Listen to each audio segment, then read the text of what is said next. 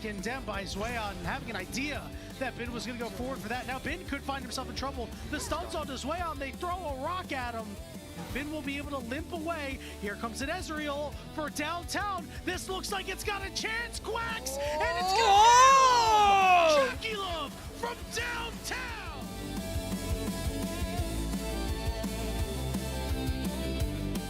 Going to try to do with this Rift Herald. Still some standing gold, but there's no outer turrets left, so it's going to have to be a tier 2 that they go for. As Way steps forward, almost dies for it. Jackie Love going to get a trap put under him. He's going to have to be careful now as he almost gets flashed on there. Renard, what was that? Oh my God, my eyes! As we do see Cream on the back line trying to go in, but it's going to be the engage coming through from Zweon that sets everything up with the wild growth on top of it. I thought I was seeing ARAM mayhem happen on my screen, but it's really just Top Esports trouncing IG. And Breathe, unfortunately, not able to get in or do anything. Oh, Breathe.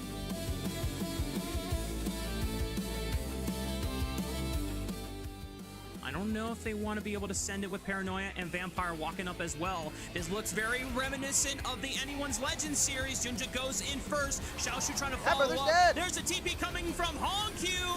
And Waybo Gaming are in a world of trouble as Vampire finally connects the Pop Blossom. But just as I say that, they've lost out on their two frontliners. Vampire might be the next one to fall. Jinja goes in. He finds the kick on the goal. There's no flash on him. Kill this guy.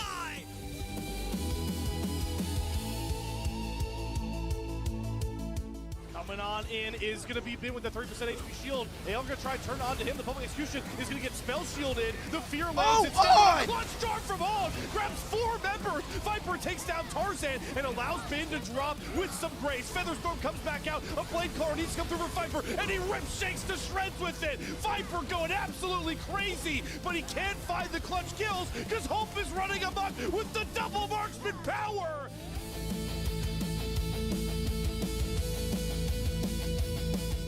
But they don't even get into the pit. Instead, Hongq gets sent into the egg form. How well can JG stall? The Crescent Guard for Junja is so valuable here. Hongq will be resurrected. Junja with the GA will drop into his own stasis. Hongq takes the portal out to safety. Hoya's trying to hunt him down, but he can't throw the barn at him into safety. Junja will get cut down by Asu, who's gliding around this fight all on his own. JDG gets split apart and pulled down from the seams. NIP out of nowhere.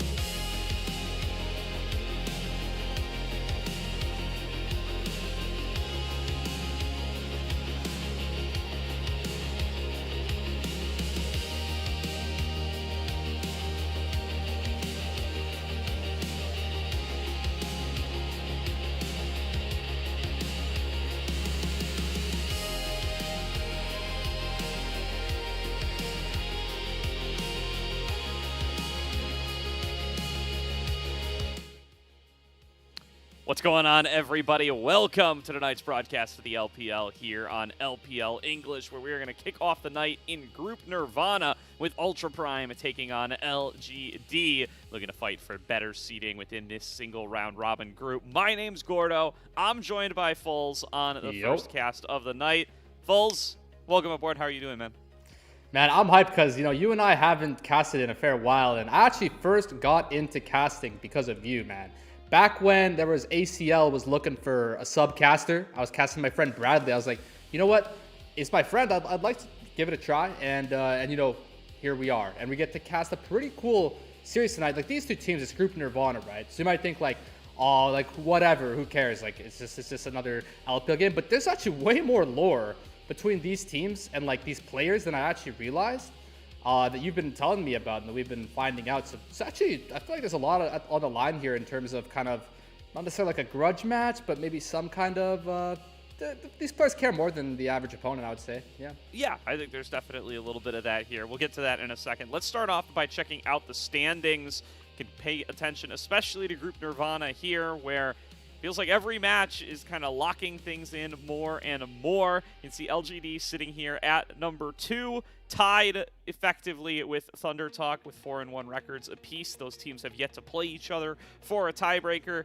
Ultra Prime bringing up the rear, but having only played one series here, so it feels a little unfair to put them below OMG at this point. It does. They still have a little bit of space to play with.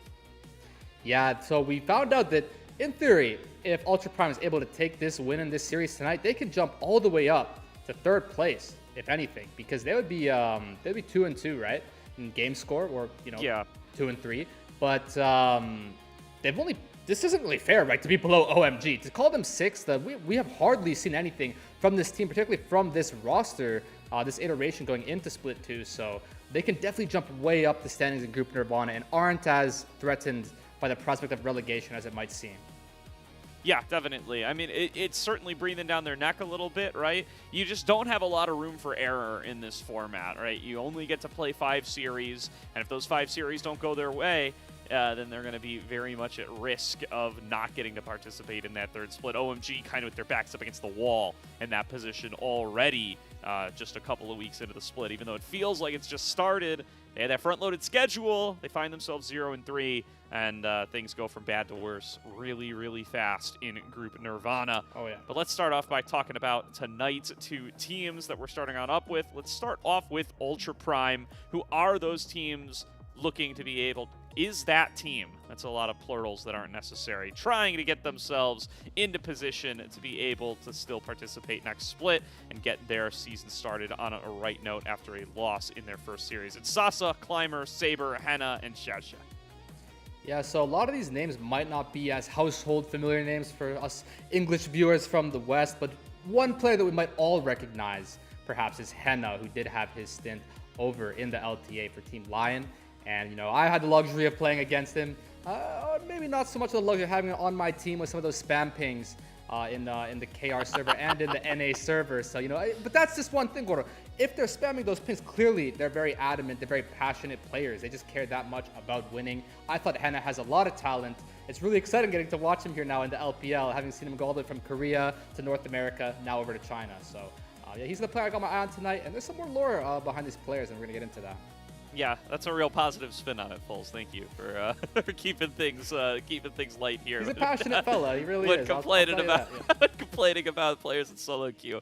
So yeah, absolutely here. I mean, a little bit of a revenge match here to be found for 2 of the newer faces on Ultra Prime. If we want to take a look here, Sasa and Climber making their reunion together and getting to play up against their former team. If you recall, in 2025, Sasa and Climber were making up the top jungle for LGD. Climber splitting a little bit of time there, but played the majority of the season, pretty much all of splits 1 and 3. Sasa staying on this LGD lineup through split 1 of this year, just getting dropped in between splits 1 and 2, and now they both find themselves reunited on Ultra Prime playing against their former team here tonight.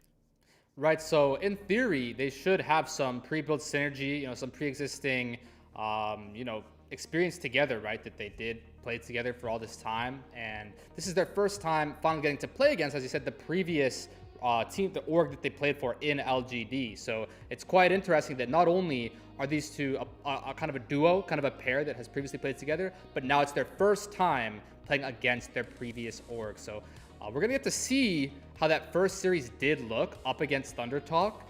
And unfortunately, a bunch of these clips here that we're going to be looking at, things have not really been going their way. We've seen Climber going for some of these overzealous invades, kind of crossing the line unnecessarily. Even here, starting up this Baron. You know, it's perhaps a bit of a last-ditch effort, so you can't fault them too much for this Baron start, but we've just seen them find themselves in positions where they're fully overextended, caught out, and some of these errors are forced, some of them are unforced. They definitely got a lot of practice that they haven't necessarily had. You know, they've only played the one series that we're seeing here, so in theory, they could be way better than this. You know, we haven't seen just how much they're capable of. Yeah, and you know, Climber's still effectively a sophomore for Tier 1, right? Maybe not even that, depending on how critical you are over the split time in 2025. Still relatively new to Tier 1 competitive play, so you know, seeing some of that over-aggression, maybe not the most unexpected thing in the world, but, you know, definitely on a little bit of a shorter leash, as you saw. Already got dropped out of the LPL for Split 1 of this year, now finding himself another opportunity as LGD or Ultra Prime now try to find themselves something that's going to work, going to give this younger jungler another opportunity here, especially alongside a top laner that he does have some of that pre-built synergy with. It's not exactly like LGD 2025 where, you know, this bastion of success, but they weren't bottom of the league either. They weren't the very worst teams getting eliminated in Split 3 either. And at this point in the season, that's really what Ultra Prime need to be interested in is, you know, how can we keep our season going? How can we, you know, actually get out there onto the stage, get some more reps for our younger talent in that Split 3? That's got to be the #1 goal. Yeah, that clip that we just saw, by the way, was maybe one of the most egregious clips that I've probably seen in my entirety of reviewing LPL footage. They quite literally did a 4v3 tower dive, and just all 4 of them died. So there was no need to dive that tower right there, and there was no need to do a lot of the things that we're seeing in some of these plays. And I think that it probably has a lot to do with the fact that they just formed as a team, technically, with this iteration of the roster, bringing in Sasa and Climber. And, you know, now they kind of have to synergize with Henna and the rest of the group.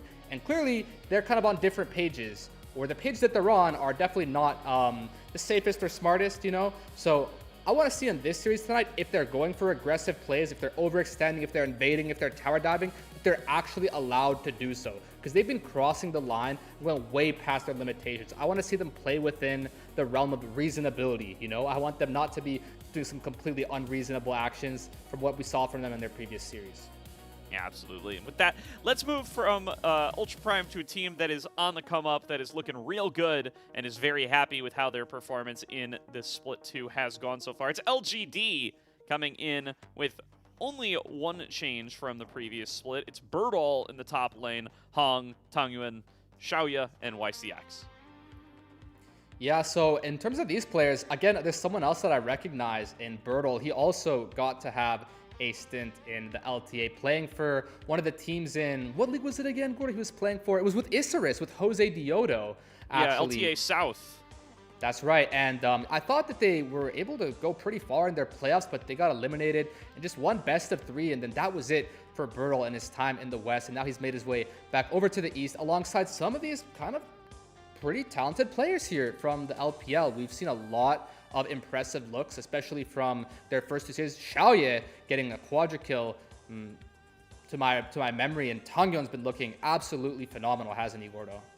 Yeah, I mean, Tangyuan, the highlight player from the series up against EDG, a series that, you know, is going to definitely go in the books as a big upset at the time. We'll see how we feel about all these teams at the end of the season overall, but I think a lot of people came into the night expecting EDG to be able to clean this one up pretty easily in the matchup between 1-0 teams, but LGD taking it 2-0 fashion. It was definitely a little close. Things got a little dicey here, but it was Tangyuan making the difference in a lot of these plays. I really want to highlight this last one that's coming up here, where Tangyuan's out of mana, he's hanging out in the bottom lane, and he makes the heads-up decision to kind of just stop casting Qs and Ws on Orianna, saves it for his ultimate that he knows is coming back up, is able to pair with Hong for a big combo to be able to close out that team fight, and make those little inches happen in a game where, you know, they lose Dragon Soul, they're losing epic objectives at multiple points in that game. It's really on a knife's edge. It looks like they may very well drop to EDG and have to go to that game number 3, but they're able to pull it back. They have their pause tech with the Malphite Orianna combo to be able to force their way into Elder and take that game number 2. And now they find themselves up here at 2-0, leading the group. So it's been a really nice split for LGD so far. It was mostly about Hong in series number 1, but just last week it was all about Tangyuan. And this is always a player who we're waiting for the breakout fulls. We're always saying, you know, RNG saw something in this guy. They thought he was going to be the next Xiaohu. Never really lived up to it, but now first year off of RNG, looking pretty good on this LGD lineup individually, even though they haven't been able to put up the results. So that just clicked in my head about the fact that they were the ones who kind of stole that win. I know some people are a little iffy about what happened there with the Malphite Orianna. I knew that it was LGD surprising getting the upset over EDG, but I hadn't registered in my head that was the series that the pause took place in. So that's just very interesting to me. But yeah, I mean, Tangyuan's been looking very, what do you call it, just experienced, or I think clearly he knows what he's doing. And yeah, comfortable. I like that word a lot, because there's been certain circumstances where, as you say, things have been going against them. It's really important as a player and as a team to be able to identify in routes back into the game, or opportunities to capitalize on situations that might not necessarily be as favorable. As you said, you know, having that presence of mind to save his mana on the Orianna, to really make sure that he was there, to have the Shockwave in combination with the Malphite, you know, and some of these plays he's been making so far, and putting him at a solid 2-0 start. He's definitely going to be the star player from LGD. I'm going to be keeping an eye on those solo lanes for LGD. I'm keeping an eye on that bot lane for UP. Yeah, and you know, that's what you got to keep in context with these teams, is how little they've really gotten to play so far this season. Just the nature of the structure of these groups with Group Nirvana and how few games they really get to play, and that's going to continue to be the case. This is a problem that's going to get worse for them as the season goes on because of that single round robin format. They've played so few games. The average LPL team playing 40 to 41 games so far this season. LGD's at 22. Ultra Prime is at 15. That's about as low as any team in Tier 1 anywhere. I think Shopify Rebellion giving them a little bit of a run for their money. I think they're at like 12 games, maybe 14 after this weekend. But Ultra Prime, certainly a team that we've gotten to see so little of already, and now they turn over 40% of their roster, and they've played 2 games with that roster. So it's almost like we've got a brand new team starting a brand new season here tonight, and you know, LGD's not too far behind them. These are the only 2 teams in the LPL who haven't played a best of 5 yet this year, because they were bottom 2 in the first split. It just feels like there's so much more that we've yet to see from both of these teams, and the nature of the format is that they've got to stand up and start winning games right now if they want to be able to get that opportunity. Yeah, it's a pretty unforgiving format if you find yourself in Group Nirvana, only getting to do the single round robin with the bottom 2 teams getting fully eliminated from the LPL. It's just absolutely high stakes for this Group Nirvana, which actually makes it really entertaining and exciting as a viewer, you know, getting to watch some of these games, because there's a lot on the line for these players. And to hit that point home, they looked really ugly, UP did, in their previous series. But again, they haven't played so many series, so to drop the ball once isn't necessarily to indicate that this is a really bad team. So we're gonna get to go to these walkouts here, and I really want to see them prove that it was a one-time thing, a one-off mistake. Yeah, definitely. I mean, it's got to be exciting having Climber back in the lineup here. This guy, super inexperienced at the Tier 1 level. It feels like a name that's been around for a long time, but it's not really the case, right? And I can't really tell you why I feel it feels in the back of my mind like I've had Climber floating around some of these leagues for a long time, but it's just not really true. He played for LGD last year. That was his rookie year, and now finds himself here on Ultra Prime. So this is going to be his second team in Tier 1, and reuniting with Sasa, who he had some amount of success with. You know, wasn't making big playoff waves or anything, but was at the very least making top 12. Want to see how he's going to be able to perform here, how he is going to be able to fill those jungle shoes on Ultra Prime, and if him, Sasa, and Saber, as a kind of young trio of solo laners and jungler, can try to make something happen here against LGD. Yeah, and again, in that previous series, again, we've only seen the one series, but both of the games, they did get 0-2'd. Climber overextended, cause those problems for himself. Let's take a look at these players we've been speaking so highly of or so lowly of, and let's see they can stick around in the LPL. You know, let's that group Nirvana can be scary, and let's see if we can have these fellas stick it around. Yeah, definitely a lot of pressure on these guys, and again, kind of the nature of the format, kind of the nature of the modern LPL.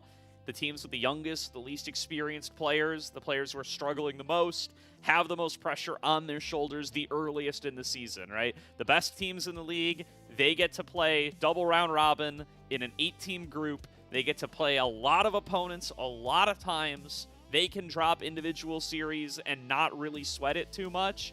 Not the case for these Group Nirvana teams. You only play 5 series, and their bottom 2 teams are going to be out of the league for the next split. So a lot of pressure on you from your org, a lot of pressure on you from yourself to even get the chance to continue playing. And as you can see, right, both of these teams making roster changes from just Split 1 to Split 2. There's so little room for error that these organizations are going to feel the pressure, and they're going to try to make changes to get themselves into summer by any means necessary.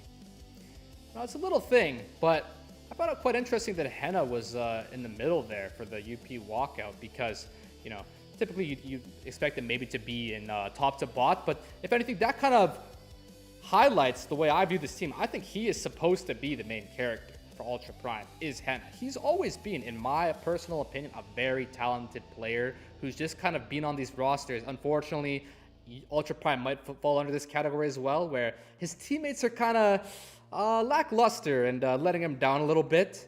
So, I mean, of course, he's not like Gumayushi or Ruler or Viper, but he played next to those guys. I'm sure he's had his fair share of wins against them in solo queue and what have you. So he's definitely got the experience and the talent. It's just a matter of having the right roster and the right preparation.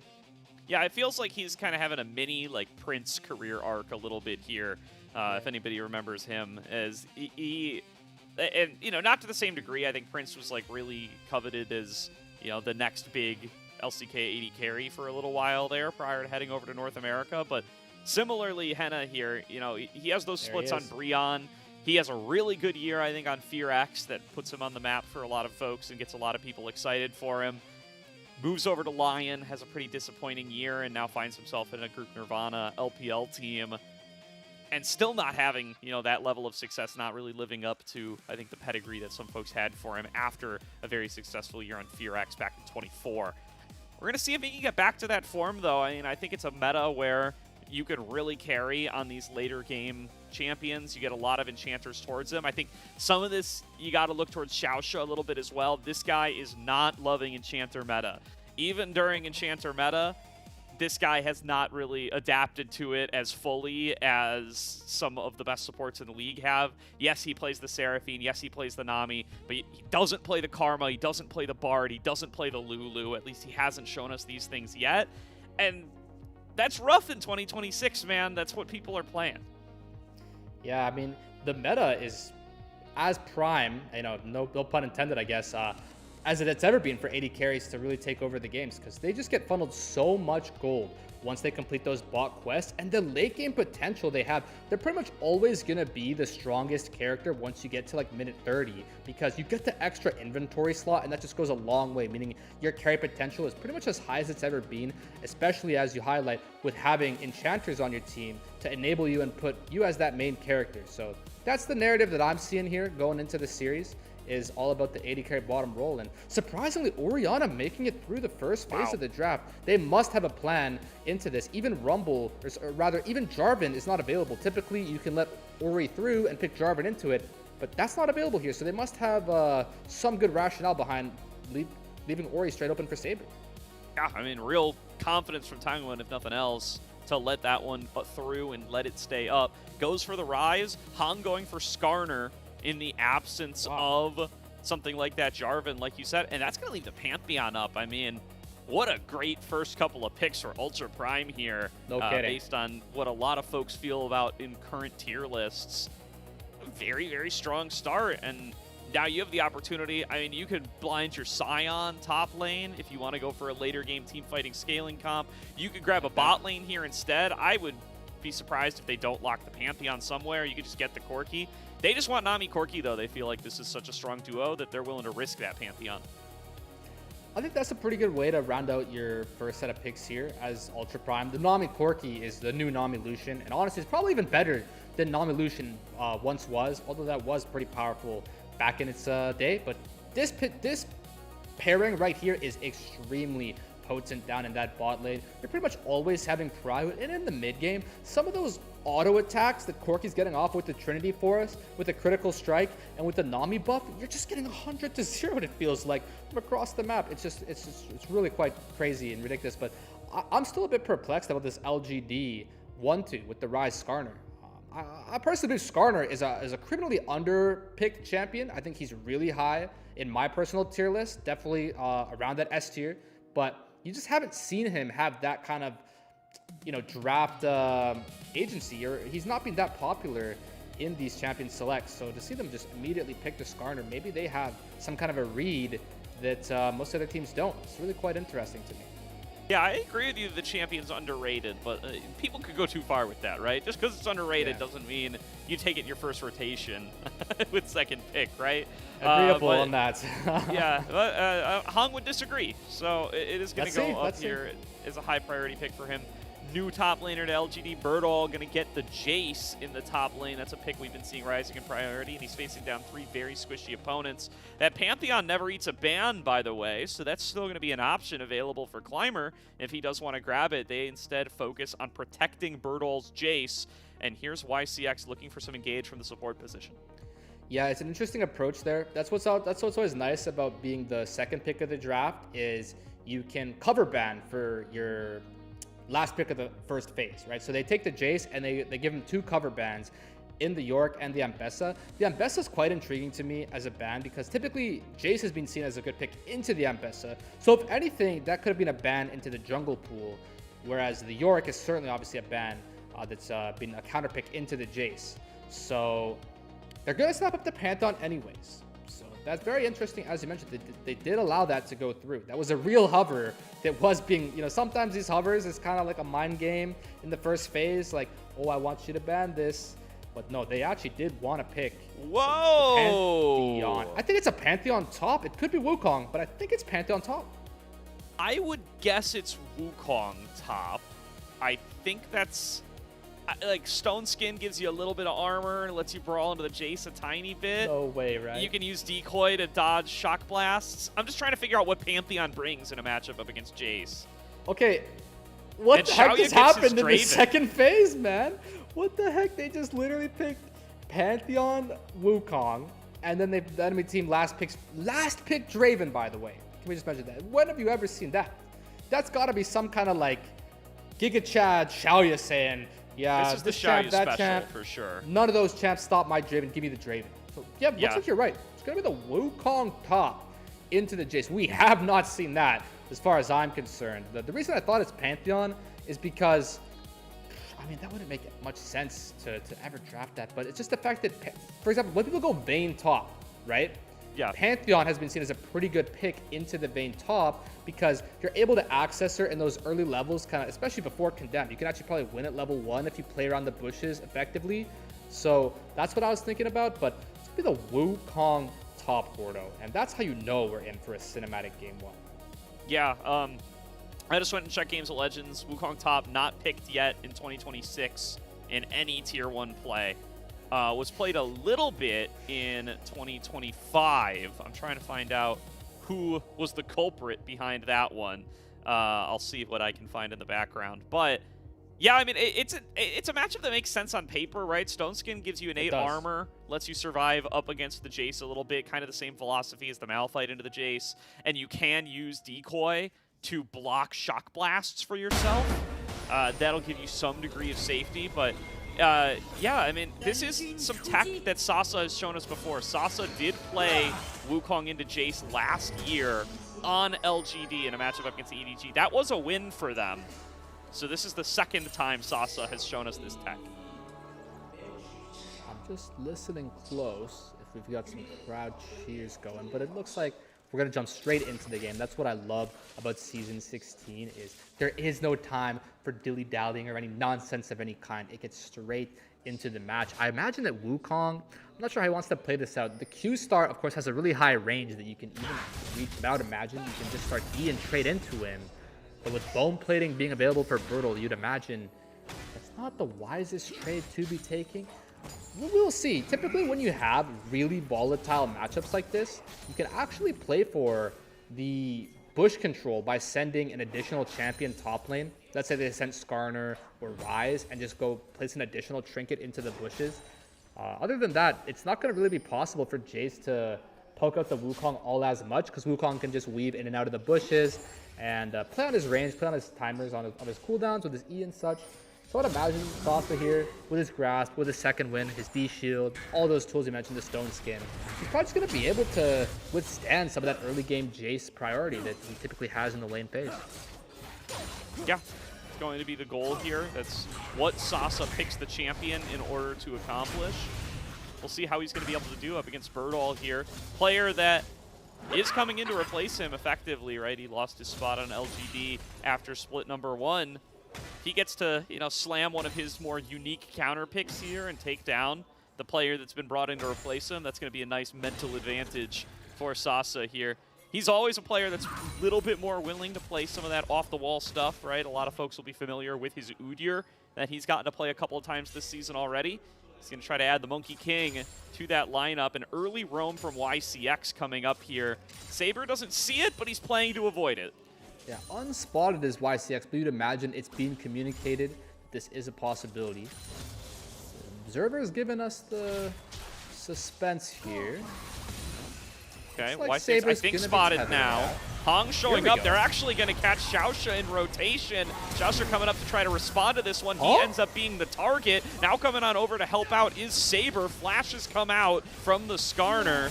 And now Tangyuan going to be able to finish off Saber here. First blood goes the way of Tangyuan. And they will be able to get Hong back over the wall. So LGD, it looks a little messy, but they get the play done. Oh, it looks really quite messy across the board. I'm not even sure what the heck just happened. I'm pretty sure Hong just got completely mind-gamed there. The thing that Nami's going to flash over the wall. And Nami holding the flash, Hong flashing over, realizing that Nami decided, let's take another look at this. But yeah, the Skarner flash looks pretty silly here, Gordo. I'm not going to lie. Yeah. Somehow not Saber sure. just dying out right there. Oh, wow, that's a hook connecting on a Henna on the bottom side. And Xiaoya picking up the first kill of the lane on the Draven. That's a little passive cash out for him. Sasa, though, chasing on the Bertle, has this Jace low. Flashes after, can't get the last bit of damage, and flashing away from the spear. Bertle stays alive.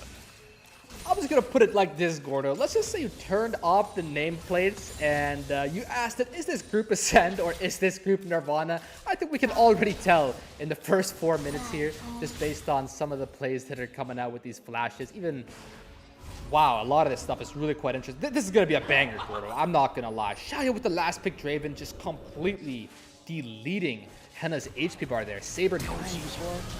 Oh, nice flash from Tangyuan right over the ball. Gets the lockdown onto Saber, but Hong is not able to push him in with the Ishtal's impact. A good look from LGD, but Saber holding out of that flash keeps him alive. Ultimately, a trade of flashes at the end of the day. I was about to highlight how surprising it was. Saber going down in that previous play when he had the flash available. It seems so strange, especially after Hong's misplay flash, I would call it. Saber just dying outright to the Rune Prison and the CC from YCX. But he did still have his flash, having to burn it there in trade for Kongyon. And we might see some stability now. We might see the pace of the game relax a little bit. But how can you have a slow-paced game when one team has a Wukong top and the other has a Draven bot lane? Yeah.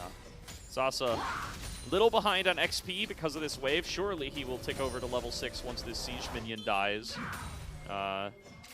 Ooh, he's getting close, but he's not quite there. So Bertle with a big CS lead after that exchange earlier on. The fact that Sasa wasn't able to close out that kill feels pretty bad for him. Will now have access to the Cyclone. That'll give him some additional combat power in the one-on-one with the Jace. Does find himself a little bit behind on CS. He's got to catch up a little bit to try to feel really, really good about this counterpick. I was I want to highlight on how in the draft, it had occurred to me that Rise Skarner, it seems kind of random, you know, like why would you pick that? But I think it's the intentional option to leave Orianna through, is you pick the Rise and the Skarner in tandem because of the crowd control potential it has, thanks to the Ruined Prison, setting up the Ishtal's impact, really punishing the immobility that Orianna Champion does have. And even Skarner is just able to zone the bot lane entirely here. Henna needs to get under this tower, or it's going to get ugly real fast.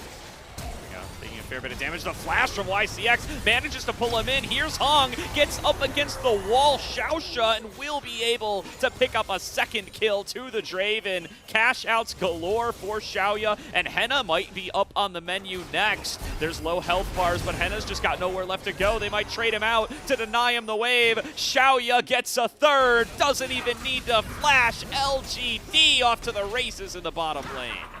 Yeah, Henna just knew he's not long for this world down there. It's a really difficult situation to be in because it seems that either way, it's a rock and a hard place. You're going to get snowballed against either way. The worst part is, it's a Draven who's just procced his passive 3 times with a 1,600 gold lead. All because of that threat is if you don't walk under the tower sooner rather than later there, they're just going to be able to perpetually zone you from getting under there and engage in the top lane though. Sasa going to look to lock him down with the Cyclone, gets the recast here, and Bertol's just got nowhere to go. This is surely going to be a kill for Ultra Prime, and they're going to donate it to Climber, actually, because they want that action across the map. They want him to be able to take that gold, bring it to the bottom lane, bring it to mid lane, and try to bail Henna out of this situation a little bit. Yeah, as Jace, it's just so difficult to play into 2 champs with so much dive reach in the Wukong and the Penta. Those tools are extremely hard to evade. You've got Wukong able to clone Nimbus Strike and then Cyclone on top of you, while Pantheon's able to stun you up as well. They both have the ability to dash on top of you while crowd controlling you. And Jace does have that hammer knockback, but you can only use that on one of those champions. And so there's just no way you can possibly survive. We're seeing showcase there the real power of that Pantheon pick in the Grand Snarkle. But Henna says, screw this, man. I do not want to lane bottom versus this 2k gold lead Draven any longer. Get me the heck out of here. Quest be damned, send me to the top.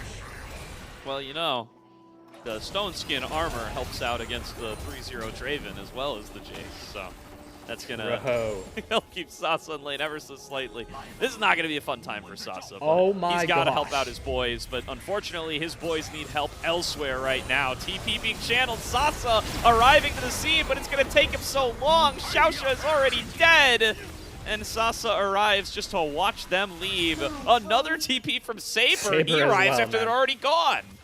Yeah, Henna Play the Game Challenge Impossible Edition being showcased here from LGD. They might have some kind of a chunk here on these support mid, but it's really nothing in recourse. And that's just going to mean that Xiaoya's lead is going to grow further and further. And you know what one of the worst things is about all of this? Look at the bot lane quest progression. We typically don't look at it, but you can see on the top of the HUD there, the amount of progression for the bot lane quest, the yellow progression for LGD and the blue for Ultra Prime. Look how much farther Henna is from completing his quest to Xiaoya. Henna's just halfway done. Xiaoya's almost fully completed. And that is a full-on snowball proc, because as soon as you proc that, for the remainder of the game, you're going to be getting increased gold. You always want to proc the bot quest and the top quest as soon as possible, given the nature, the snowball nature they have in granting you additional gold in bot lane's case or experience in top lane's case for the remainder of the game. And all of this is just a huge problem for Ultra Prime. You know, even Sasa having to tank some quest reduction as well to go into that bot lane. There's not a lot that can be done here as Henna and as Ultra Prime to recover from this position. Yeah, you can really see what the design team was trying to do from first principles just by looking at those top and bot quests, right? Like, what are the 2 positions that need to stay in their lane and are not allowed to swap around? Oh, it's the bot laner and the top laner, huh? I wonder what exactly they were cooking there with the quest system. Definitely trying to get those lane swaps out of there after they make a perhaps expected return over the last couple of seasons. And you know, you can kind of see, at least right there, why it's not a good idea to do that kind of stuff anymore if you are interested in completing that quest nice and early. Sasa now getting attacked once again. Ooh. Nice fake out from Sasa there. Pretends to go into the decoy so that Hong misdirects the Ishtal's impact. That was pretty cute. Yo, that puts a smile on my face. That's a cheeky Wukong user up here. Okay, this is not his first rodeo on the Wukong top. You know, already pretty base to even choose that champion in the first place. Yeah. Wow, and as you say, it's crazy because the cross-map global potential, Flash being burned from Tongyeon there, but the cross-map potential that you have with the Rise, really able to capitalize on this huge snowball building for Xiaoye, because it seems that no matter what Henna does as his solution to these problems that are being presented, they can just present more problems for Henna and for Ultra Prime. So it's really difficult to get out of this. It's almost like a stranglehold they've got on them here. Yeah, I mean, it's you hate to say it, but the solution to the problem was tighter play earlier in the game. Like getting killed off in the 2 versus 2 really, really hurts this Corki Nami lane, and then getting the team on board to say, hey, these guys are already behind on resources, already set behind. Let's really put some more nails in this coffin. Has been so effective for them. YCX with a flash engage onto Xiaosha. Okay. Xiaosha gets just enough of a break in the CC chain to dodge out on the Impale with a flash of his own. That is actually really good news for Ultra Prime that they are able to have a failed look there from LGD. Hong expending the ultimate and the flash and not even finding anything from it is really good news. That's going to relieve quite a bit of pressure here, but they're going to need to still... There's more pressure to be relieved, let's just say. Climber successfully smiting his own blue buff there. Again, doing a good job of absorbing the pressure from this LGD team, but this LGD team are not letting up yet. They got 4 members in this jungle quadrant. They're just going to have to settle for a nicely placed Shock Blast, and continuing to farm out of the bottom lane is Xiaoye, by the way. You can see they're still not getting the quest onto their bot lane, by the way. Tongyeon, though, is probably doomed here. Already had to flash earlier. The Shockwave comes up faster than the Summoner spell, and Saber will pick up his first of the game. The past 1 minute of play has been extremely clutch for Ultra Prime, because I'll be honest, this game was fully becoming out of reach quickly. But suddenly they've got some decent looks. Trinity Force Wukong going in.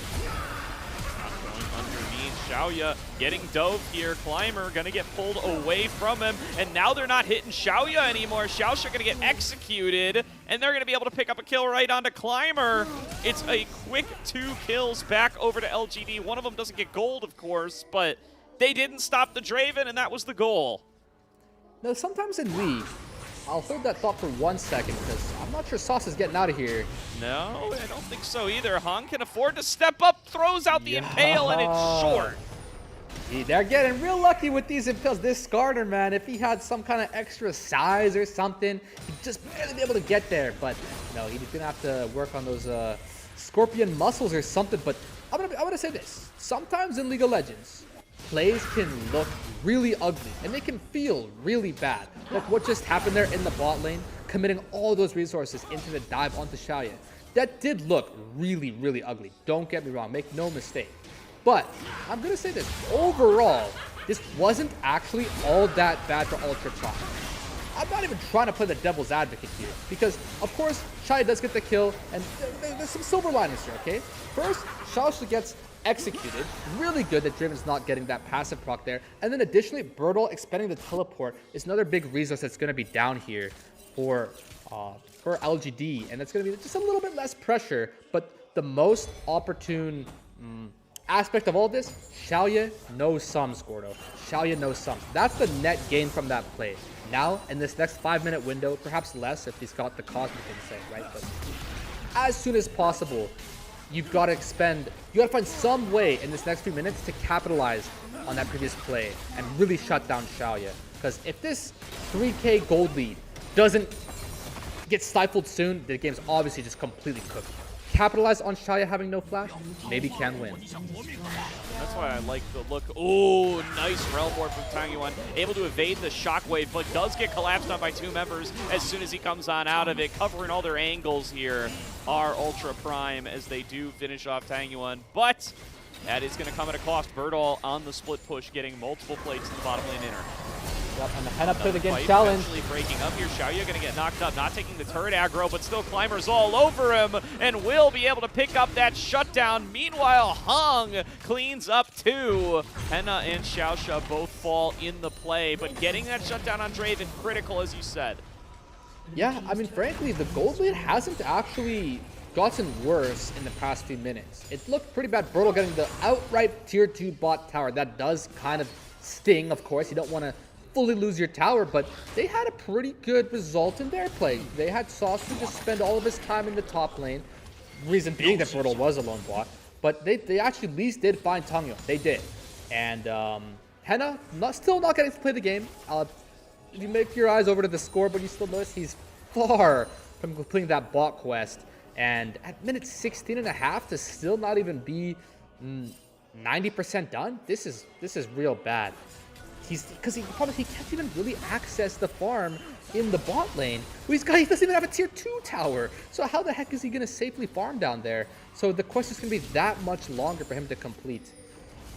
Yeah, it's really tough for Henna this game, and going to continue to face the punishment that comes from that early stage. LGD off to a nice gold lead, pretty much all of it held in Xiaoya right now. They will be able to clean up another dragon here. That's sole point for them at 17 minutes. And this game is just so accelerated in LGD's favor. They've got so much gold onto the Draven right where they want it, and they feel so comfortable being able to take these objectives aggressively. That is a really good point. When I look at the gold leads, you're right.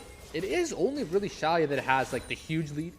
Of course, Bertle having a pretty big lead over Saucer, but I would say as the Wukong, you can kind of be down this amount of gold. It's not going to matter just yet until that materializes into, let's say, a Muramana. Right now, their inventories are relatively equal. Their XP is relatively equal. That's not so bad.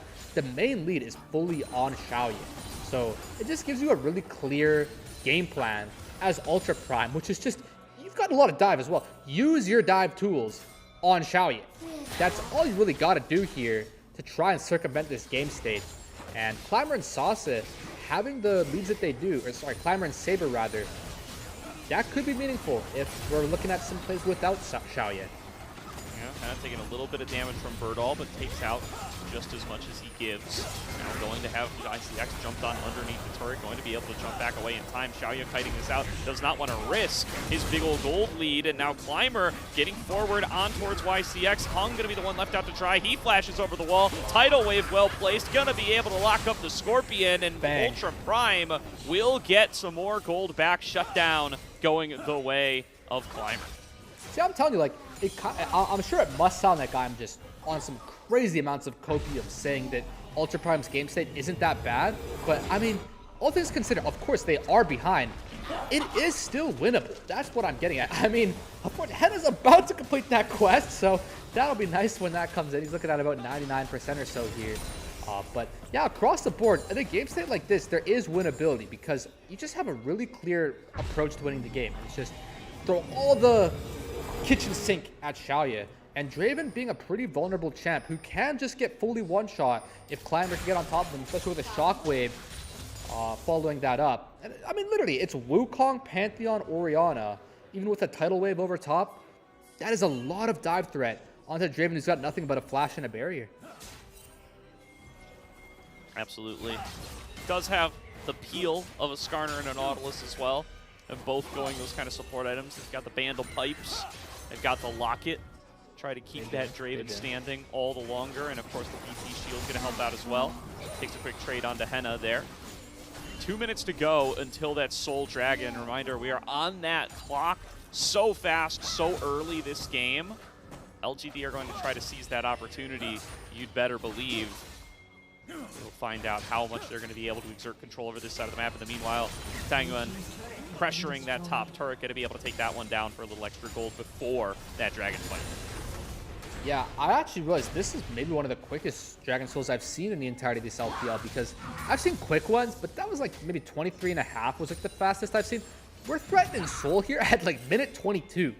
I've played a lot of solo queue in the past few weeks as well. I can't remember where I've ever had to worry about stopping the enemy team from getting Soul at minute 22. That is like as scary and as difficult as it gets. You're really on the clock. You're really against the clock rather here. That is not that's not good, man. Yeah, I mean, definitely going to be tough to beat that timer, right? You know, the first dragon spawns at 5. They spawn 5 minutes after that.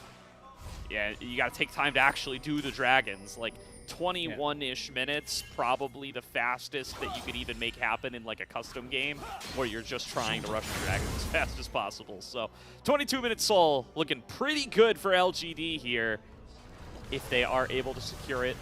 Less than a minute to go here. They are going to take one more look up towards this top side just to reset the waves, get them comfortable, make sure that Sasa not going to get a free inner turret for them beginning down there, and then TP down to help out the team.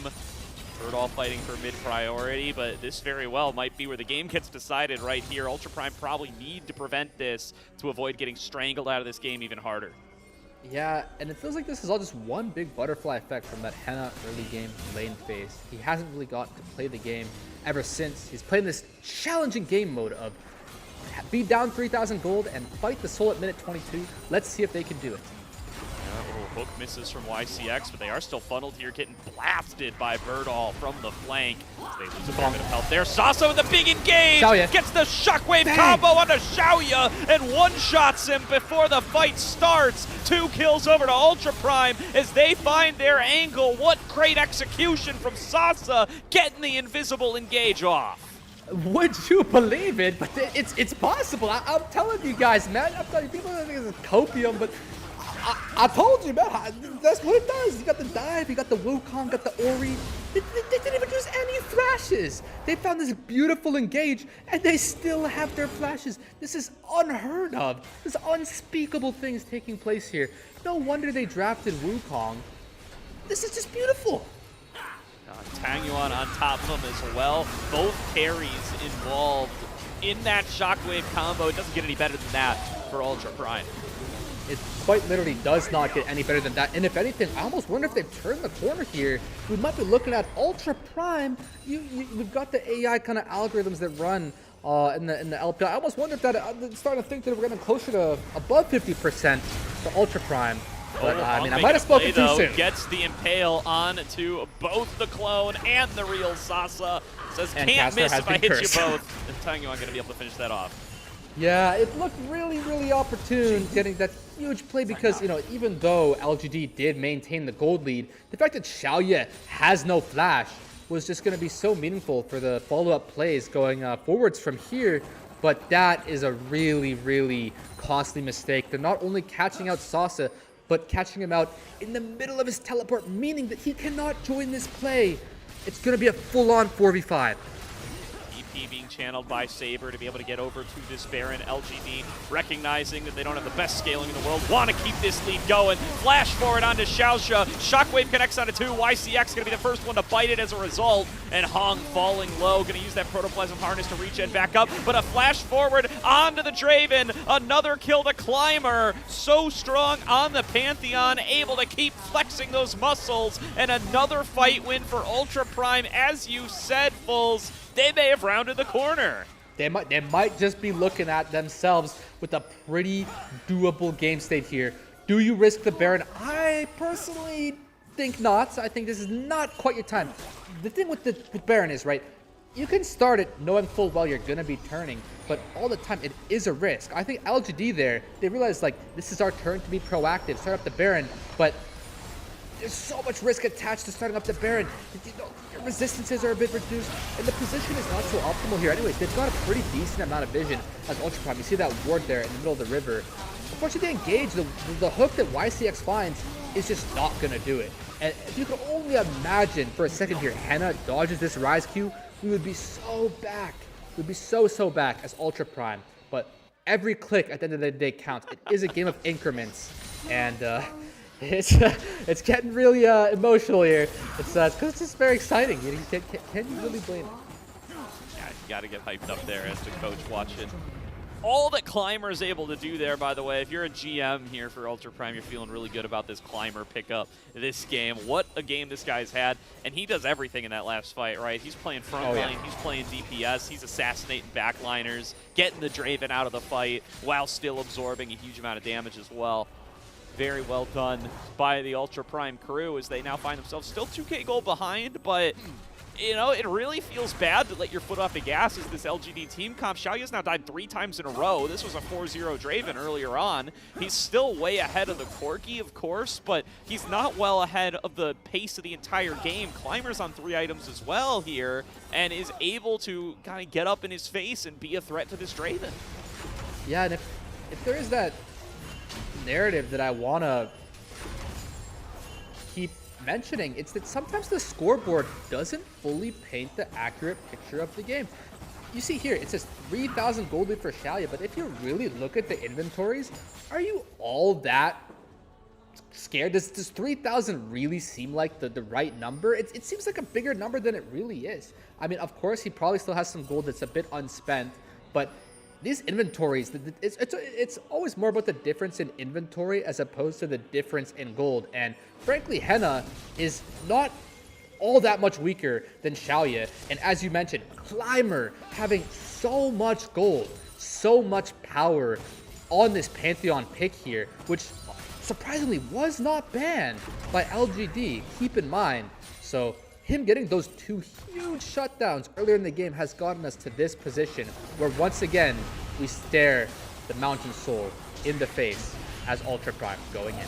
The engage, it's going all in onto Xiaoya. He's forced to flash out of the play right away. YCX is going to get left out to dry. Coming in on the flank though, Tangyuan going to be able to find 1 kill to even things up. Big shockwave connects onto 2, but it is just the frontliners. Tangyuan and Xiaoya now trying to find a way to dish out the damage, but they're falling too fast. Tangyuan the last one alive and will get hunted down by the rest of the squad, although he's able to turn 1 back before he falls in the midst of his own realm warp. An ace coming through for Ultra Prime. Okay, we have definitely turned the corner. I can't believe it. I mean, how strong is this Pantheon jet? That's the thing, like, this Draven has so much gold, but it just doesn't matter. This guy's got a GA, you know, there's a lot of armor across the board, the Wukong having it as well. These frontliners are just so disruptive for Xiaoya. He can't possibly make use of his gold lead if every single fight looks like this. Even look, it looks like the engage doesn't even work all that well, right? But he has to flash, and then he can't even do it.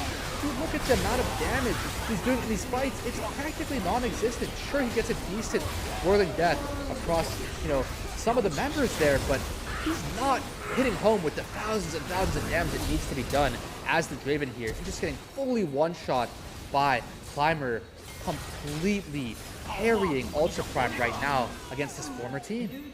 Yeah, and you gotta be critical of this, the ability for Xiaoya to dish out damage in these fights. And you may have the excuse, right? Oh, it's Draven. What's he going to do? He's so short range up against, you know, all of this pressure with the Wukong and the Pantheon. But this was the last pick in the draft, and this is Xiaoya's Draven. He plays more Draven than pretty much any Tier 1 player in the world. It's his most played champion this season. The fact that he can't execute up against this on an R5 Draven, it's rough here for LGD.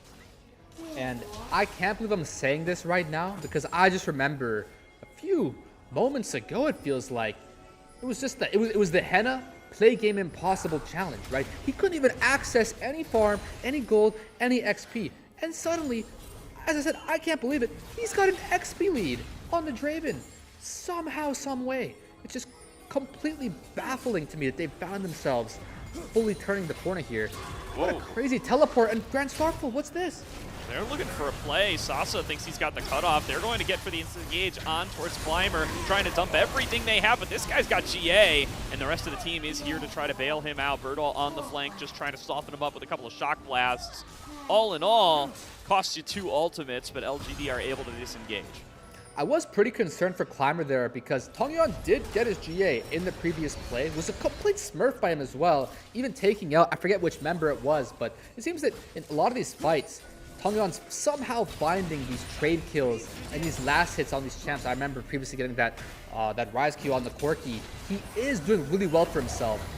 But are we caught out here? This jungle, this red side jungle is starting to look like Ultra Prime's territory, if anything. Somebody does have to get back here and respond to Birdall, as he is pushing in on this bottom side. Will at least be able to pop the crystals. Oh, actually doesn't even want to pop the crystals. Feels the fear of it, somebody coming to collapse on him, and probably correctly so. 2 dragons in a row, LGD have been denied their soul. They are still able to threaten this. They could even win a coin flip over the dragon and get themselves that mountain soul. I don't think that decides the game by any means, but it would certainly be a big relief for the LGD crew.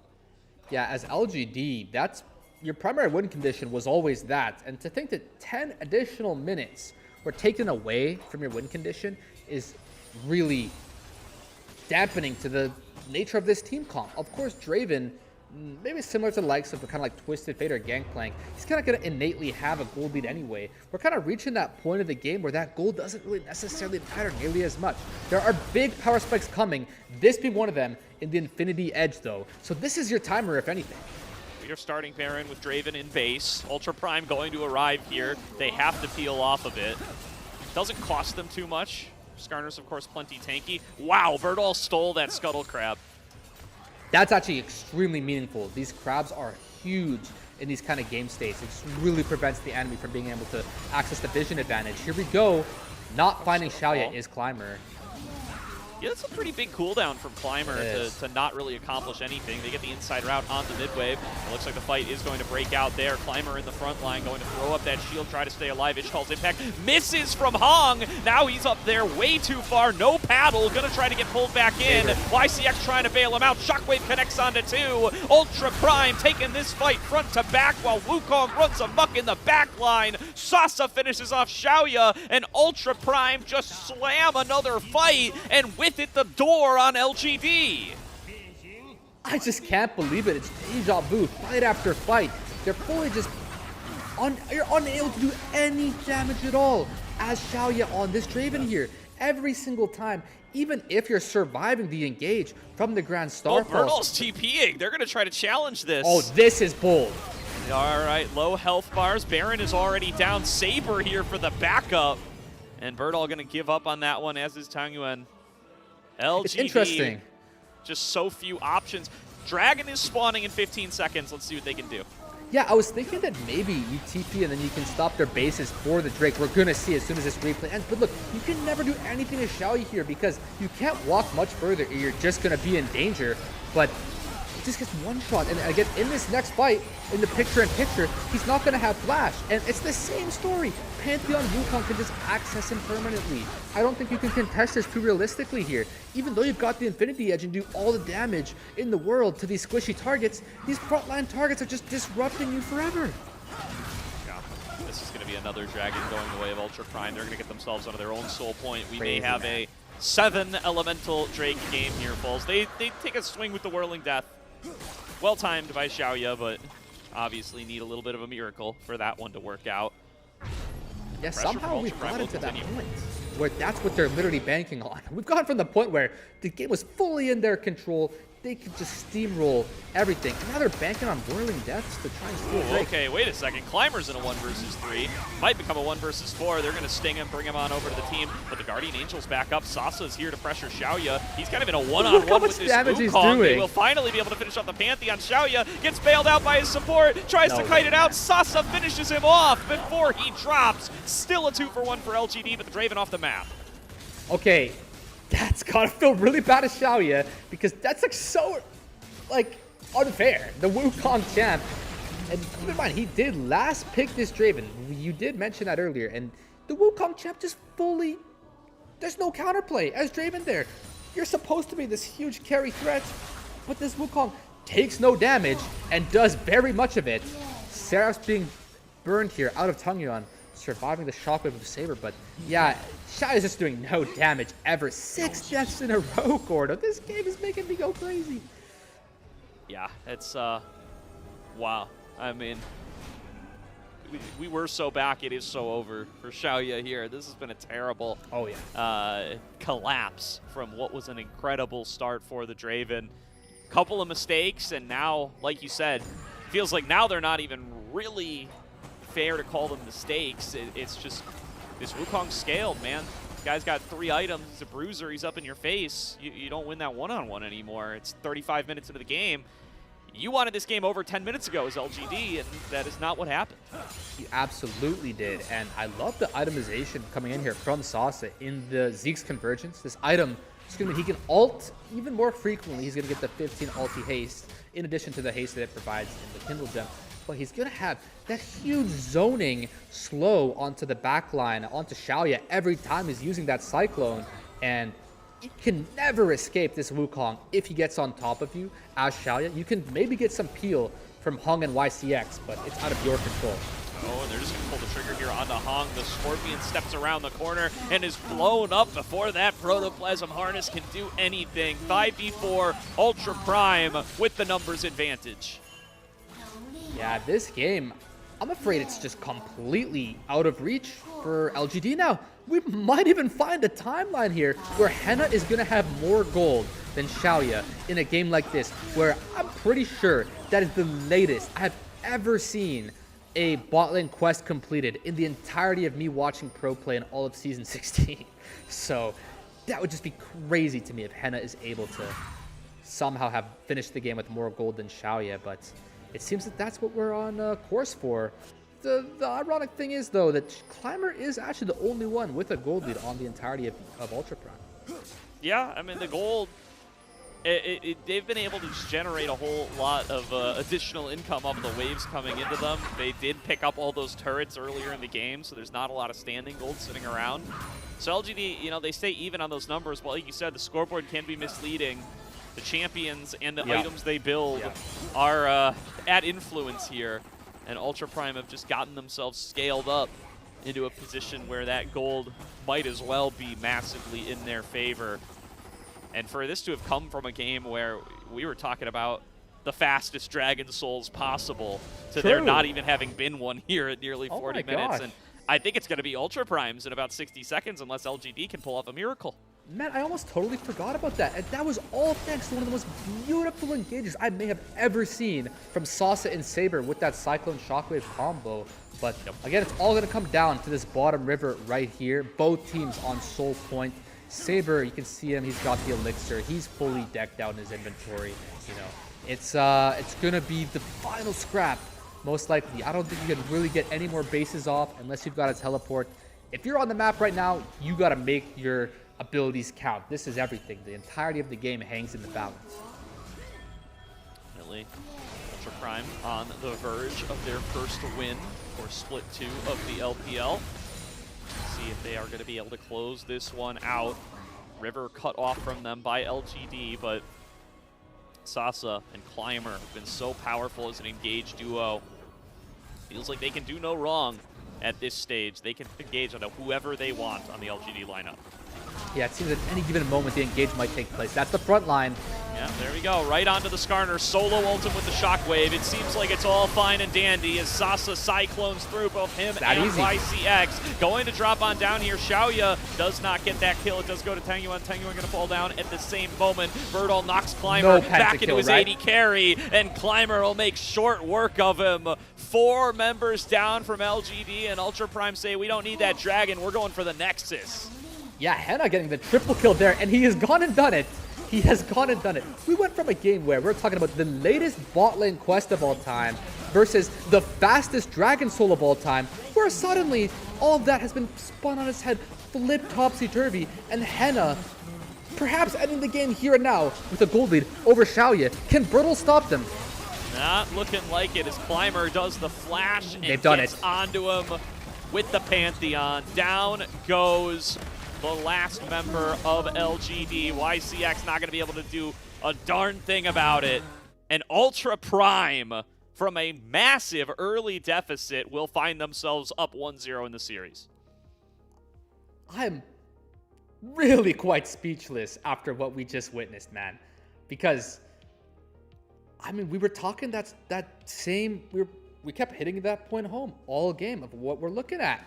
It's this huge snowball in the works, and that might be one of the most glorious comebacks I've ever seen. I'm not even kidding, because that game was so hard as Ultra Prime there. Not to mention the fact that, you know, this roster hasn't really glued together yet. I think this game is huge for that reason, because, of course, you just made, like I said, a beautiful, beautiful comeback, one of the greatest proportions I've ever seen, and then you can use that now as fuel, as as motivation, as momentum to really get where you need to be as this roster. You think, if we can do that, what else can we do? So that is just so huge for this Ultra Prime team to pick up that game 1 after that start versus LGD here.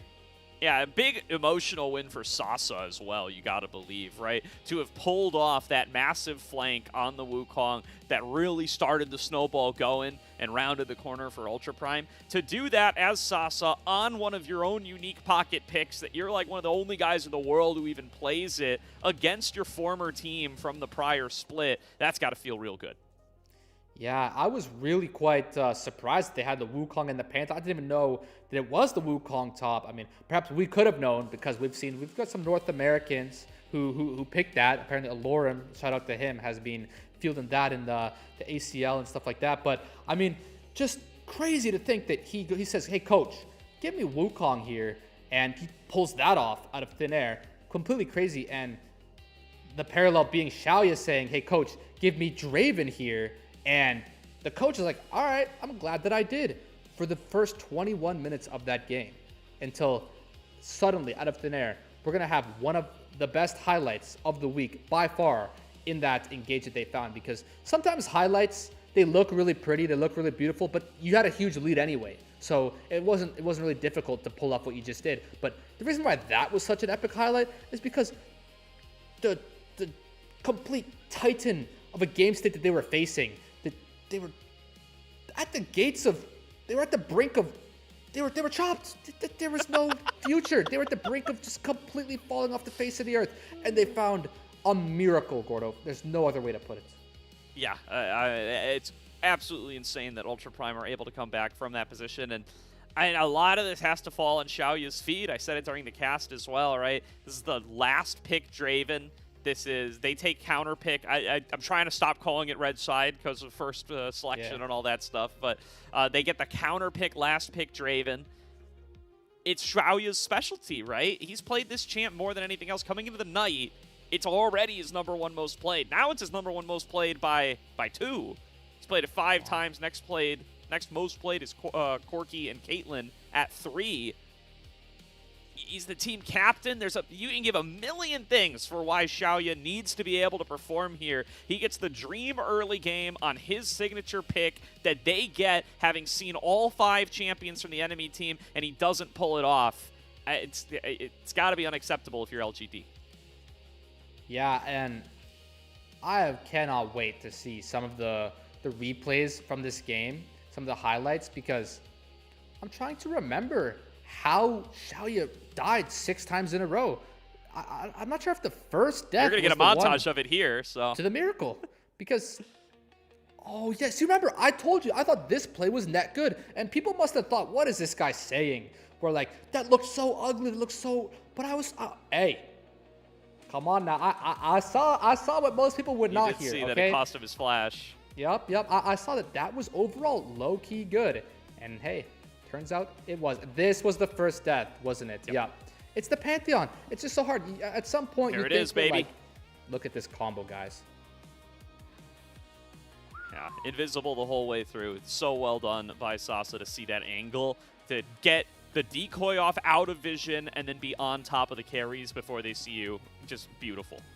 Yeah, and I remember Sasa did have a pretty big blunder in this sequence that we're seeing here. He had wasted the TP as the Wukong, trying to use his teleport in the bottom lane Krugs, and he gets caught out, canceled, slain. And the 5v4 that LGD did have on the map here, they opted to start the Baron, and the turn did not work. And then you saw from there on, it seemed that they didn't really have any footing for the remainder of the game. It seemed whatever pixel of the map they chose to stand on was not a valid choice, because there comes the Grand Starfall, there comes the Wukong, all the follow-up, all the damage thereafter, and what a beautifully executed composition here from Ultra Prime.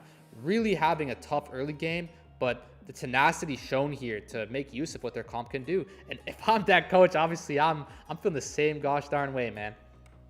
Yeah, so Bright side for LGD, if you're looking for one, oh, Hung missing that Ishtal's impact. I don't think that changes the fight too much, but oh, that's a rough one too. That is rough. But bright sides to look at here, I think Tangyuan had another really good game here. I think their early game in general was very solid. I think Hung was everywhere he needed to be, was able to contribute to a solid lead for them, and Tangyuan comes up with the first blood this game. He was such a big factor in their win over EDG. I think if they are able to play for him for the rest of the series, I would still probably favor LGD. This was an abysmal early game from Ultra Prime that they're able to overcome via comp, via a really good couple of engages, and yeah, via just scaling into the game a little bit better. So LGD still with a lot of things in their favor on the night, and a chance to still be able to turn this series back around and get themselves up to 3-0. Yeah, I fully agree, by the way.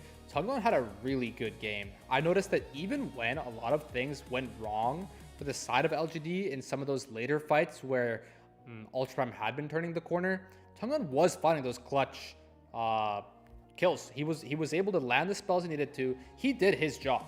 This game is not on him, if you ask me. He fully performed, did very well for himself, in my personal opinion. And I just think I'm going to finish it off with this. I think it's really quite funny the way the game ended there. I just noticed that Henna actually survived at the end there, which enabled them to end the game because Xiaoya did not critically strike on the final auto with 75% crit chance. So I think it just wasn't meant to be for LGD to win that game. After all, Xiaoya not really getting the fate that he had, designed for himself. Yeah, for sure. MVP of the game going to go to Climber. Well-deserved there. Great performance on the Pantheon. Really good on the whole team. Play around that Grand Starfall. Make sure that it was going to give them all of the options to pick off this crucial Draven each and every game. So great game for Climber. Welcome back to the LPL, buddy. We'll see if he's going to be able to keep that up for the rest of the series. We're going to throw it to a quick break here, but first things first, if you want to support LPL English, consider subscribing to the Coffee. Coffee is the best way to support LPL English projects since the vast majority of contributions will go directly to the show. A lot of the payments go into upgrading the broadcast, but the huge bulk of it pays on-air talent and content creators. You also get access to some special bonuses. You can get early access to new drops of the LPL English podcast. You can see and ask interview questions for any on-site interviews that we get to do as the year goes on. Definitely a great time and a great way to support the project if it gives value to you. Those who already subscribed, thank you very much. And if you haven't, please do check it out if you can. We're going to throw it to a quick break here, but we will see everybody on the other side for game number 2 between Ultra Prime and LGD.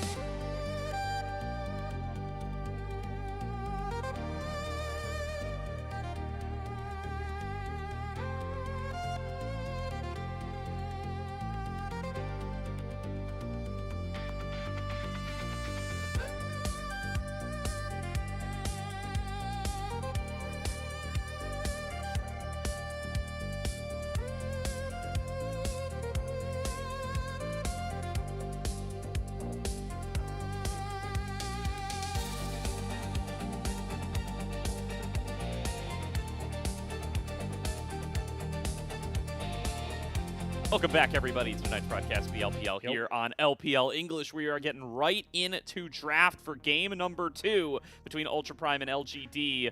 Does look like first pick going to be going the way of Ultra Prime this time around. So still traditional sides, traditional selections. What can LGD try to pull themselves back into this series? Yeah, so you had a really good early game last time as LGD. I mean, as far as I'm concerned, you won the first 20 minutes of the game handedly. So whatever you were doing wasn't necessarily the problem.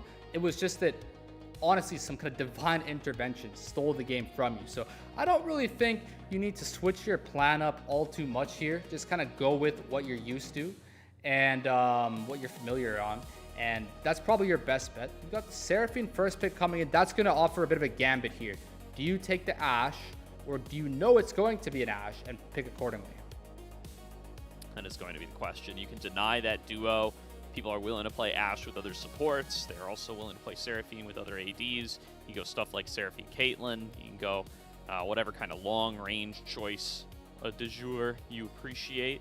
The Jarvan, of course, going to get locked in here nice and early by Hung. Super high prio in the bottom lane. And this is something we've seen into the Ashe Seraphine pretty frequently. Not Lucian plus some kind of Lucian duo. Obviously, the Nami's not available, but people will go like the Melio or something like that if they feel like it's appropriate.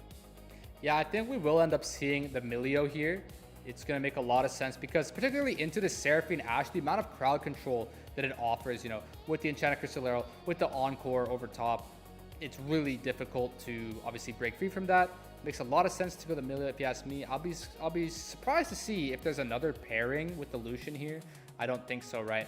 So interesting though, in my opinion, that you're getting the Jarvan as LGD is a really big deal because Seraphine and Ashe both have a really hard time, of course, into the Jarvan with their lack of mobility. Jarvan actually was banned in the previous draft. So it's an interesting dynamic at play here about kind of a game of chicken sometimes, saying if you pick that, you know we're gonna pick this, and they say give us the Ashe Seraphine, let it ride, and they paired up with a Xin Zhao, who is a really strong champion when has an enchanter on his team, and Seraphine Xin Zhao can put in a lot of work this game.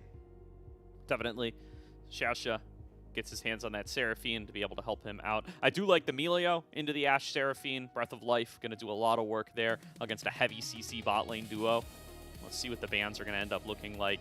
I do wonder if LGD are going to choose to blind top or mid. They are going to have to blind one of them. Tang Yuan been their best player for the probably at least the last 3 games. Maybe you start looking at Hung if you go back to the OMG series, but he's been playing for them very well over the course of this split so far. I would think they would want to secure him a good matchup into Saber, but also, you know, a little bit more blindable overall if they do want to go for it, if they want to try to get Bird all that counter pick. Yeah, so interesting bans coming out. We see the Twisted Fate ban from LGD. And the Vayne ban coming in from Ultra Prime as well. I think the Vayne ban, what that's covering in today's day and age is actually Gnar. I was just about to say, it's Gnar. So the fact that now LGD identifies, oh, Vayne's out, now we want to pick Gnar. And I suppose their plan into that very well could be this Yorick. Now, Yorick into the Gnar isn't nearly as good as Yorick into the Jace IMO because, of course, Gnar and his hop is a lot more effective at dealing with Yorick and his cage. He's also able to kite him much more, you know, realistically with his W and just the nature of Gnar's kit. This isn't the worst matchup in the world. If anything, it's not that much of a counter pick, I would say. So the blind pick Aurora comes in, a pretty tricky champ to counter. She's just so effective in the lane phase and just overall. But that is onus on Tang Yuan. Who does he last pick here? I think the Syndra makes a lot of sense. Yeah, it's got a range advantage into the Aurora. It'll be a nice scaling threat. It's got good one-shot potential onto a variety of squishies. Scatter the Weak, gonna do a ton of work against this team composition who really kind of just has to walk up towards you unless you're landing a sick Enchanted Crystallero or something like that. LGD come on up here with a lot of ways to be able to combo together and get fights started. I love a Gnar Jarvan combo. That's always really good to see. and will give them ways to be able to start these fights, as well as kind of play at range and poke around when the situation calls for it, right? You're going to have the Melio-Lucian duo to be able to dash in and out. You're going to have the Syndra to be able to fish with Scat of the Week. Oh, I absolutely love that shuttle in the Gnar Jarvan duo. I fully forgot about that. It makes me wonder about the second phase here. Maybe Ultra Prime didn't necessarily set themselves up for the most success. And I think they were trying to cover off for a Gnar pick for themselves. And now I think that's a very good opportunity for LGD. And that's going to be Saucer Climber, is it not? On the, or that's not going to be Saucer Climber. That's going to be their replacements, rather, on Brutal Hung. But we're going to get to see exactly. I thought it was very interesting last game that Saucer Climber fully carried IMO on the Wukong Jarvan last game. Up against their former team, debuting, or at least rather their first match against their previous organization. So now you're obviously, as Bertle here, as Hung, you're a bit salty, low-key, that win gets stolen away from you, and that, you know, come on, we're the real players who deserve these spots. So we'll see if we get some banger action once again, some LPL cinema for them. Looking forward to it, Foles, as always. So we load onto Summoner's Rift. You're not hearing any Gyos. I think we're a little bit Gyoless for the night. Might be a group Nirvana gap. I think that's what it might be. We had some decent ones. Thunder Talk was getting a lot of hype when I was Thunder here Talk? like a couple weeks ago, but maybe not. Maybe not on this night. Not for LGG Ultra Prime, at least. I think LNG is getting some love as well versus OMG. Maybe a little bit both teams, a little more supported. But you know, again, I think they obviously have a lot of fans who really want to see them succeed. You know, and some of these players, both in China and in Korea, and maybe even in, you know, Latin America, if you're Bertle, right? So these are some worldwide sensations that we get to bear witness to, and not to overhype or anything, but these are actually some really cool players. I'm really excited we get to watch them, and I'm really curious, to be honest, about this last pick Syndra as a mid laner myself. I think Syndra here, it's only like decent. It's good. Don't get me wrong. There's nothing really too wrong about it, but it just feels like on a last pick that you want to pick something that's like winning you the whole game. Kind of like what Xiaoye went for last game with the Draven last pick, where it's like a champion that's going to fully facilitate your team winning the game.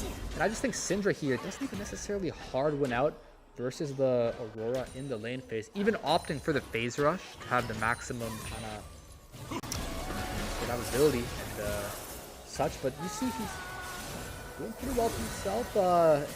A lot of trading across the board here. Saber already recalling, and this bot lane burning summoner spells left and right. Yeah, good start for tying him in there. As you said, he was hovering some assassins there for the potential last pick, but I think he doesn't want to put himself in the same situation that LGD was in last game and put a timer on their, you know, ability to really be able to close this out and be in a position where one misstep, one misplay just halts your snowball and lets you get outscaled. I think that's got to be fresh in his mind after game number 1. Just want to give themselves a little bit more flexibility to be playing out late game team fights on an even state. So now, gonna have no problem securing this first scuttle here for Hong. Climber going for the top side one, and looks like there should be no issues being able to exchange those, although a little bit of a push from Bertle could give him the chance to come down. It doesn't look like that's gonna be what they prioritize though. Yeah, I think this draft should be a much more stable early game than the previous one. I mean, we literally had a Wukong top versus a Draven bot in the last game, 2 really volatile champions. Whereas this one, we've got a little bit more fixated lane states, I would say.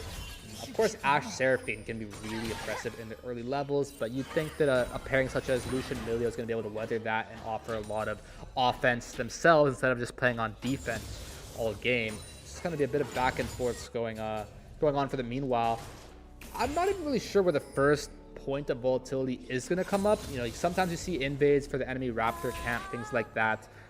You would imagine that whichever team has the bot lane priority is going to be looking for the dragon in a game like this. But yeah, again, I like the Syndra pick overall. Just to make sure we don't get me wrong, I do think Syndra is a really good character. Again, criminally underpicked, similar to the Skarner from last game. This champion is just very good across the board.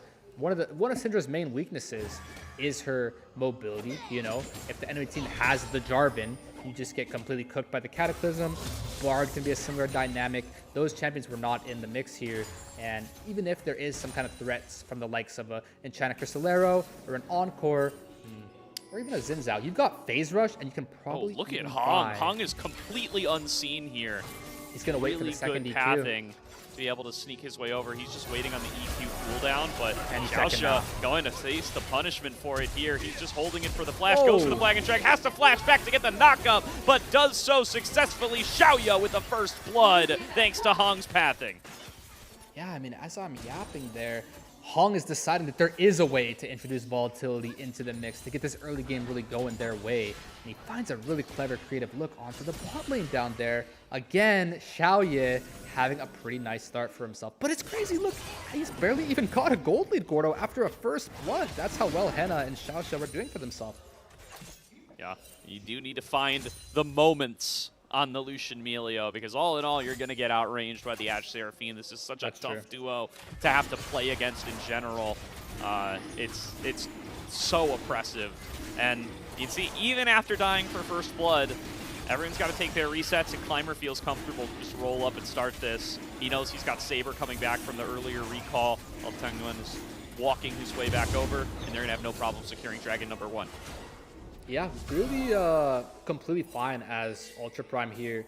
You lose the first blood, but as highlighted, Henna doesn't even have a gold deficit after all of that.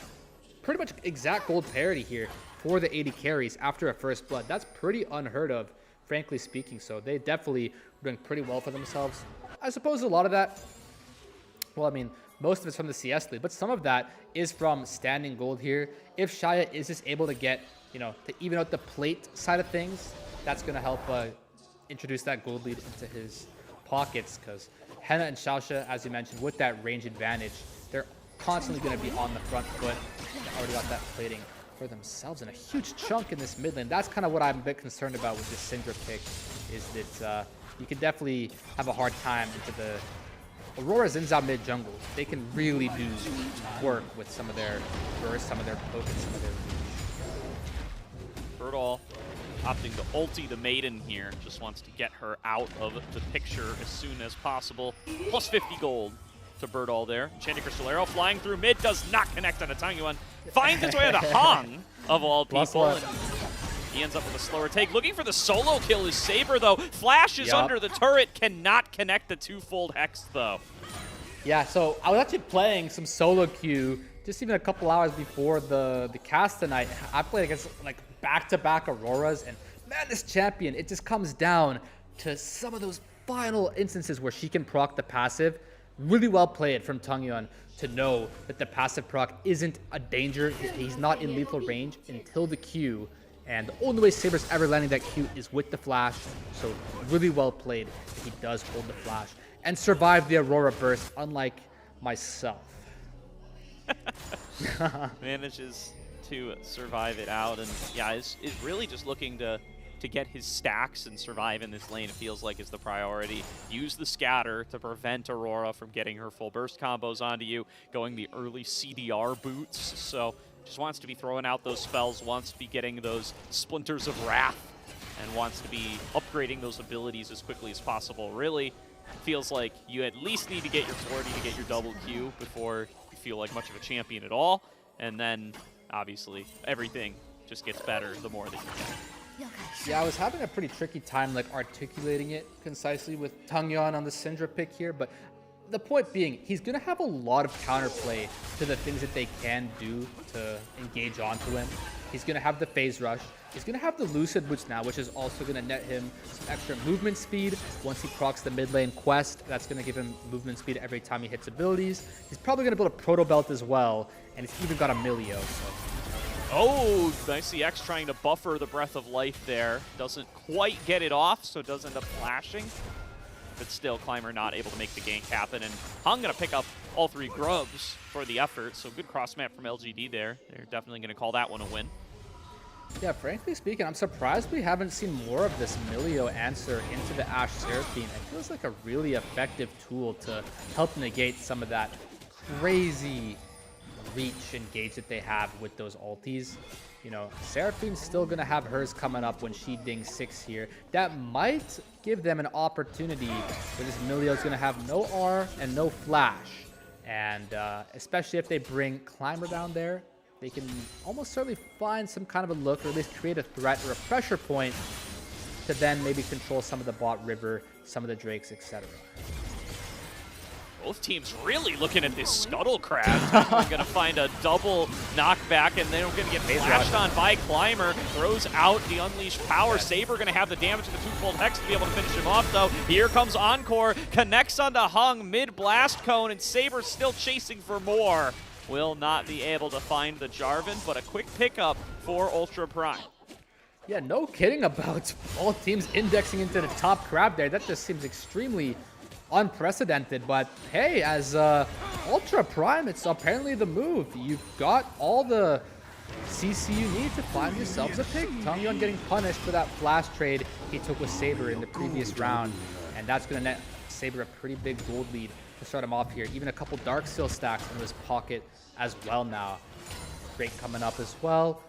Looks like it should be LGD's bot river, Gordo. Should be. 10 seconds to go on this Dragon. They did lose out on the first one, so LGD going to look to equalize here, and think they should be able to get it. Climber off the reset does get his Sundered Sky. Ooh, that is a so spike and a half. Be a big spike compared to Hung, who is just on components. And it's very obvious to Ultra Prime what's going on here, so it looks like they're going to show up and try to contest. I wonder what LGD's call is here. Well, this is very contestable, and if anything, it's actually extremely dicey as LGD. Jarvan can do something. Oh, comes over with Flag and Jack to find the knockback onto Climber. Climber going to trade back onto him. YCX taking a lot of abuse on the other side. Cozy Campfire helping out Xiaoya for the time being, but he gets forced out as well. Half health bars for Hung and Xiaoya.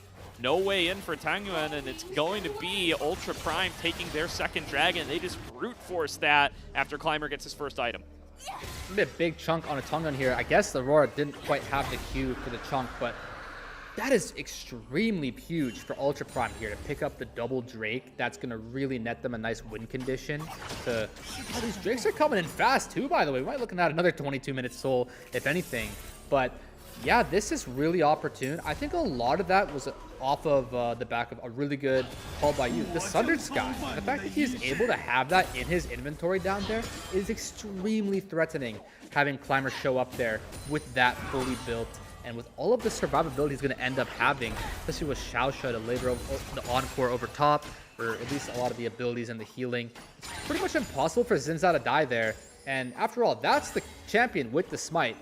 So Climber able to access the river and secure his team a nice start and pace towards maybe getting this 2-0, which would be completely unprecedented.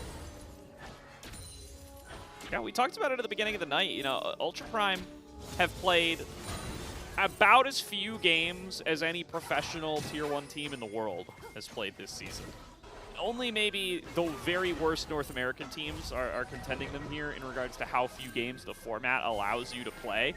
This is going to be their 17th game in 2026, and this split, they changed about half their roster. So there's so much we don't know about this Ultra Prime team, how they play together as 5. Totally not. We're learning a little more about it here. Tenguan forced to flash. Well-placed arrow from Henna. Meanwhile, Engage breaking out on the bottom side. Encore lands on multiple members. Hung trying to fend them off, but Hung might have bitten off more than he can chew. He has to blast cone back over the wall. Xiaoya returning fire with that culling, but Tenguan losing a 1-versus-1 with Saber. Able to dodge out on the weirding. Hung there to back him up, but they don't have the damage to finish off Saber, and it looks like nobody's going to die in this engagement. Some of the most intense scrapping going on here. Crazy that everybody's blinking HP surviving there. It looked like it low-key might have been an overstep from Saber because Tangyuan's really lucky to live with the sliver of HP that he did, but it looked like he was going to end up getting slain as a result of that. Thankfully for him, Xiaosha did flash heal him and pop the Seraphine W to make sure he survived, but if anything, Saber's overzealous attempt onto Tangyuan there, which, I mean, is unlucky, I guess, that Tangyuan lives, it cost Xiaosha his sum, and that's pretty meaningful. Because Penguin ends up using his well in the extended fight, but certainly you know, an opportunity for Saber there as well. He's on the Hextech, or the, what's it called? Why can't I think of the name of the belt? Proto Belt. He's on the Proto Belt. Tangyuan doesn't have an item completed. He feels like he can get in there, has the better combat stats, and he's right? If that weirding connects, that's a solo kill, but it just doesn't quite work out for him. He's got the safety to be able to back out. Yeah, that was really, really close. He's really fortunate for that. But to touch again on the point you were saying, if we do have the opportunity here, it looks like we do, that this roster, it's crazy to think that it's only their 17th game as Ultra Prime in the entirety of the LPL thus far in 2026, whereas we indicated every LPL game has 40 plus, which is just crazy, right? So they're practically, it's less than half, right? That's just absolutely mind-blowing, especially with this being a new roster here going into Split 2. We've only seen them twice before, and they're finally having themselves the front foot. This is the first time they've been in a lead all Split, maybe all 2026, it feels like. The first time they're actually in the start of a front foot. This is all them. Yeah, Ultra Prime not winning a lot of games in the previous split, although here comes another engagement. Hong going to get pressure, tries to get away, goes in with the Cataclysm. Going to fall down to Henna, though. Just doesn't have enough damage to return. Xiaoya fell too low in the earlier engagement, and Ultra Prime going to win out that combat. Yeah, I'm liking what I'm seeing from Ultra Prime here. A bit of a loss for words and just even what's going on with this team. It's really exciting. They could be way better than we know, and they're really trying to... Ooh, going to be a little bit of a pick for Tangyuan here. Does not commit the unleashed power. Not quite in one-shot distance for Sasa, but he will be soon. Birdall getting in there, takes a turret shot, takes two. There's the unleashed power. There's the execution. Tangyuan on the board. And it looks like he and Birdall will be able to just waltz on out. Yeah, he hits his spike there with the Blackfire Torch and with that Crimson Lucidity, the empowered Lucid Boots. Even getting himself some Dark Soul stacks of his own now. And LGD wanted to get a Dragon off the back of that. You already know, every time in the LPL, we contest these. Yeah, we'll see if they will be able to get onto it. Climber jumps over the wall. Did he secure it? Yes, he did. He's going to fall down for his efforts. Or no, actually able to sneak his way out of there with the Rift Herald. And love it. He's gone. He's long gone. Heist completed. Climber secures the dragon and escapes. Yeah, so this has been a prominent strategy that has risen in the meta. I mean, it has kind of always been around, but I've been seeing it quite regularly nowadays, which is saving the Herald for the combat situation. So the Herald can be spawned actually some pretty extra distance if you're using it right next to a wall there. You see him spawn it all the way over the wall into the river, and it just enables him to have basically a free attempt at stealing the dragon. And sometimes we even saw, I believe it was missing, maybe on the support Milio. Jana Grisolero, another nailed shot from the likes of Henna. And the layered CC from Xiaosha to follow, maybe even a little early. He did not walk in from the charm because he was still stunned from the arrow, and that might be the difference that lets Birdall walk away. Yeah, that is super meaningful. And now we see a look on Asasa. Yeah, jumping onto him does look like they should be able to finish this one off. Climber is here for the bailout, getting good damage onto YCX. Hong taking some turret shots as well, but Climber on his own cannot do too much to avenge Sasa, and that'll be another kill going the way of LGD. Well, that is a really good outcome for LGD. They survived Ultra Prime's look onto them. Their look is successful onto Sasa, but I really do want to mention that this game state is really opportune for UP, because with that utilization of the Rift Herald and securing that third Drake, finding themselves on sole point here as this team comp is going to give them a huge win con regardless of the gold lead. So I think they're definitely still in a really good spot here, but they got to keep these towers, these side lanes doing well. Birdall just stepping up, trying to get aggressive into Saber here, but is going to have most of his efforts for naught. Cannot get the Gnar off because of that between worlds, and will be a TP expended from Sasa to maybe fish for the kill a little bit had Birdall stepped up just a little too far. Yeah, so what I finally just realized is that every single tower is actually still standing. So it's no wonder these side lanes are having so much skirmishing taking place, because that size of the lane when both teams have a tower means that you're pretty much always in reach of each other with your spells, because the minions can never go any further than between those two towers. So you're always able to trade back and forth. And it's just going to be a matter of, first of all, the lane assignments, so who's into who. Right now we see Saber into Brutal, which is decent, right, given that Brutal doesn't have any magic resist, and you know it's the same story, whereas Saber's got the Mercury Treads. They kind of don't really have the best inventories for facing each other, but eventually it's going to reach a breaking point where somebody finds an advantageous trade into their counterpart in these side lanes, and they're going to end up forcing the first tower to fall here. Looks like they're going to finally raise this top lane tower thanks to Brutal and his level 15 Gnar. Great laning phase for Birdall, by the way, right? He blinded this Gnar. Sasa takes the Yorick as the counter pick, and Birdall comes out up on CS, significantly up on XP, significantly up on gold. Feels really good for him, as now they're going for another dive onto Sasa. Just will not let this guy catch a break. Thanks another scatter of the week. Very low, but once again, Tangyuan not going to step up and get themselves that unleashed power, and now getting collapsed on by Saber, will end up falling, and in fact giving a little bit of a bailout to Sasa as he finally finds his first kill of the game. And now there's going to be an attempted escape here from Hong, between towers, between worlds, and probably going to be able to find his way out of here, as there's nobody from Ultra Prime on this side of the map. Yeah, Hong pulls up the successful escape to the heist, though it was unfortunately for him, Ultra Prime gets the last laugh overall. Definitely getting a lot of good results there. Hong's flash being expended was a bit peculiar. Xiaosha used his heal there in an attempt to, I guess, get more movement speed and catching up to Hong, but it did not quite work out. And guess what? In 30 seconds time, Ultra Prime and their Dragon Soul, hey, off of the back of that previous Dragon Steel, find themselves in a position where they can completely swing the game open if they are able to last hit this objective. This epic objective is all in the sights of Climber and Hong. Hong losing his flash as well, so a fight is going to happen any minute now. Yeah, early stun. He's going to get a little bit of poke damage on towards Sasa. Everybody dumping all the money they can get into this fight. Critical to deny his soul if you're LGD. Opening up with the culling early, doesn't get too much done. Takes a big chunk, gets stunned up. Xiaoya nearly gets full comboed, is able to dash back over the wall and evade the encore. It does cost them Breath of Life, though. Between Worlds has just come up. Saber looking for that fight. Birdall over the wall, double Mega Gnar! Gets two targets, it's both carries to kick off the fight, and the pause will be started here. I think if it wasn't a spectate glitch, I think they are pausing because one of those two targets did not move to the wall and got stunned anyway. I just think we get another LGD pause. That's They're gonna combo right out of it. yeah. I mean, we might very well have ourselves a similar situation to last time.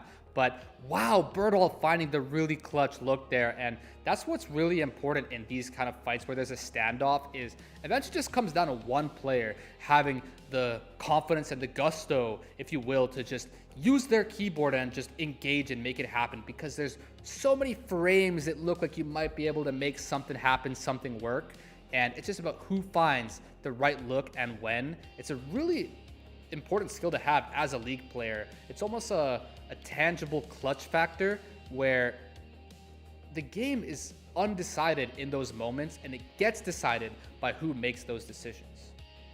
Yeah, absolutely. Great decision there from Birdall. Again, Oh, yeah.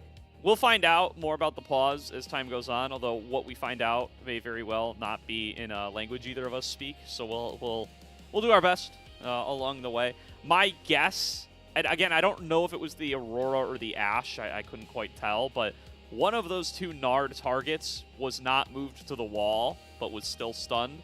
Felt like they should have been, it was more them not moving than them not getting stunned. Yeah. Well, should have been, is the issue, so I don't think it would have changed the result. But if you think a bug happened, the right decision is always to pause, because nobody's going to let you take it back after the fact. So Yeah, and it's obviously a really big deal because it was so beautiful from Birdall. So if that play were to be chrono broken, I guess, that would just be so sad because it was just so beautiful. I would speculate here, almost always they're just going to resume from this game state. It's pretty unlikely that you would ever chrono break a situation like that. But yeah, again, it seems a bit strange because I think that target that maybe didn't get visually position changed by the Gnar, they should have probably been stunned anyway. They should have been that should have been the end result regardless. So as you say, I don't think that what took place there should really change much. I pulled up the YouTube VOD on my other monitors so I could go and look at the replay because they aren't showing it to us here. It does, again, it could be a spectator issue, so maybe they're pausing for something else. Henna does not move at all when he gets ultied. He just gets stunned where he is up against the Wraith wall. I think he would have hit the wall and died anyway, so I don't know why this would matter. But assuming that that's what happened on the players' screens as well, and it's not just a spectator bug, it does seem to be pretty clearly a bug with the Mega Gnar that Ash should have moved. It does not appear to have been moved at all, just got stunned in place.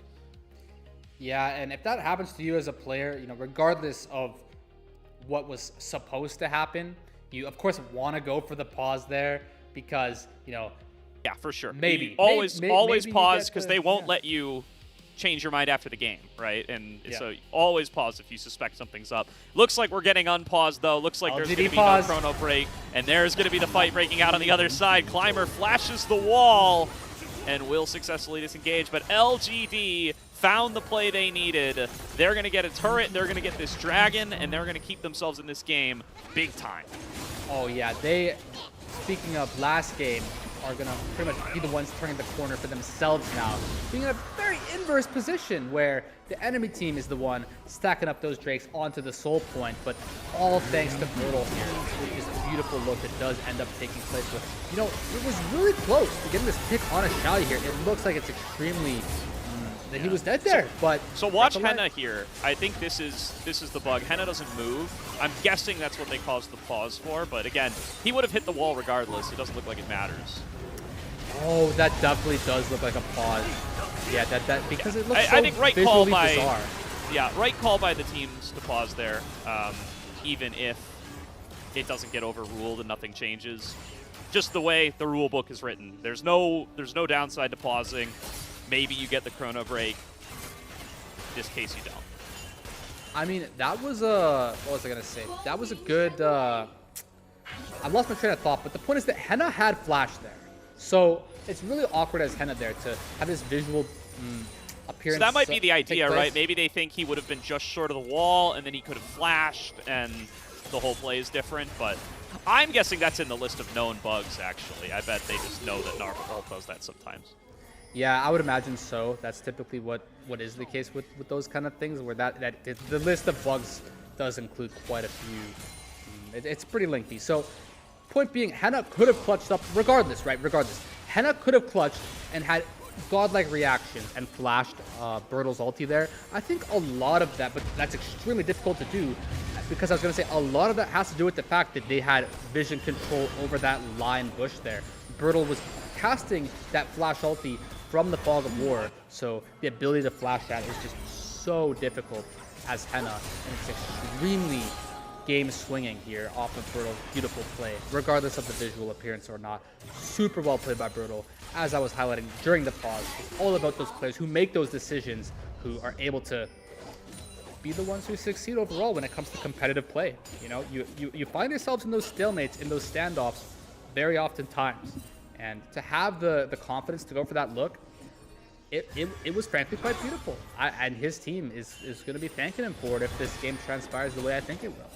Yeah, great top lane showdown through these first two games, especially given the position they find themselves in with Bertle coming in this split to replace Sasa on LGD. Game number one, Sasa pushes up big time on the Wukong. In this game number two, Bertle blinds the Gnar and is just significantly outperforming Sasa on despite the counter pick opportunity that Sasa was given. And yeah, he gets a little jungle help in that too, but I mean, this guy's 2 levels up individually, and it's not like this game has been all about top lane. Now trying to kite this out, Henna going to flash on top of him, and he's still tired, doesn't have the Mega Gnar, gets a point blank enchanting Crystal Arrow, and that shutdown gold is going right into Henna's pocket. I'm gonna be honest, those flashes seem like they came with a vengeance. A side of vengeance on those flashes for sure after the previous. This is a greedy recall from Sasun. He is gonna be punished. Yep, that's gonna be -1 Yorick for the side of Ultra Prime here. They did pick up a lot of gold onto Henna, and he's able to survive that, so that's nice. But they did spend both their flashes, and overall it was a net 1-for-1. So, unfortunately, a net loss, I would say, for Ultra Prime there. The only saving grace being Henna picking up that gold. So we're going to see if that's going to matter all that much. Their inventories are at somewhat parity here with the 3 items apiece for the 80 carries. But Xiaoya having the 1k gold lead, I think that's just materialized in his items being a little bit more expensive. He's got an infinity edge for himself. So some of the burst that he can do, especially with the range and the buff that Milio can offer to him, this Lucian is not to be scoffed at. Not at all. Xiaoya coming off a bad game number 1, but has performed well so far in this game. Has been able to keep himself safe. Birdall getting spotted at the beginning of this play, though. Doesn't have enough time to go Mega. Will he die? Yes, he does. Henna stays alive. Henna stands and fights inside of the Cataclysm, and they just can't find the damage for him. Down goes Xiaoya. A huge fight for Ultra Prime out of nowhere off of that pick on the Birdall. Completely unexpected here that Ultra Prime's getting this 2-for-0 and the GA off of Jarvan, somehow getting the entire Baron and top river outcome. So beautiful. You see how close it was for Birdall to surviving that last volley from Henna, barely finishing off his health bar after all that Milio healing. This is such a swing in the game state. This Baron buff is going to enable them to pick up so much standing gold. They're on the prowl. Thankfully that mid lane. This is oh my Soul. gosh, it's the Soul as well. Massive swing for Ultra Prime. 2 kills into the Baron, into the Dragon Soul, and you forget about that 3k gold lead. Ultra Prime slingshot themselves right back into contention here. Oh, absolutely they do. And if you even think about, we'll talk about that later, but Birdall, he expends the hop there, going no distance at all, fully caught out, and honestly, I didn't think that he could die like that, you know, but I guess the Ashe and her perpetual slows just means he's never able to get out of range before his team arrives. So perhaps he's just trying to connect with his team from the top side of the river to the middle side a bit too quickly there. If he just waits even a few steps, a few seconds, that would make all the difference in the world. But that pick onto Birdall after the previous one as well, it's like he completely clutched the game and he just unclutches it the next 2 plays after. My man completely forgot what kind of Gnar he was. Now, Engage breaking out once again. All of these long-range Engage ultimates pop at once for Ultra Prime. And the Charm will pull in 1 member for the kill. Ultra Prime tie up the kill score, take that mid turret. They're taking top lane turrets as well. And they are in absolute control with this Baron buff. LGD continue to try to challenge and continue to be punished. There's only 3 members defending against 5 here with Birdall going to respond to top lane. They can't stop this. And this is where Seraphine really, truly shines. When your entire team can just group up as 5 and all be in range for that Seraphine W to just always get sustained and always be withstanding the enemy team's poke, and their abilities just seem completely meaningless when you have this champion available to you.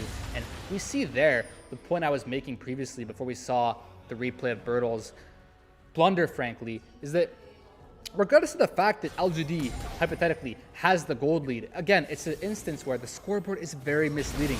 The power that Ultra Prime has right now is way more than is shown there on the scoreboard, because the amount of stats they have from the double Infernal Drake, Infernal Soul, and the Baron buff, they have like a 30% AD AP boost, it feels like right now, where that Baron buff is going to fall off in a 20 seconds time, so that's going to at least give some reprieve to LGD, but then they're just going to be stuck in the same problem where they have to deal with a sieging Seraphine comp. Definitely. So difficult underneath the turret when the risk of... You saw it in that last fight, just these crisscrossing Enchanted Crystal Arrow plus Encore abilities are thrown on out. something's gonna hit, and whoever gets hit is gonna get blown up. The damage output with Saber is just too much. YCX might just get one shot here. Not quite enough even with that ultimate. And we're just using Enchanted Crystallero like it's a true shot barrage here. We're trying to hunt for kills with it. Yeah, going for the global snipe there. Henna has honestly been having some pretty epic arrows this game. I mean, I feel like most of them have been hitting close to home, but that one not quite hitting the mark on a YCX there. Forced to burn the heal and fully go back to the fountain to reset his health. Mikhail's expended there as well, I believe, so they're definitely going to have a bit of a timer here in this next couple minutes to help set up for the ensuing Baron. With some of the pressure that they just generated, it's going to make it that much easier to get the vision control and the setup for what's going to seem like the ultimate objective, if not the penultimate one, with this Elder Dragon coming thereafter. Absolutely. Will be both epic monsters alive at once, unless a very fast Baron does get started and taken. Control over this river going to be critical. The game state extremely precarious as both teams, because you don't really want to find yourself in a situation where you're giving away one of those objectives for free. You know, we've got about a 25-second desync in the objective that feels like enough to incentivize playing towards the top river. Well, you know, when they're fully simultaneous, it makes it really hard to tell which river you should be leaning towards. So Ultra Prime definitely having the onus on where they want to set up their control. And it's just going to be interesting to see how they go about doing so. It's up to when the Seraphine finishes her recall, as will Aurora at a similar timing. Where they deploy is going to be really signaling. See Tanguan with the 1 gold lead for like a second there. That was crazy. Now an engage on the Sasa. I don't think they can one-shot this Yorick. If that hits. Here comes Enchanted Crystallero, not going to connect. Hung going to have to flag and drag away. I mean, just a little bit of pressure, putting the Fear of God into the Yorick a little bit there, but yeah, LGD cannot make that pick. I mean, the meaningful aspect of that is Saber expending the teleport, I would say. That's definitely going to change the dynamic of these spawning epic objectives here. So we got to make sure that Saber is in a spot on the map where he is comfortable, because he cannot magically relocate anymore. You see Sasa identifying that the game state is pretty much to be decided in the next minute, decides to pick himself up via Elixir. We'll see if any other champions opt to do so as well. But whatever recalls have just come in, those are probably your final recalls for the game-breaking fight finally takes place. Another nice stun found by Tanguan there, but not going to stop this engage. They have to use Scatter once again. Climber kind of stuck up against the wall here, but Saber wants the play. They're going to full send on to Xiaoya. They will find him. A kill goes over to the mid laner. And Birdall forced off the play on the opposite side. Tanguan getting collapsed on, has to flash over the Dark Procession. And Sasa still chasing him down, will get stunned away, but this is not an easy escape. Tanguan going to have to expend the flash to get out of there, but that's just another body that you don't have on this Baron. Yeah, and sometimes these gold leads are just so fake, man. Like, Ultra Prime is so far ahead right now. Of course, the scoreboard does obviously show they've got an infernal soul. That's got to be worth, I don't know, we should ask LS, maybe, I think it was like 5,000 last time I checked. It's like, it's worth an inquantifiable amount of gold. It's just so, it's priceless. It's just so powerful to have that in your pocket, especially with this kind of team comp. The Ashe Seraphine reaching late game as well. How do you ever break through a comp like this? Now with the additional stats they're having from the Baron and from Sauce using TP Shield, it's cool. Tanguan really quick on his feet there, able to get away from the Enchanted Crystallero. He's not long for the world, he's still in a bad situation. Has to throw another scatter, try to get them away. Between worlds, on to 4 from Saber. Will nearly one-shot YCX, and it looks like it's going to get hung as soon as he comes out of this Guardian Angel. Culling doing good work onto Xiaosha, but he's able to fall behind the rest of his team. And these volleys doing work with the Infernal Soul, going to keep the rest of LGD at bay. It's 5v4 for the time being. Quick reset from Ultra Prime to get their health bars back up. And according to the picture-in-picture, the Maiden is just barreling down the top lane right now with all of those minions in the mid and top. That's like 20 minions each wave. As LGD, you're trapped in this bot river 4v5 with no minion waves elsewhere. You have to come up with a crazy miracle to get out of this. Yeah, this is a real bad situation, and Ultra Prime should be comfortable just keeping him there. Enchanted Crystallero connects, Breath of Life not actually available. That was the quick Mikhail's to get his AD carry out to safety. Good job to keep Xiaoya alive, but that's not going to do much to get you the Elder, as it is picked on up. Look at YCX's health bar. A sneeze will kill that man, especially with the Elder Dragon, but he is able to keep himself out. But now LGD have got a hell of a job ahead of them, trying to defend against Baron plus Elder. Yeah, bro was living off of the skin of his teeth right there. That was way too close. And at this point, with the Elder buff on, if you even get hit by, I would say, one Aurora combo, you're just dead. Pretty much practically anything, you just fully one-tap. Keep in mind, that's the Baron buff granting additional stats and the Infernal Soul. You are so strong in terms of adaptive force as Ultra Prime here. Xiaoya opening up on towards Sasa there. Sasa takes about half his health and damage. The rest of the team starting to work on another big between worlds from Saber. Will take LGD for most of what they're worth. Xiaoya able to kite back, able to stay alive, able to return damage on a climber, but here's Birdall. Too little, too late. Nexus falls. Ultra Prime 2-0 to get themselves up to even keel in the group. And who needs to get an ace at the end of the game when you can just barrel down the mid lane with Guardian Angel, with Seraphine shielding, healing, all those stats I kept mentioning.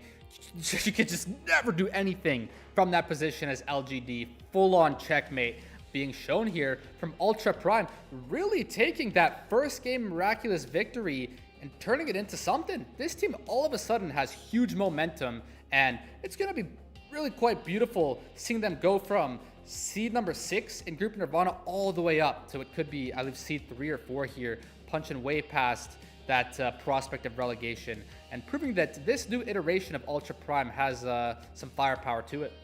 And this, I mean, not only for Ultra Prime themselves, but this throws the whole Group Nirvana group into a little bit of a tizzy here, right? OMG 0-3. Desperation mode, bottom of the table. Yeah.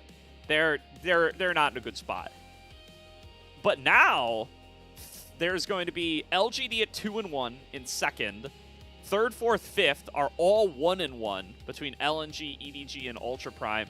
And in sole possession of first, by the way, is the 2-0 Thunder Talk Gaming, the very team that did not win any series in the previous split. What on earth is this split 2 here? This is such cinema, man. I just love the LPL. What can I say? And this is, by the way, this is not like early season stuff either. This is like, this group is like halfway done. Most of these teams have like 2 more series to play. This is gonna be an exciting group to round out the end here. I mean, listen, everybody always says they miss relegations. There's 2 teams getting kicked out for summer at the very least here. The stakes are about as high as they get in regards to what it means for your career, what it means for your ability to continue competing as an organization and as a player. And it's gonna be a battle for that 5th seed now that we've got 3 teams in 1-1, and even LGD, not a good look for them here tonight as they fall to 2-1. This is an exciting Nirvana group. You want to keep your eyes down here. Oh, absolutely. And, you know, just the fact that it's the single round robin, it's exciting that we're going to get to actually see a bit more of Ultra Prime here because they were pretty much the team with the least games played, right? And so we're finally going to, this is our second look of them. We still have our 3rd, 4th, and 5th look of what this team can do in this round robin of this group. So it's really quite crazy how different this story could have been if they weren't able to find that look in game 1. And I'm going to be reconsidering or just reminding myself of that anytime I'm in a solo queue game. I'm thinking, oh, it's cooked, man. They've got a 10k gold lead. They're going to get the soul. There's nothing we can do. But this is why you never FF, ever, because you can see just how magical some of these looks can be if you find the perfect set of combos onto the enemies. Anything can happen in a League of Legends game, especially if it's the LPL. Ultra Prime really proving that here tonight, and looks like this team might be more than they were cut out to be. Yeah, and I mean, I think a really strong return to the league from Climber, at least here tonight. Oh, yeah. Not the best series in the world versus Thunder Talk, of course, to start on off, but since then, which is exactly one series, and the one that we just watched here, he's looked very good. I think he and Saber had a great night between the two themselves across both games. Sasa, hot and cold. Henna Xiaoxia, hot and cold. Of course, you got to hold them a little accountable for how far they fell behind to that Draven in game number 1, even though they were able to pull it back. But I think Climber and Saber, solid gameplay throughout on the night and able to come up with that win. Yeah, I'm definitely stoked to see some more Ultra Prime games now after this one. This is a team that had way more lore and way more backstory than I initially realized. And this roster iteration, I'm a big fan of it. And yeah, I'm just going to be keeping my eyes posted for what they can do. And I would be very surprised to see if they find themselves in that bottom 2 of the group after what I've seen compared to some of the other teams. They look like one of the, but let's put them in the upper half of the group Nirvana. Yeah, it's so Group Nirvana is so hard to get a read on here, right? Because I think a lot of people came in thinking it's going to be LNG and EDG slamming the group, but so far, both of those teams have dropped series, and they've both dropped series to teams that were not in that category, right? EDG, well, I guess EDG hasn't. EDG lost to EDG lost to LGD. LNG has only lost to EDG, so we'll see if LNG managed to turn the series back around, turn the season back around for themselves, but. It's been a messier Group Nirvana group than expected, and even after that shakeout of the first 2 games where you start to feel like, all right, well, surely LGD are going to roll up here and take care of Ultra Prime. This team has been bad all year. This team was arguably last place in the entire LPL. Obviously, there's some messiness there because they were in a different group than the winless Thunder Talk, but Thunder Talk was in a higher ranked, more competitive group, so you got to go back and forth there. But Ultra Prime certainly one of the worst teams in the LPL last split, no doubt. You would think that they're not going to be cut out to be able to take this series up against LGD, but they take it in 2-0 fashion. Yeah, so the main takeaway, at least when it comes to me, with maybe what still needs to be improved for Ultra Prime is, honestly, Henna looked really shaky tonight, if you ask me. I think, I don't know what it is, but I just think he's Arrows not were on really point, though. Yeah, he had some really good arrow accuracy. That was nice to see out of him. And I suppose the resilience being shown after all. Of course, they did win, so I'm not trying to fault him all too much. But just, I think I've seen much more consistent play out of him in the past. And this was not that. So I think if they can get on top of that factor, and then, as you were mentioning, really capitalize on some of that really talented experience out of Climber, or the way Climber's been playing, it looks really nice. I mean, I like to call our minds back to that 3rd Drake steal where he spawns the Herald into the river, steals the Drake outright. Like, it was a frame perfect smite, it felt like, and then makes the clean getaway car. This was really nice gameplay out of him. And some of the damage being done here from Saber in this game and Sasa in the last one. I mean, these solo laners could really punch through as well. And the support looked fully clean on Xiaoxia as well. Overall, this roster can cook. Yeah, definitely a much better game number 2, I think, out of Ultra Prime than the game number 1, even though they do manage to make that big comeback. And yeah, I mean, you definitely have to look at Climber, especially. I think this guy's going to get Player of the Series big time. I think that's a pretty easy award to give on over. You know, maybe you want to highlight Xiaoxia, or you want to highlight Saber, or you want to highlight Henna for this game number 2 individually, but for the series as a whole, it's got to be Climber, if not both games individually. Yeah, and as for LGD, they definitely obviously look pretty good in a fair few instances of this series, particularly, of course, in game 1, the first 20 minutes.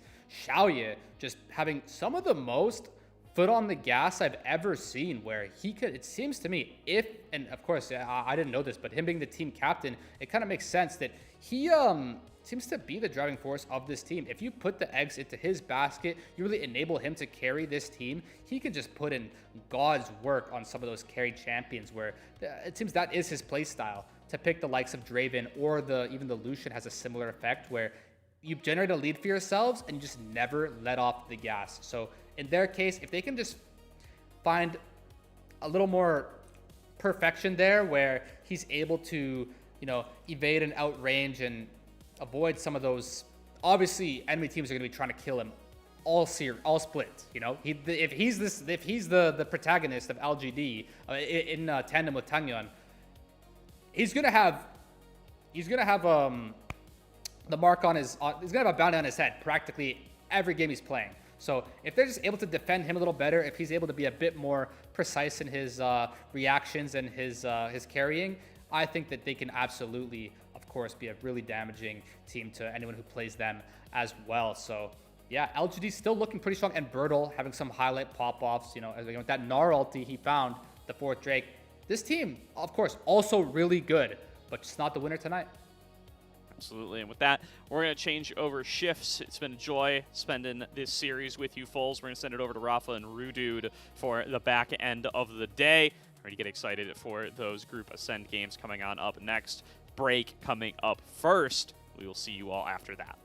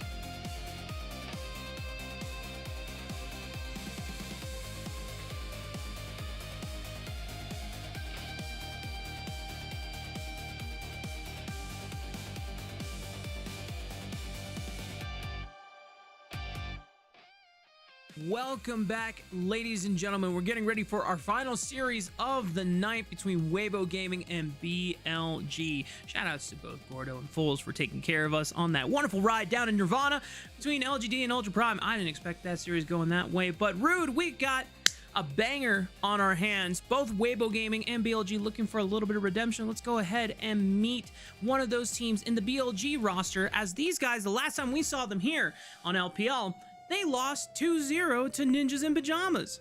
Yeah, they did. It was a bit of a struggle for them, and I don't think many people expected it despite NIP's really strong start to the split. But it's been June, Knight, Viper, and On. A 5-2 record so far, so not the worst start for them, but they would have been hoping for better given the competition that they've dropped those games against, and obviously that recent international success. Coming home as not only first stand champions, but also undisputably the best team in the world. To not even being the best team in your home league anymore, as with losses both to Ninjas in Pajamas and Top Esports. One of the things we have to really kind of dial in on, at least this recent series, and I want to kind of echo some of the things that caused BLG's loss against Top Esports, was a lack of attention to Bin. And we know that this team thrives as being one of the best side lane teams in the world when both Knight and Bin are just smashing their lanes and they can start creating that pressure on the side lanes. But this series in particular, Guwon did not let Bin get to have fun at all. Yeah, and I think one of the core threads that we're going to be trying to pull on throughout this series is BLG's ability to use those solo laners and the reliance on getting them set up. So if you can get Knight and Bin into a point of power, that's going to be a real avenue to success for BLG. But you can see here, Guwon kind of making Bin's life miserable, not just in Game 1, but Game 2 as well.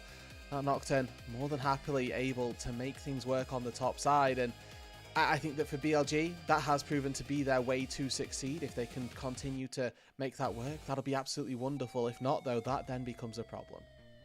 This particular setup from Hoya was so diabolical. He chunked out Bin, forcing the recall, and instead of taking the base after taking the Crystalline Overgrowth, he stays, goes for a rat play with Guwon, and that forces Bin, after already expending TP, to walk back to lane, falling further behind in gold. And then this last chunk on the top side opens up a play where he can TP to bot without any interference from Bin, and he's already created more impact in this game. And we know that when BLG puts Bin on these carries like Jace and Yorick, you're expecting him to have a lot of side lane pressure, but if he's falling behind and now he's just trying to pick up farm just to be able to match and not have an impact, then BLG clearly losing a lot of the power that they're looking for. Yeah, and that's the real indicator, isn't it? That if those solo laners aren't doing amazingly well, why almost becomes the question. Now, obviously, you have to look at Jun a little bit to see if he's setting them up. There was a mid gank thrown in there at some stage, but it's not gone all that well for them just yet. Yeah, well, we're going to have to see how they fare up against their opponents on the other side of the rift. It is Waybo Gaming, who we just saw last night, taking on Anyone's Legend. And in the end, they did lose the series 2-1 in favor of Anyone's Legend. But it's still Zika, Jeje, Xiaohu, Elk, and Hong trying to find the foundations necessary to make this Waybo Gaming roster just as competitive by the time we get into playoffs. And I think that for me, the bits of this organization that I've seen through this split have had lots of really solid points. Doesn't feel like they are a 2-5 team coming into the day.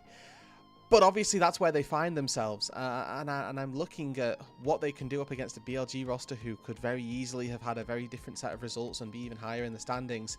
And feeling quite concerned about Waybo's chances here today. Absolutely. The most intriguing thing that I was able to go back and really focus on from this series against Anyone's Legend was Jeje's decision-making for his opening pass. Now, game one, he went for a super aggressive evade on Nocturne, didn't work out well, and he was just kind of on the back foot. This second game, Jarvan starts red buff, looks for an aggressive invade into the blue quadrant, and forces Tarzan to start adapting on the fly. I think Tarzan, given him credit, has really good deflections and takes a lot of good decisions in the very adaptive flow chart of what you could do and jungle this game. And I want you to pay attention to how Tarzan and both Jeje are constantly trying to problem solve, given the information of both where the lanes are pushing and where these junglers want to be pathing next. And I think that obviously you get to see there that Jeje, he's invaded on the top side. The last place that Tarzan expects him to be is already, you know, the same level, and then ganking him from the bottom side of his jungle. It's not like he's walked through that Raptor entrance to try and get there. But you're quite right here, Arthur, that actually both of these junglers prove to be quite adaptive and quite flexible, you know, given what's being thrown at them. Jeje here took a lot of time to try and take away some of Tarzan's camps. As it works out, I think Tarzan comes out on top of the camp trade, but definitely, as you get to see, trying to take out or getting a trade where you are able to take down the enemy AD carry in this bot side play, it's very much worthwhile. Yeah, and then going into game three, for me, this was probably the overall best pathing that Jeje was able to find. Unfortunately, it still wasn't a win for Waybo because this composition, once it stopped snowballing, I mean, look at this champion lineup. How do you start a fight, Rude, other than finding and forcing flanks with Renekton, Lee Sin, and LeBlanc? But just watch how many lanes Jeje is able to affect within the first 10 minutes. And that's the, you know, obviously what we're looking for from Waybo, an early TP in here from Shanks. I mean, effects for better or for worse, this trade not looking like it was the best one for it, but getting that chunk out after a TP has come back through, definitely very useful for Xiaohu, who can then go back into the lane with a slight HP advantage and start to try and bully out. But it's that rinse and repeat, isn't it here? Flash gets burned, they find the kill anyway. This is just Jeje finding that Lee Sin and making the early game really work for him. And then he comes back again. He's like, hey, there's no flash on this TF. He even gets Brother Hong to join in on the fun. And then finally, to round it all off, after affecting mid essentially 3 times, bot lane once, then he realizes, you know what? What if I do a pump fake on my bottom side camps and I go return top after Zika just chunked out Flandra with the Dominus, and I go in and I just end Flandra's life right here and now. Yeah. And it is clean as well to note that it was really solid Lee Sin play. Now, obviously, as you mentioned, they didn't manage to find the win. Composition wasn't quite made for going into the late game that they ultimately couldn't close out beforehand.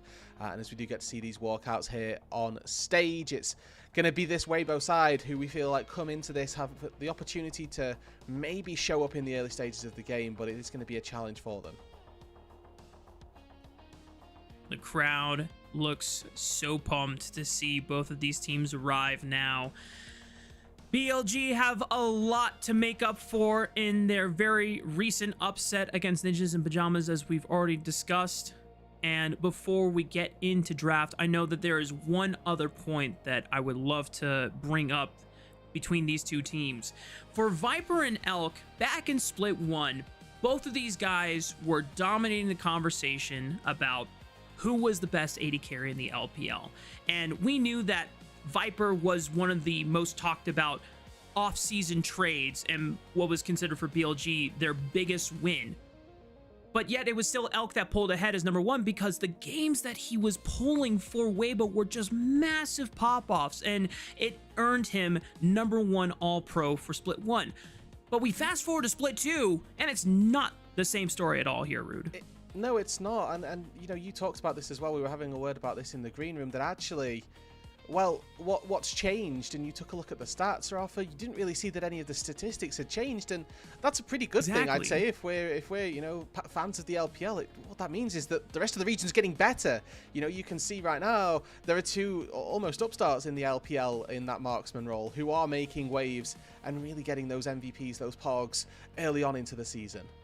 Yeah, well, at least for Awesome's case, he has come up with a insane glow up alongside Ninjas in Pajamas, and it's one of the main reasons why that NIP are doing so well right now in Group Ascend, to everyone's surprise. Now, what might not be nearly as a big surprise is the fact that Jackie Love is once again on top here for Top Esports now that he has rejoined the league. Obviously, that very first series left a bit of a worrying taste in some Top Esports fans' mouth against IG, but they quickly rebounded, Rude, and I'm so sorry to our producer. I know they just asked me don't clap into the mic. My apologies. I will refrain. My hands are now clasped under my desk. No clapping allowed. But you're quite right, you know. And the marksman pool has changed maybe drastically in the way that we were teetering them up against one another. So for both of these sides to continue with some successes, to start some successes on the other side, it's about making sure that those marksmen are facilitated here as we move into the draft for the first game. All right, so let's see what these 2 teams want to prioritize. Ambessa gets taken off the board. So already, Jungle Pool still quite wide open. 2 of our main control mages in the Rise and the Orianna are taken off the board. Premier support in Karma is gone. Varus flex between AD as well as top lane also gone. So now you're looking at power picks like Ashe Seraphine. Do you want to just try and split up that duo? Do you want to take away the Rumble? Do you want to take one of the junglers off the board? No Rumble for first pick on Zika's side. Not at all. And I mean, we've looked at a lot of these bot lane pairings that are still open. I do think things like Bard in support have been really powerful this season, and whether or not they get picked up early remains to be seen. There are plenty of pairings still to go. The only real one taken off the board is any form of Karma. So like you mentioned, Ashe Seraphine, Yunara Lulu, Corki Nami, right? We've got those high prior bot lanes to take for us. What I like though is this initial denial of this Jarvan, really. You take something with mobility in the bot lane, let's make sure that we can get out of that Cataclysm and make the Jarvan's life really tricky in this game. So now it begs the question, do Waybo just want to go for the instant Ashe Seraphine slam on their own? Level 1 push, definitely a little bit in their favor, and they'll have the utility. I will say, some of the best Bard plays into the Ashe Seraphine bot lane combo in these mid-game fights have been identifying, when they're going for the everyone just press R on one target, the Tempered Fate completely desynchronizes all the engage. So Waybo Gaming lock in that powerhouse duo, but BLG will get their priority for a blind for Bin in the top lane. Okay, so it's going to be the Gnar locked in, which, you know, with this composition that BLG have already drafted themselves, we're not looking at too much of an identity. Expectation here is that it's going to continue being this team fight style of composition, right? We've got a little bit of range, we've got a little bit of poke, we've got a little bit of all-in with the Gnar as well if we fancy going forward. So there's nothing that's crazy out of this draft, whereas Waybo Gaming as well looking at some things that can do very well as we move into the late game here with that Seraphine in that late game. I feel like this champion is the most bonkers support to be able to have in these long drawn out setups, and I think especially versus an Ezreal actually has a very good stylistic matchup because you can make the Ezreal sort of suffer where he pokes you out, but your Seraphine, if he doesn't do that consistent damage and get you bursted down, you heal it all back up anyway. Would love to see if BLG can find a consistent Serpent's Fang carrier either through Shun or Knight if he busts out some kind of AD mid laner. BLG making sure to protect this Bin Gnar by not only taking out the Jace but also the Vayne. Credit to Zoyan for putting the fear of God into Bin's eyes, and unfortunately for him, experiencing the pain behind that particular matchup. But Waybo have eliminated 2 high priority jungle matchups here for Shun, or at least some options left available. But if BLG are starting to hover an Annie, I can only imagine that a Nefiri is waiting in the wings for Shun. Yeah, I mean, I personally despise this pick currently, so I'm not the best person to talk to about Annie's, but it's locked in for Viper by Viper Fortnite anyway. And I really think that you're hitting the nail on the head there, Mark. It's clearly looking towards something that's going to suggest aggression from Jun. What we don't want here is some low-down, low-tier type of jungler that doesn't have that crazy all-in potential, that doesn't have that massive playmaking style that we've come to know, to love, to expect from this BLG jungler. My only concern if this is a Shun Nefiri is that your ability to start invading super early on or get invaded on is very subject to more Jarvan favored because he has that attack speed steroid off of the flag. But if Shun has a pocket Lee Sin that I'm not aware of, I could Every be jungler down has a for pocket this. Lee Sin, you know? That's the rite of passage in the jungle, isn't it? That is true, but there's some newer junglers that, like, I just never see Lee Sin come out of their back pocket as well. But a Mel being locked in. So it's Aurora top lane. Yeah, to answer the Gnar, I mean, typically we see these AP top laners. Usually you think Kennen as the answer for a Gnar, but Aurora does a similar sort of thing here where you can play at that range, make sure that you're not really ever in any danger, and then look to punish the Gnar as well. So I like this pickup. I like the idea that's being tossed around there with that pick. And sort of as you'd highlighted, Mark, here, really good call out that Jun Nefiri gets locked in. It's Knight to play the facilitator this time to allow for Jun to pop off. This just brings me back to 2025 JDG with Shun and Scout running this duo to most of the time rack up consistent wins because they just put the faith in Shun to get those dogs barking on the Rift. Now, I want to go back and iterate my concerns about early on. Shun doesn't have a lot of leeway when it comes to just super aggressive in your face. So early wards are going to be really important for BLG to protect Shun's first clear. Afterwards, and if you are able to get to your first and second item, the scaling is going to be big. But the big concern as well for BLG is, can these solo lanes withstand themselves in these solo individual matchups or with interference from Jeje without Shun there to bail them out? And that's the big question, isn't it? That's what they're going to have to answer this game. Obviously, BLG come in as your favourites, 5-2 record. We can see on the bottom there up against Waybo, 2-5. High chances that BLG could have found a greater set of series wins, and maybe the same to be said for Waybo here. Scoreline doesn't quite paint the picture of their season. I do think they've been performing quite well as a unit overall, but to start this game out, eyes on your junglers. Jun going to be massive on this Nefiri. Let's get this epic showdown underway as Billy Gaming and Waybo Gaming take to Summoner's Rift here for Game 1.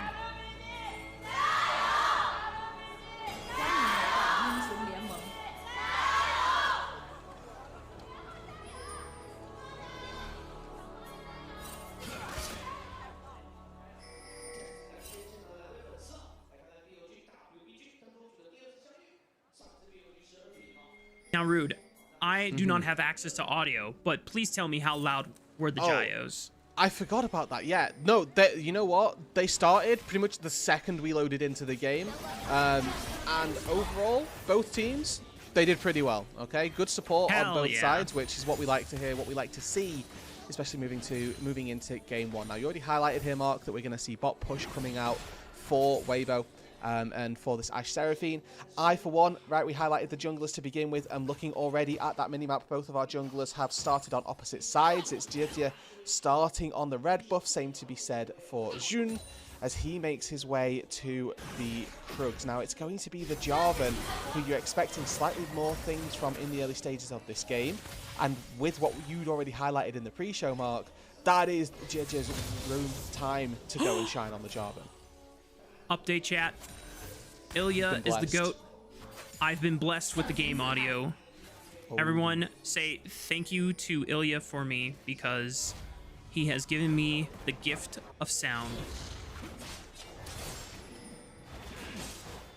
I was gonna leeway that into something, but I forgot my train of thought. You know what? Hey, man, I was caught up in the moment. You know, Well- when I heard for the first time, I must imagine that I had the same thing. You know, True. where I'm just lost, Baby. completely taken aback by this.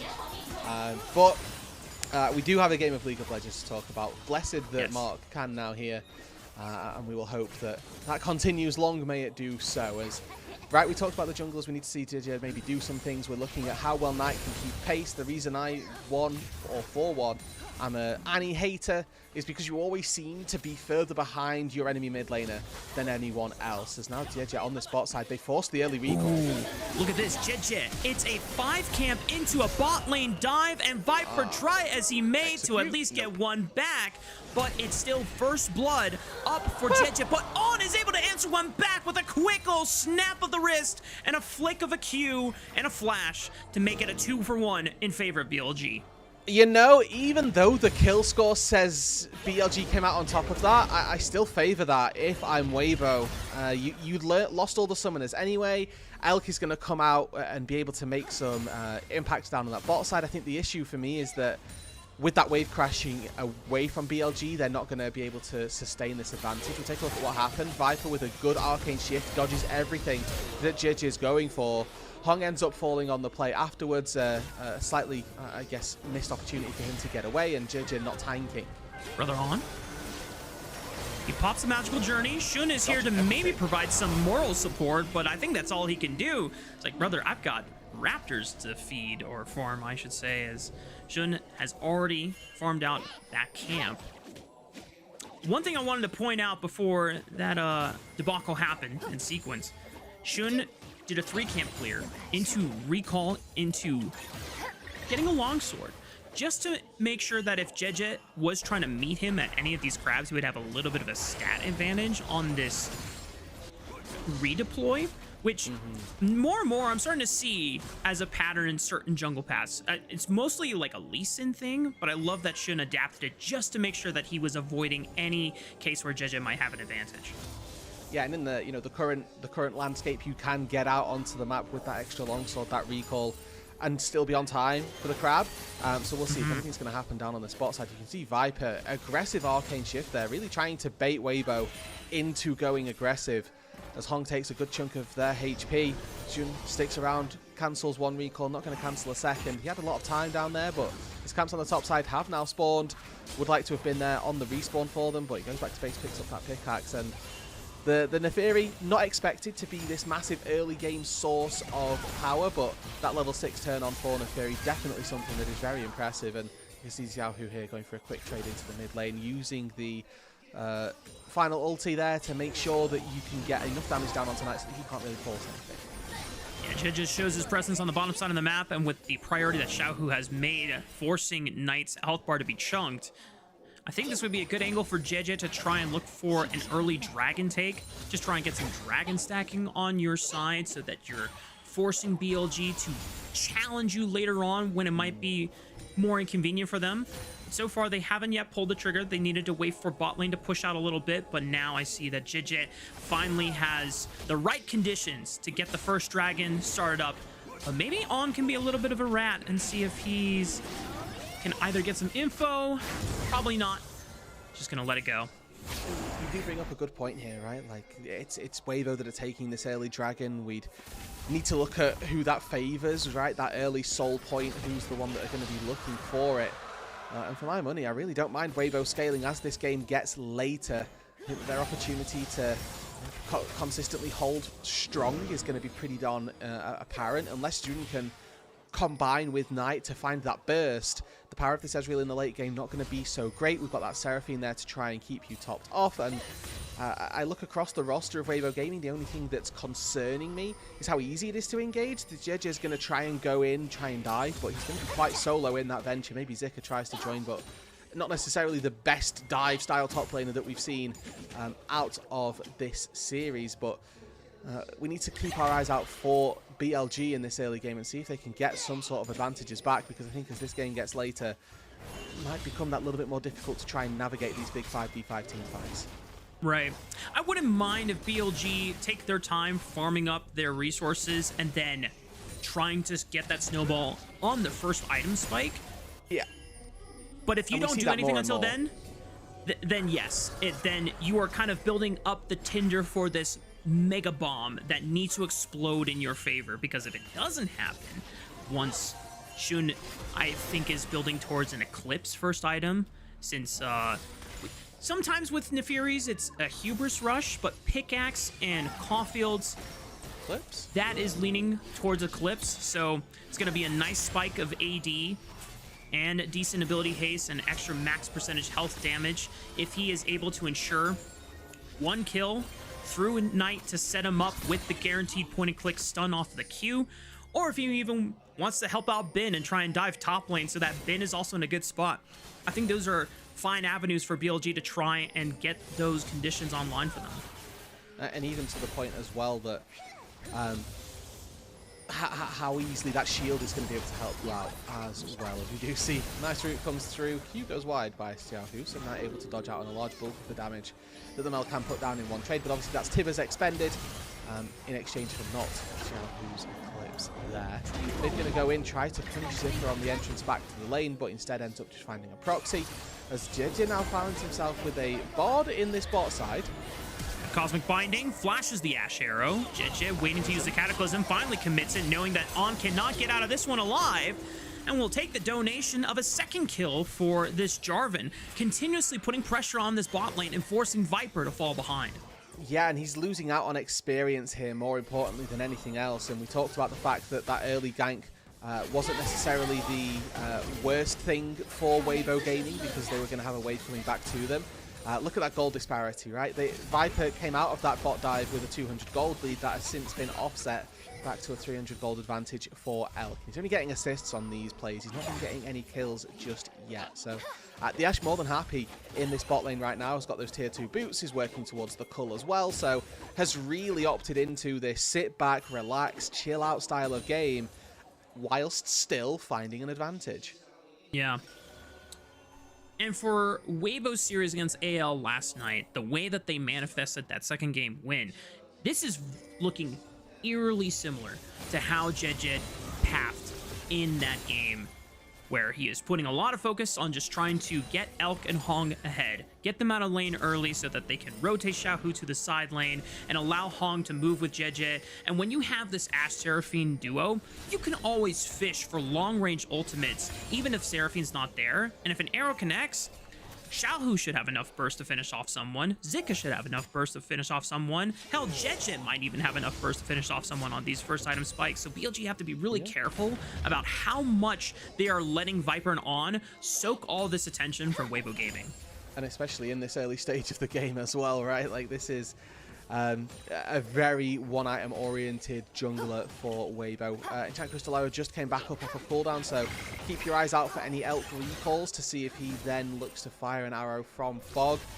I mean, the one crucial thing I think so far is that Knight has been able to withstand this mid lane. The reason that Annie can be quite weak is the fact that she gets outranged by the majority of mid laners that really look to go for any trades, Mel being one of them as well. Down a little bit of gold, obviously, but hasn't really dropped too far behind the 8 ball here, and now Zika using the Between Worlds just to cash in on a wave, and Bin having a bit of a better time up on this top side than maybe he'd expect in this counter matchup. Yeah, even though he is technically behind in CS, he is definitely more than surviving the lane matchup. Knight looking for some poke onto Xiaohu and trying to force some lane prio. Not sure if Shun feels confident about diving a Mel onto the tower, but the second dragon has just spawned, and BLG would like to try and see if they can prevent Waybo Gaming from being able to just secure it for free. Shun is going to be the first one into this banana brush, and Waybo is pivoting back through the bottom side of the river. Xiaohu is teleporting in. Tempered Fate connects on to 2 just as JJ was trying to escape. The encore is a big whiff. It's a field goal, but On is the first one to fall.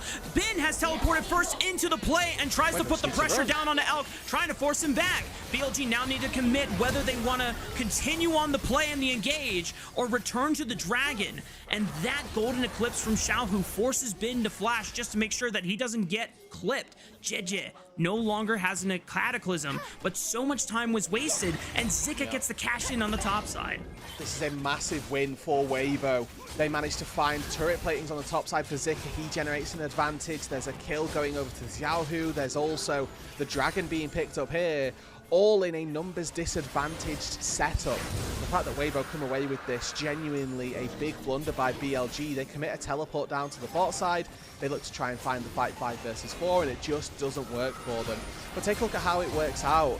The True Shot Barrage gets immune by the Tempered Fate, and On just steps too far forward. He goes into a Cataclysm, and then as that Enchanted Crystal Arrow comes through, you can see Viper doesn't feel the need to cleanse it because he's not under any threat. But that also means that he never does any damage. Yeah, we call this a 5 versus 4 because there were 5 people there. Viper didn't really do anything until the fight was already over. Bin didn't get a chance to do anything until the fight was already over. And On flew too far forward and gave his life for the cause. And remember how we were talking about BLG's lack of real engage? It's because Shun Knight, if they're making a 2v1 play, oh yeah, it's super easy to execute, but you are really relying on either Bin to find a flank in Mega Gnar form, or On to land a good Tempered Fate that Knight can get in range for and then follow up, and neither of those conditions were fulfilled, so it was just so difficult for BLG to do anything there. Now Waybo find themselves more than 2,000 gold ahead, with 2 dragons in their pocket. Next objective is going to be Rift Herald in about 1 minute and 35, and while Shun and Knight are still in a decent state to play off these one-item spikes, I'm questioning whether they'll feel confident enough to. This is a big question.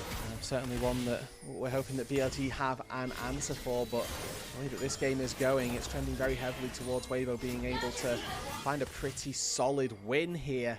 You see some good trades from Viper. Very, very difficult task that he's just accomplished there, and they're looking for Elk on the bot side. Forces the flash out with that Tempered Fate, but using the Arcane Shift to go over a volley. I don't know that I've ever seen that before, but Viper just nailed it really first time. Now Viper still has a flash. Oh, On! Cleanse from On. I think he had a Mikhail's Crucible already in pocket, so deflects the engage attempt that Jeja was looking for. Yeah, and the Mikhail's has to be perfect. Doesn't help if you get caught again. Oh, On with the magical journey got interrupted by the EQ, and Xiaohu finishes him off with the Golden Eclipse. Waybo Gaming starting to steamroll here in the first 15 minutes of the game. I mean, like, from the raw mechanical talent, the timing of being able to Mikhail's your own Ash Arrow, into then walking away and throwing your life away for the second time in, you know, as many fights, and, you know, can question the other fights as well. The one underneath the bot lane turret, probably not his fault necessarily, but this is 2 now pretty egregious blunders from On, and it's costing BLG their chances on the map, really.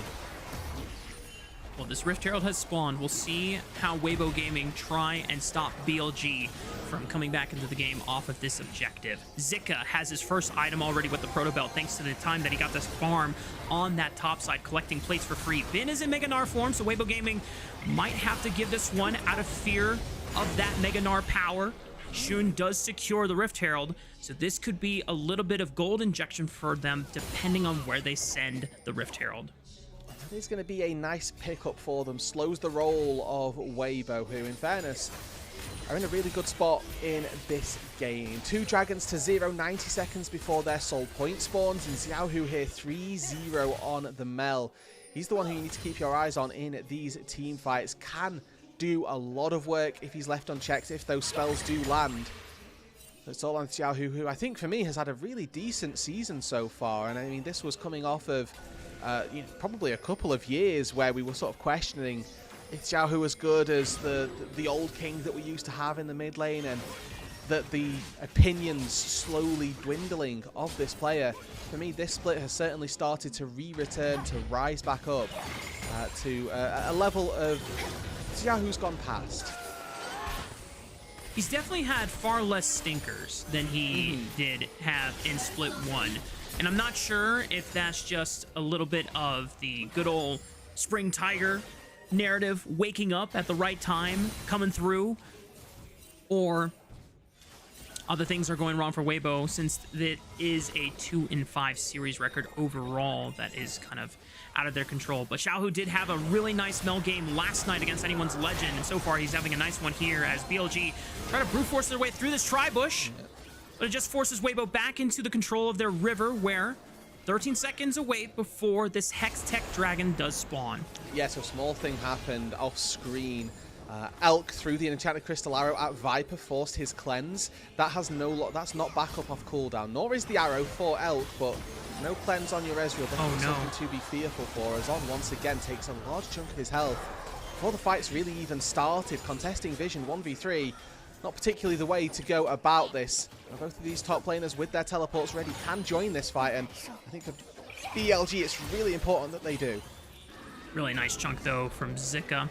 Forces Ben to about 50% HP. If he wants to be ready for this fight, he has to take a base now, and Waybo have already channeled the TP from Zika. Viper and Shun are in the pit! Did he steal it? I have no idea. Jedge still secured it. And now Waybo Gaming find themselves on soul point as long as they can get out alive. Knight is going to try to force the opposition here. Flash W over the wall, looking for the first kill. Shun picks it up with the Howl's Pursuit. He gets the reset on the Jedge, and it's a big shutdown going in the pockets of Knight. BLG may have lost the dragon, but they forced their way back into the game. Yeah, 2 kills for that dragon. We're calling a little bit worth on both sides there. BLG will be happy that they got some of those shutdowns. Waybo will be happy that in 5 minutes time they have an opportunity to secure a Hex Tech Soul. Both of these top laners teleported in. Neither one of them had any real impact. It's Waybo who managed to find it. JJ comes out on top of the first real smite fight that we've seen so far this game. But it's Knight who ends up being the difference maker, as he has been so frequently for this BLG roster. Annie from over the wall, completely unchecked. Flash forward, goes for the disintegrate first, and then Tibbers afterwards. Elk, without that summoner spell, not able to get out of danger, and the Jun on the reset, able to find another one. We got to finally see the Annie and Nefiri combo work hand in hand to start manifesting a little bit of an advantage for BLG, who now have seen their first gold advantage over Waybo this entire game, now that Ben was able to at least secure first brick on the bottom side of the map. It's a good start from Waybo, which has now suddenly dissipated off the back of that. After the kills, small gold lead for Waybo still existed, but after BLG were able to make things work on the map, they've established a 1k gold lead for themselves. So we'll see if they can continue with this trend. It's not particularly spread well across the rest of the side. It's sort of 500 gold for Bin and On here, surprisingly enough, 400 gold in the advantage over Hong. So it's an even game, to be honest with you, Rafa. And this dragon that spawns in about 3 minutes' time really going to be the decider. I do think that a Hex Tech Soul puts Waybo in a very solid position. Reminder that we said, okay, this Waybo composition probably has better scaling as it moves into the late game by nature of this Seraphine existing. So if they get a Soul as well, that's not something that BLG are going to be easily able to counter. JJ has had a really intelligent game in the first 15 minutes, setting up Elk and Hong for success and being able to at least give them a lot of resources so that they can operate and get to their scaling points a lot faster. The first 3 dragons, also credit to him for being able to set up. I would not... Hang on. Xiaohu face checking into the bush. Rebuttal will at least block some of the damage, but he is forced to flash just to make sure that he doesn't take too much upon the entrance. It does buy enough time for BLG to take the first tier turret on the top side of the map. I mean, I'm just looking at this mid lane matchup once again here. If you watch any other Annie be played, it feels like they'll be, at this stage in the game, they're down in gold. They're down in experience. They've sacrificed something to make sure that they are relevant in other ways, but Knight has proven that in these team fights he can still be relevant whilst still keeping that experience disparity and the gold advantage actually in this 1 versus 1. So very impressive stuff. I mean, we talked about it in the pre-show, the BLG solo lanes are their ways to success. They use Njun to sort of facilitate that if he can move in between those side lanes. But this time round, Jidge has kind of had the run of things through the jungle, and it's coming down to just one team fight for the time being that gets a little bit of an advantage for BLG. We'll see if they can replicate that, though. In 1 minute's time, it's not going to be as easy. Elk has his flash this time round, and that means that if a Tibbers or a rogue Annie flashes over the wall at him, likelihood is that response will be there. And if Waybo really do trust in their scaling over BLG, I would not mind if Waybo allowed BLG to move all their wards and vision into this bottom side river for the dragon, and then try and get advantages on the cross map. Continue getting gold into yourself. Try and give some time for Zika to push on that top side. Get some vision and prepared for Baron. Because Waybo, this is the one time where BLG are finally ahead in gold, and if you decide to still say, yeah, we're still better than them, and you are wrong, then you are in danger of removing everything that you worked for in the first 15 minutes, gone in an instant. Waybo already with 4 members down on this bot side, looking to clear out that vision, looking across at the items. 2 item checkpoints have been hit for all of the carries really in this game, so it's a pretty much even footing fight. Whereas Jun found an angle on the back here, tries to get in, quite able to do that as both On and Viper portal over to set up this wall that Waybo have to try to force through. Bin is about to go mega just at the right time with the dragon being burned down by BLG. Now you have to commit and make sure that Waybo cannot get in using Bin as the bodyguard. JJ looks immediately for the first target on. They blow him up. 2,000 HP. Can JJ secure it? It's Annie, the Knight of Shining Armor for BLG to stop the Hextech Soul from being secured. And BLG feel confident taking this fight further into the beyond. Shun dashes into the tower and continues playing with his food while the rest of BLG start to corral them like sharks. Oh, Zika! Shun goes into the air, dodges out of the turret aggro, and Shun is popping off. Oh, that's the Shun Neferi special, and an ace at 24 minutes. And that's what we've been waiting for here, Arthur. We said the entire time of this game, Jun has been the one who needs to move forward. Now for Waybo, this starts so well. They find the quick pick, but it's onto the support. It's onto the Bard, who's already sort of used temp, or not even got to use Tempest Bait, so it's not a bad pick. And the fact that Knight gets caught by that encore, you think, actually, this could be good for Waybo. But Jun, this whole time on the Neferi, just gets ignored almost. Darkin Dagger after Darkin Dagger, making absolute mincemeat of the Waybo roster. Knight might be in trouble here. We've got reinforcements from Waybo, but Knight sidesteps the Q, drops the bear. Shun, meanwhile, eliminates Hong from the rift. TP behind as and well. He's ready to hunt for more. It's a Bin teleport coming in. Oh, the Ash Arrow's a little too early from Elk. And Shun and the rest of Billy Gaming are online with a 5,000 gold advantage. And it just feels like they've absolutely lost their heads as Waybo Gaming there, just throwing themselves absolutely into the mixer. 4,000 career kills in the LPL for Knight, the 3rd most of all time. Hats off for the Annie performance finding that one. 3-0-6. Just to put that in perspective, on a champion that is super susceptible to something like a Jarvan, something like an Ashe and a Seraphine, because if you don't have Flash and you don't have Proto Belt, you are a sitting duck. You are waiting to get absolutely blasted. But Annie was not focused at all this game. The goals for Waybo were trying to unlock bot lane, get them out and about, and BLG are able to bide their time enough this game to now run the tables here in game 1. I mean, Hong there just throwing his life away, going through that Hex Gate. Elk as well. There's a little circle there to tell you when they're going to land. There are numerous amounts of mistakes here, and it kind of goes back to our point from the pre-show as well, Rafa, that these two marksmen, and Elk in particular, were our 1 and 2 in the last split, but so far in this one haven't yet been able to find that same success. Elk having a slightly rough one here as well. The Ashe in the early stages of the game, don't get me wrong, worked fine, but really hasn't been able to do any of that late game damage that I come to expect from this pick. Yeah. Definitely not a safe world to be in when all of your engage tools can't really be used as protection tools against Neferi, because if you fire it at the wrong time, or you don't bait out the pull of the pack from Shun, he can just dodge all of the long-range skill shots that are trying to stop this Neferi in her tracks. And now he's got a Serpent's Fang, so if you are hoping for some shields from your Barrier or for your Seraphine, well, you can kiss that one goodbye as BLG continue the siege into Waybo Gaming's base.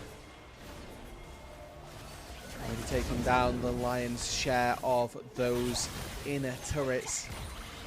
There's Viper playing on the 1v2. Holy moly, Viper in a 1v4 and takes out Xiaohu! Oh my god. No way he gets out alive. He finally falls to Zika's weirding, but a Tempered Fate is about to set up maybe another engage from Knight, but he goes onto the left, and then he sinks it onto the right. BLG just catching Waybo Gaming continuously by surprise. They flash the first stand icons that they so deservedly won, proving why they were the best team in the world over in Sao Paulo, Brazil. And BLG will close out game 1 in dominant style.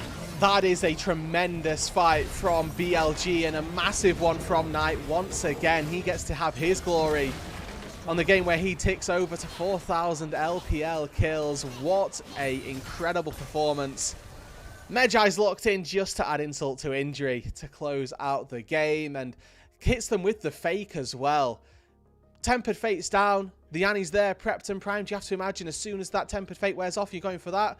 No, immediately turns, spots Elk, hey buddy, you ain't safe, and takes down the Ashe without any remorse whatsoever. You know, Rude, there are times when I'm watching Pro League of Legends and one of the best players in the world or the best player in their role in a certain domestic league will be given a champion like Annie. And you think, oh yeah, this champion is super straightforward, super basic. There's no real skill expression. And then they get their hands on it and they demonstrate their creativity, how they're able to think outside the box of, oh, this is what the opponent expects me to do. Well, guess what? Here's a quick change up. Yeah, and right, like Annie, like you say, doesn't have the deepest mechanical skill set, but what she does have is the ability for you to showcase why you are smarter than everybody else on the Rift. And that's really what Knight showed off in that final play right there. Really solid performance, really throughout. Keeping pace in the early stages of the game, then moving into having an advantage as we got later on. Never sacrificed too much to make the Annie feel useful. And had an absolutely stellar performance, top to bottom. Managed to find a game win for BLG. You know, up until that moment, Rude, I used to think BLG stood for Billy Gaming. I now realize that it stands for Brain Loaded Gaming for Knight. And just beautiful stuff. Now, when we get into player of the game, there's two clear frontrunners, obviously, in both Knight and Shun, because they didn't die a single time in this game. They had the most kills. They racked up a lot of damage. Maybe once we get into the grass, we'll see who actually did more damage in the end. But where are you leaning, Rude? I'm still gonna go with Knight for this one. I'm a massive Annie hater, and when anybody can make that champion look good, it means that they've played really, really well. And I think that the heads-up play, the ideas that Knight had in this game, like I'm more impressed by Knight's performance than I am from Jun's in this game. Felt like Jun did, you know, the right things, turned up to the team fights, didn't die, played his team fights well, but I wasn't looking at Jun going, oh my god, you're playing like an absolute madman, like I did with Knight. Even though Jun probably was, and I'm probably doing him a disservice, my eyes got drawn to the Annie more than anything else. Like we said, it's hard to look impressive on a champion that seems so straightforward and no real mechanical depth to it, but you do something like that. And we talked about how BLG had a very, very narrow window to get their snowball online. Wow, Viper did actually a crap ton of damage considering he was focused so heavily this game, but still found multiple pockets to just expend all of his skill shots there. But that fourth dragon fight, Waybo were up, not super up, but they were up. And then I even gave a word of caution to Waybo. I was trying to speak across the oceans, the vast cosmos of time, Rude, and trying to tell them, you don't have to fight for this dragon. If you feel like BLG could beat you at this fight when they are up in gold. So if you scale, you can take a backseat. You can try and play for more farm. But Waybo said, we're better. And they were wrong. Yeah, and ultimately it did end up costing them this game. I mean, for BLG as well, I feel like in the early stages of the game, I threw a lot of criticism at the way of On, but this is just kind of proof to show you that even if your support has a couple of moments where they're low-key chucking it, that as long as the other 4 players can hold the fort down, it never really puts you in too bad a position. And what actually ends up happening is that they see this sort of global taunt on the board after that early stage, after those early stages of the game. You know, they end up going, oh, well, we've killed the board so many times before, why don't we try it again? And actually, that's just not the target that they need to be focusing out. You know, Enchanted Crystal Arrow going onto him in this fight, end up trying to focus him a couple other times as well. But the ideas from Waybo certainly left missing a little bit as they move throughout the rest of the game. There is a couple other things I wanted to look at this game and didn't really get to track it as part of the overall game progression, since a lot of us were kind of focused on what was happening bot lane and what the 2 junglers were doing. But top lane, Bin had that early TP that they were trying to force a fight 5v4, and they got nothing. And I thought, wow, okay, Waybo have a really good opportunity where Zika is now ahead of the curve. He has his first item. He should start trying to now, like, force some blitz plays with JJ or with this Ashe Seraphine engage combo, and then just start snowballing the game. And this has been one of my grievances with Waybo and Zika in particular, because there have been multiple games now where JJ's playing not towards Zika, but they gave him counterpick, and he has an advantage, and he doesn't really do anything impactful with it. It's like 75% games where he gets counterpick and he has an advantage, and then by the time he starts acting, the window has closed. And that's a problem. And for a player like Zika as well, who I think when we heard was joining this Waybo roster, we rejoiced for Zika, and sort of thought, oh my god, finally, this is good news.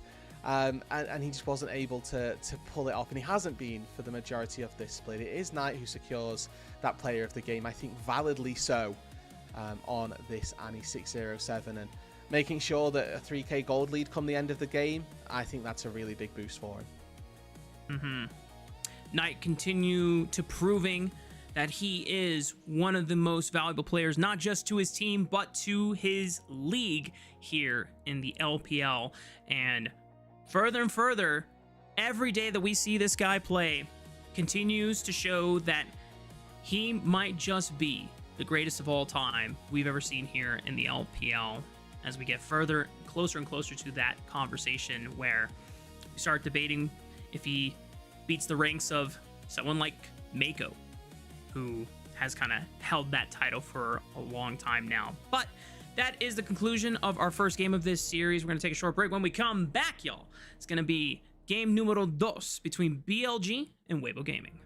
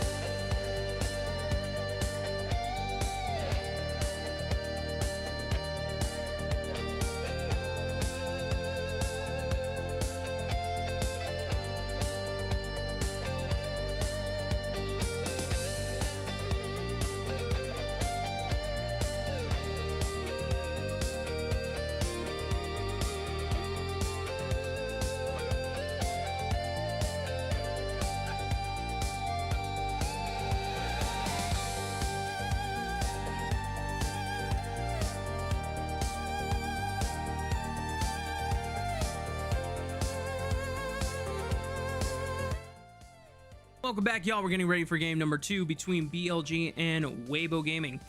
Game 1 definitely looked like Waybo had a solid foundation with their early game, manufactured by Mr. Jeje himself on that Jarvan. However, Shun and Knight entered the lobby on that 3rd and 4th dragon fight, and everything changed very fast. Shun and Knight entered the lobby. That might well be the best description of how that game actually ended up breaking down, because for the most part of Waybo's lead, Shun and Knight didn't really do a lot. They then decided, okay, fine, we'll do some things. And then they went and did some things. It's time to win the game, yeah. You know, and occasionally, you know, when we're playing solo queue, when we're playing in some flex games, we'll feel like that as well, where we've got the lead, or maybe we're not even got a lead, but we just know that we're better than the enemy, and we'll go, all right, I'm going to lock in now, and then I'll do some things. And that's just what happens, isn't it? Yep. Knight, one of the best players we have in the LPL, will not be constricted by the restraints of a champion like Annie. He can break beyond the chains and still show that there are things to be done with a champion like that. As we head into the draft for game number 2, Rise, Orianna, and Rumble quickly hit on the bans. Things that were also banned in game 1, Karma, Varus, and Mbessa. Alrighty, so when we look at these, any adaptations, any changes, I like the fact that Bard has been sort of removed from the pool. I think that pick is one of the best supports that exist on the patch. We've still got Yunari, Lulu, Corki, Nami. We've still got a wealth of high-profile junglers that are available. I'm looking at Xin Zhao in particular as one of those picks that we may well see either of these two default towards. Just gives you so much skirmish power, a really consistent way to engage and find frontline in these early skirmishes. So we'll see if those picks end up being taken away, if they end up being targeted. And I like the Nocturne ban here, sort of denying that Nocturne Lulu combo, which we've maybe started to see start to grow in priority. Getting that knock up on a Nocturne going in can also be incredibly powerful as well. So it's going to be a little bit of a denial away, and maybe expecting Waybo to head into that Yunara Lulu bot lane as well. Karma, Varus, or Mbessa might be open for a first pick, depending on what the priority is for BLG. Waybo ban out Xin Zhao, so they're trying to put a pinch on the effective jungle pool. Now, the only skirmishers that's kind of left from the meta list is Vi, but Jeje has already shown he's willing to play Lee Sin. So now this might push Shun, if he doesn't want to play Vi, to play something instead like Skarner for a frontline. I mean, maybe, but we've not seen great things from Skarners in recent history. It's the Vi that gets locked in by Zika, and so many of these high-profile picks sort of left off of the ban table there in the Karma, in the Varus, that now have been taken. They've been split up, which I don't think is too big of a deal, really, but it gets locked in. The Dany TikTok memes have circulated and spread, Rude. I'm going to have to show you and send you that after this series, because it's a banger.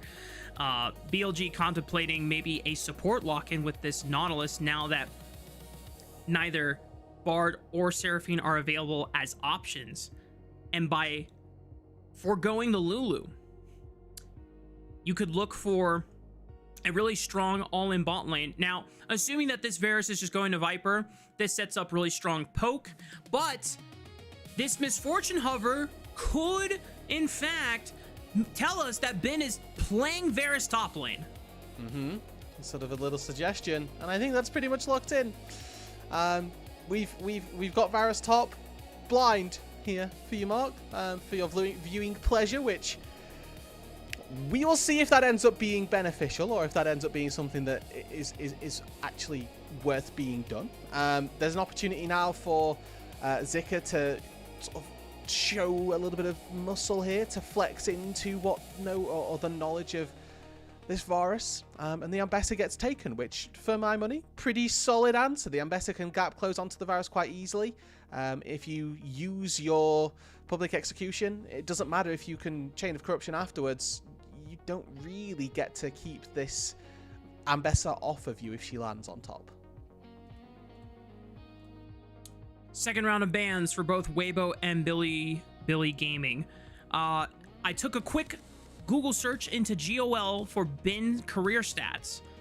He has not played a single Varus game, so this is going to be his Varus competitive debut if it is locked in top lane. Now, if we get some Power Evil Varus mid lane type beat instead, and Knight decides to, you know, break the mold here, that could be fun. But you know, based on the numerous Varus tops we've seen, I am imagining this is for Bin. Now, Waybo are trying to continue down the line of possible jungle picks for Shun. I do like the Poppy pull. That is a Shun special, and that would provide a lot of disengage power since you already have some potential single target lockdown with both Varus and Nautilus already on your side.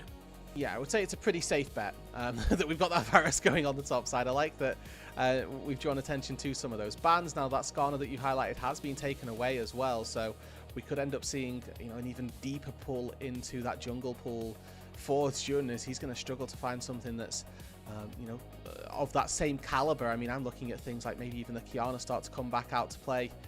That's got, you know, a little bit of control in the current stage, but it's going to have to be something a little bit off-piste. And the Wukong not too far removed, but that feels like they've been forced down in that jungle pool so far.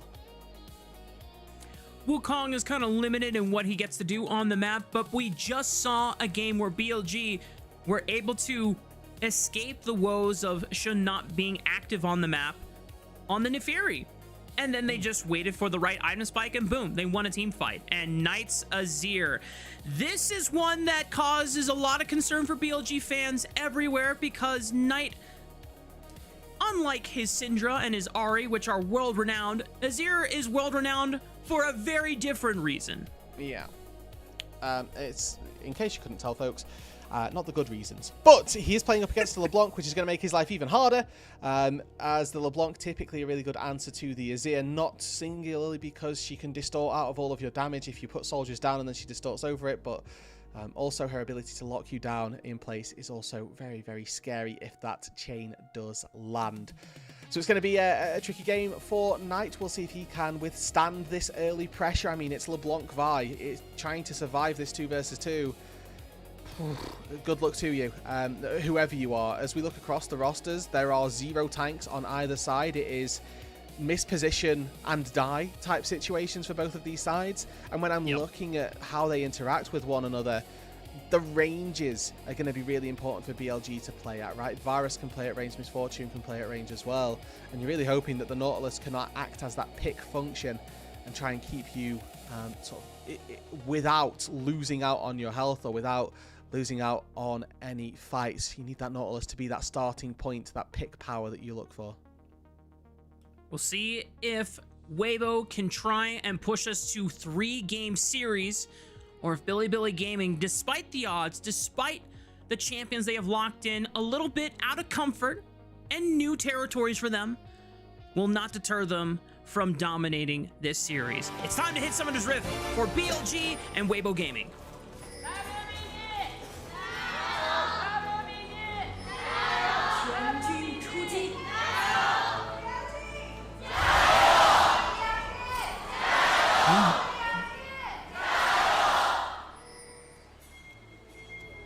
On with the early level 1 ward, running over to top lane just to give Bin an extra layer of protection.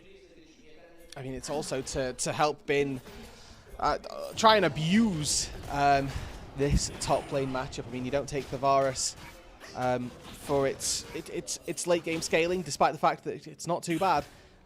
You take it to make the enemy top laner's life miserable, and Bin going to look to make that one work. We highlighted earlier on, good hook lands here already, barrier expended, but you do it to really make them struggle on that top side.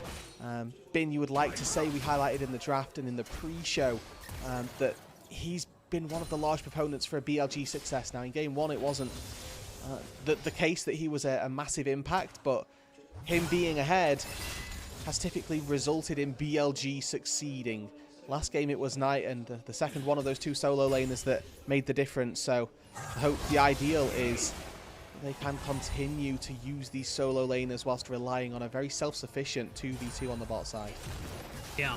While there is definitely a lot of issues for BLG in their prior 2 series losses against NIP and Top Esports in particular, one of the main trends was Bin getting ganked and kind of camped. And right now, JJ is thinking, what if I did just that? Hello, Bin. I see that you have failed to crash this wave at the right time. Early Q flash is going to force Bin to flash, but he never expended the Vault Breaker until after the flash connected. Bin will still survive, though, and it's at the cost of 2 flashes from both Zika and JJ.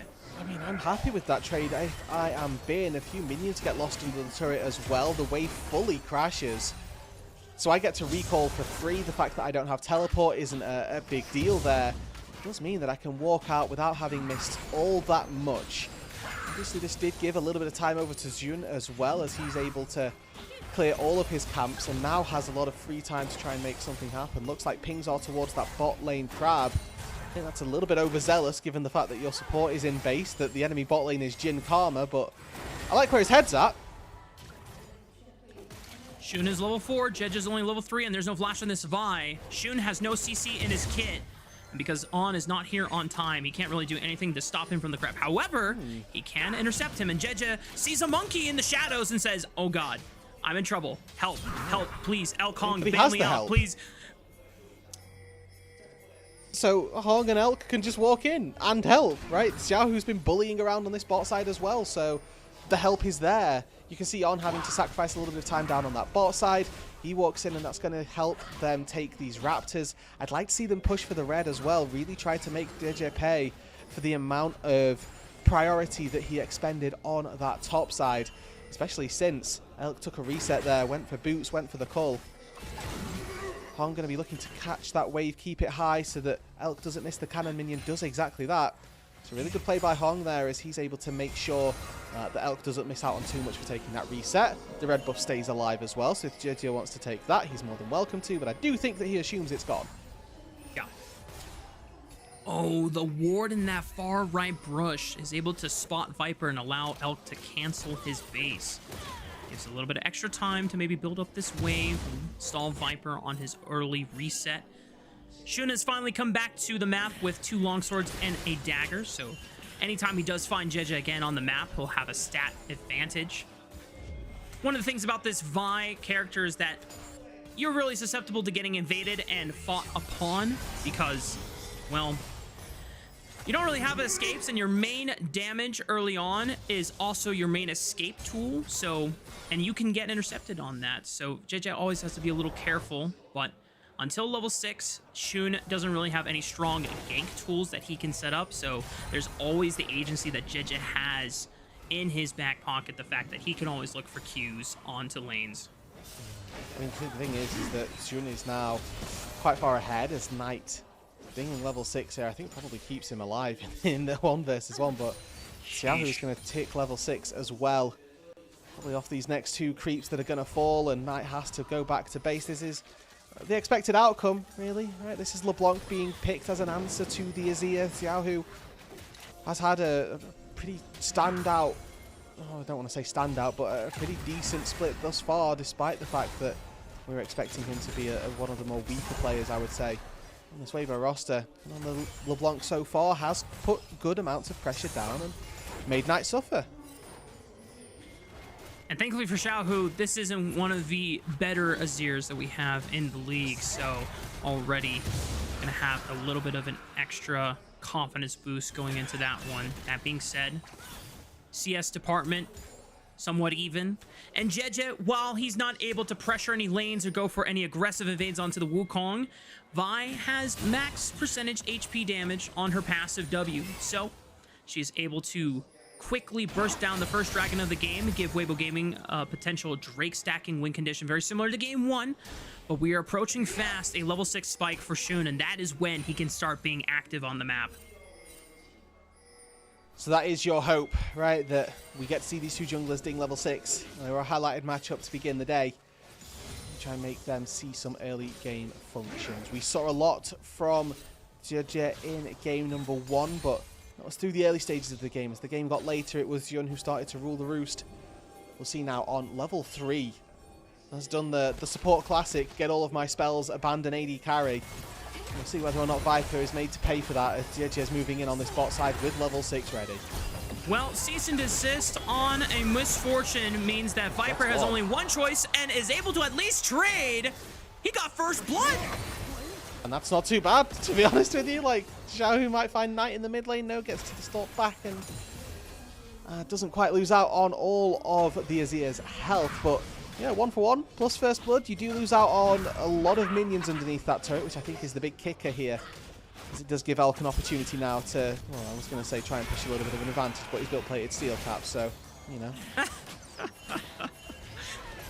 There goes the advantage. Well, Bin gets snagged by a public execution, and not one, but 2 reinforcement members from Waybo Gaming are ready to pounce on this Varus, but that is flash, that is exhaust burned, and Bin survives another gank attempt by JJ.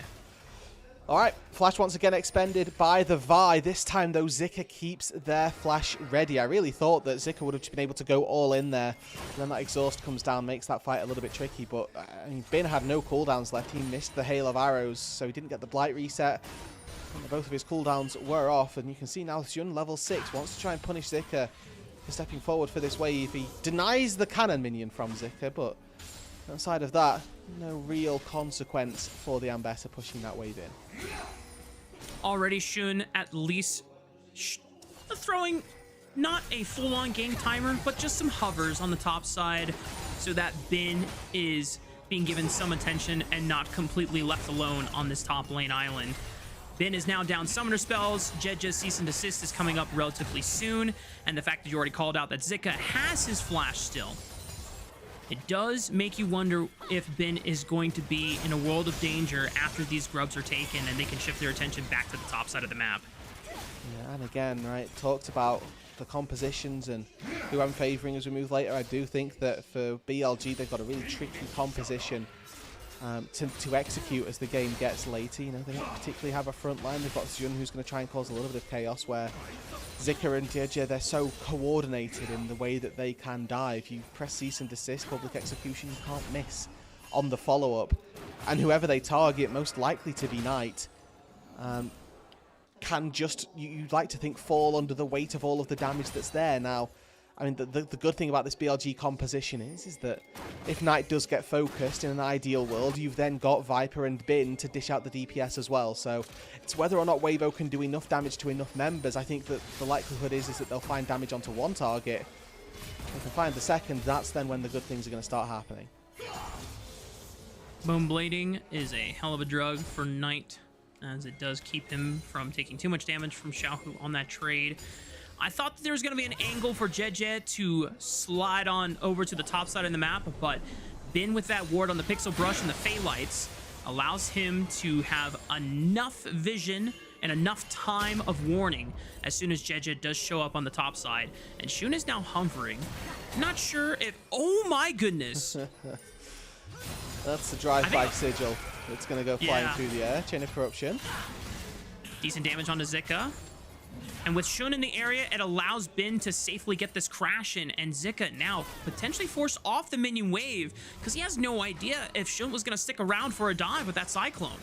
Yeah, there's no wards there either, so could very easily have stuck around and pressured Zika there, but it's a bit rough for them because just as they've gone back to base, forced to go back once more, channels the teleport though this time, picks up an extra longsword, working towards that Eclipse early, and has got a pretty decent advantage in terms of those items in the early stages of this game, with Bin working towards what I'm assuming is a Hex Plate in the top side for the Varus. Yep. Not yet opted into this you know, AP style or the Dusk and Dawn. The Dusk and Dawn, yeah. Yeah, I think that's the end goal here, is that you sort of hybridize and opt into a little bit of both, but starting off strong with some auto attacks that should hurt.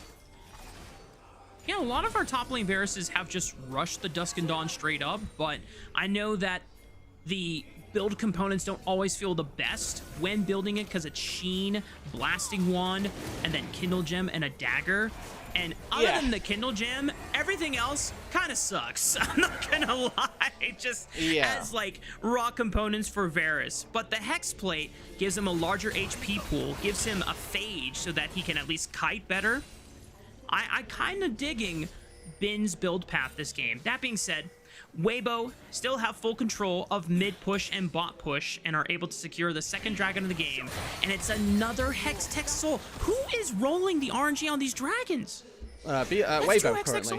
Yeah, Waybo are the ones sort of rolling these currently. They're the ones taking these early drakes and all but praying for it. It's Yahoo threatening underneath the turret there. Q&E might have been able to do some good damage to Knight, but he's able to just about get out of danger.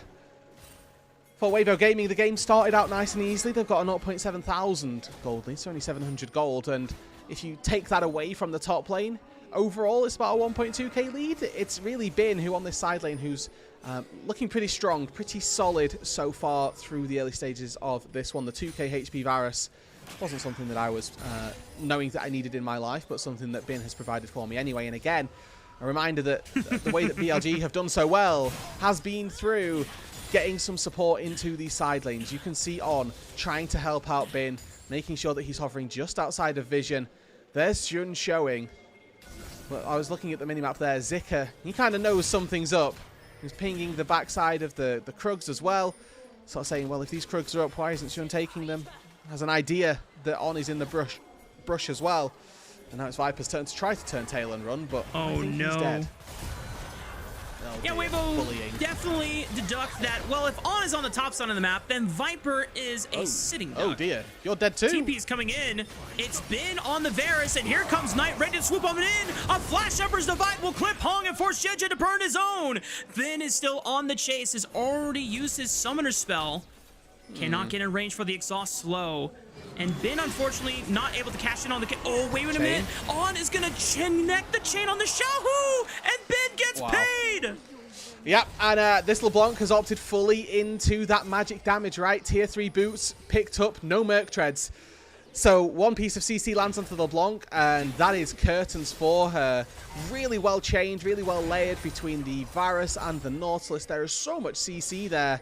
And I like that Bin held on to his piercing arrow for when he could no longer auto-attack. The LeBlanc goes invisible when she goes below 30% HP. So as soon as that procs, he knows it's time to go for the Q to try and find that burst damage that will finish off the job.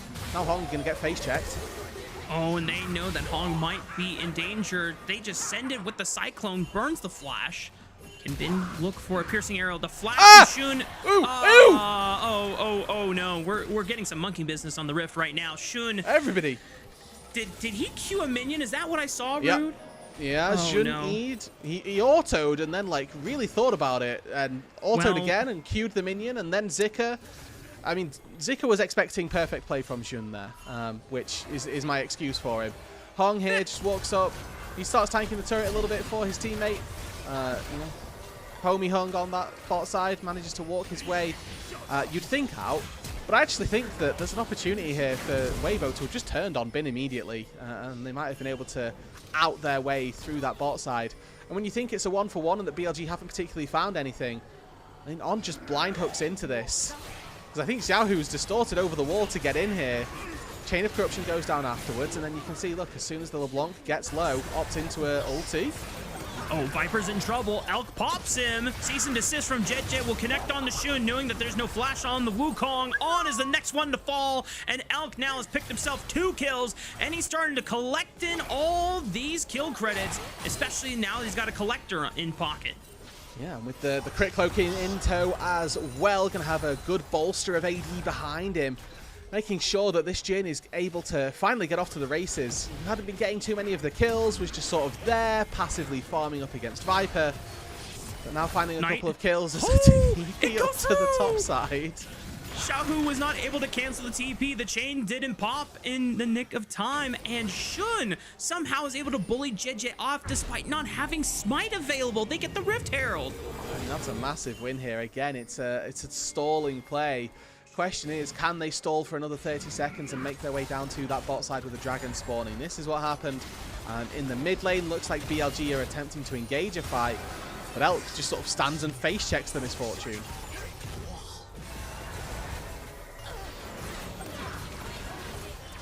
Not just face check, just stat check, ego check, all of the above. Mog check. Are you familiar with the term mogging, Rude? I'm a teacher in a school, sir. Of course I am.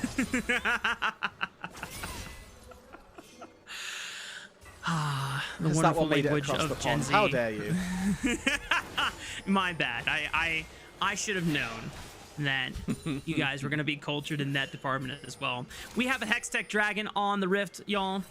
And BLG, while behind in gold, have the tools necessary if they want to try and fight it. Waybo Gaming have to rally through Elk and make sure they are creating enough space because he is the one with the entire gold advantage on his team right now. And it's going to be a necessity. Those two items have been picked up. Obviously, they're the Mosquito Gin items, so we're slightly punishing Elk in our minds for picking these two instead of Storm Razor, which, for my money, Jin's best first item right now. But Collector picked up versus all of the squishies does make sense and is going to scale quite nicely as well. Xiaohu is checking over the wall with the distortion, and Jeja says, nope, it's not our time. We're just going to let Zika return to the top side, collect a wave or two, maybe try and push it in for first brick. But then again, Shun got the Rift Herald and says, what if I get first brick? Well, looks like the BLG are more than happy with that. Wait, they will I'm take a liar. this. And, Technically, first brick was gone to Waybo in mid-tier 1. That's on me, gang. well, it'll happen. And you can see that they're looking for more than just their first turret of the game. They're looking for the second one as well. Potentially an opportunity to collapse here. This turret taking a good hefty time to get taken. Current call opens Knight up. puts his own turret up. Ooh, I like that. Yeah. Oh, Knight says, stand back and face the power of the sun. And Waybo Gaming says, all right, yeah, it's blinding us. Reverse please. card. This was their turret. It's now mine. I was curious to see whether or not Zika would opt into a TP down there, but he didn't have it available. Do I know what? Sorry, Rafa. There's a Yu-Gi-Oh card called Change of Heart. Oh, but there's also like Reverse Trap, and that's basically what kind of happened there. But obviously, Reverse Uno also works in that department. We have a bit of an overload on this top side. Everyone's shifting over. Oh no, Jejeb, you might be in trouble, my friend. There's a flash on this Vi. On decides not to send the dredge line. Zika has occupied the attention of Shun. The duck-brained decides, I want to attack this top turret with Bin, my good old Nunu Willem partner, as BLG now 5 members strong, pushing into the tower. Waybo Gaming, will they have a response? It looks like they're just going to give it away and back off for now. And to sum up the last sort of 3 or 4 minutes, Waybo have done nothing. They just kind of sat. Right? He sent it for Hong, but now Knight might be in trouble here. On is taking up the front lines. Shun goes for Elk onto the back. Elk flashes forward onto his former support, but Elk is not long for this world as Shun sends one more Cyclone into his back. And they're able to find Zika in the second half of the fight. Knight is still continuing to conquer the sands and conquer his foes as he slays them with the help of Bin. And a piercing arrow allows BLG to now have enough numbers to force this Baron. And now Waybo have done nothing and died before the Baron. 20 minutes on the clock. You've got effectively triple marksman here to try and get through this. Maybe Xiaohu can take out one, but Viper turns and rattles the damage right on back. Stands tall with the barrier and the Bloodthirster shield. BLG will secure the Baron. They found 4 kills around it. They only had to sacrifice their support to make it work. And, you know, Hong here sort of fishing, but Knight just going. He has no intention of firing that ult. He just wants to make Hong flash. Immediately backs up. And look at the battle line that is drawn by BLG here. 3 people there, 3 carries sat safely behind that Nautilus, who then, you know, falls. Great, but that's your front line. That's their job. We're expecting them to go down. Zika never able to do a lot of work in that backline. I think really a sort of shockingly absent Ambessa so far this game. The chain of corruption doesn't quite land onto Elk, but BLG looking to steam their way forward. It was a warning shot from Bin saying, hey, back off this turret, guys. This belongs to us now. And, you know, the message gets received by Waybo Gaming. Tier 1 turret does fall in favor of BLG. The gold lead now close to 3,000, and another dragon is spawning in 1 minute and 22 seconds. Bin has pretty much been undecelerated this entire game. There have been many attempts by Jeje to try and slow him down, but both of those gank attempts only costed his flash and his exhaust, but Bin was able to create enough space in both of those approaches that now he is... Hang on. Please don't tell me this is right now, curse. and there are 3 people up there, so... Oh god. Oh god. Well, they recognize that Bin used both flash and exhaust in the prior fight. I liked the look, but once again, Bin is able to use his spidey sense and say, hey, something's not right here. I'm gonna back Something's up. still not right. Yeah, there's still 3 people there, and he's like, team, do something. These guys are 3 people in our topside jungle, and we haven't taken any turrets yet. What is going on? Oh, Bin's baiting it now. Shun is right behind him. And they're backing off. Now Waybo Gaming detects something's not up. It's like, wait, why is Bin suddenly stepping up? This is one of the most dangerous, miserable guys. Barons that I've ever seen in my entire life. I'm so upset. Like, this had the opportunity to, like, really give BLG a massive lead. Yeah, it's given them the 3k gold lead, but the way that Waybo just threw 3 people into that top side, and they did, and BLG didn't do anything with that. Like, Bin, walk up and die, buddy. If it gets 3 people on the map, we have 4 people showing with Baron. We'll take their inhibitor. Like, that's a fine trade to make. We're doing it again, guys. Rude, they heard your complaints, and complaint meta is really OP, but they turned their targets onto On instead, noticing that this Nautilus is still quite squishy, even with the locket of the Iron Solari. And Waybo Gaming at least get paid on 1 kill, but Bin is totally fine, and Knight is now pushing into the base of Waybo on the bottom side of the map. Yeah, but what did Viper do in this time? You cleared mid waves. Sack a mid wave. Go help your team. Anyway, I mean, you have to get mid prior to go and do things. I'm just upset. Bin probably going to get caught now again. Actually, Spidey senses are tingling. We'll see. Waybo, like, I'm all for this. The fool me once. Oh my goodness. Oh wait, he's got a Seeker's Arm Guard. Is he gonna stall enough time? I don't think so. Wait, Knight is TPing in. Emperor's Divide onto 2. He shifts the hell out of there. Please help me, God. I've made a grave mistake. Shun gets clipped by the public execution, and BLG have On ready to rejoin the fray off of the first death. Can they try and turn this one around? It's a 4v5, but a lot of tools have already been expended. BLG still have a Cyclone off of Shun, but BLG just forced Waybo Gaming back as they finally got their fan autograph from Bin in the top lane.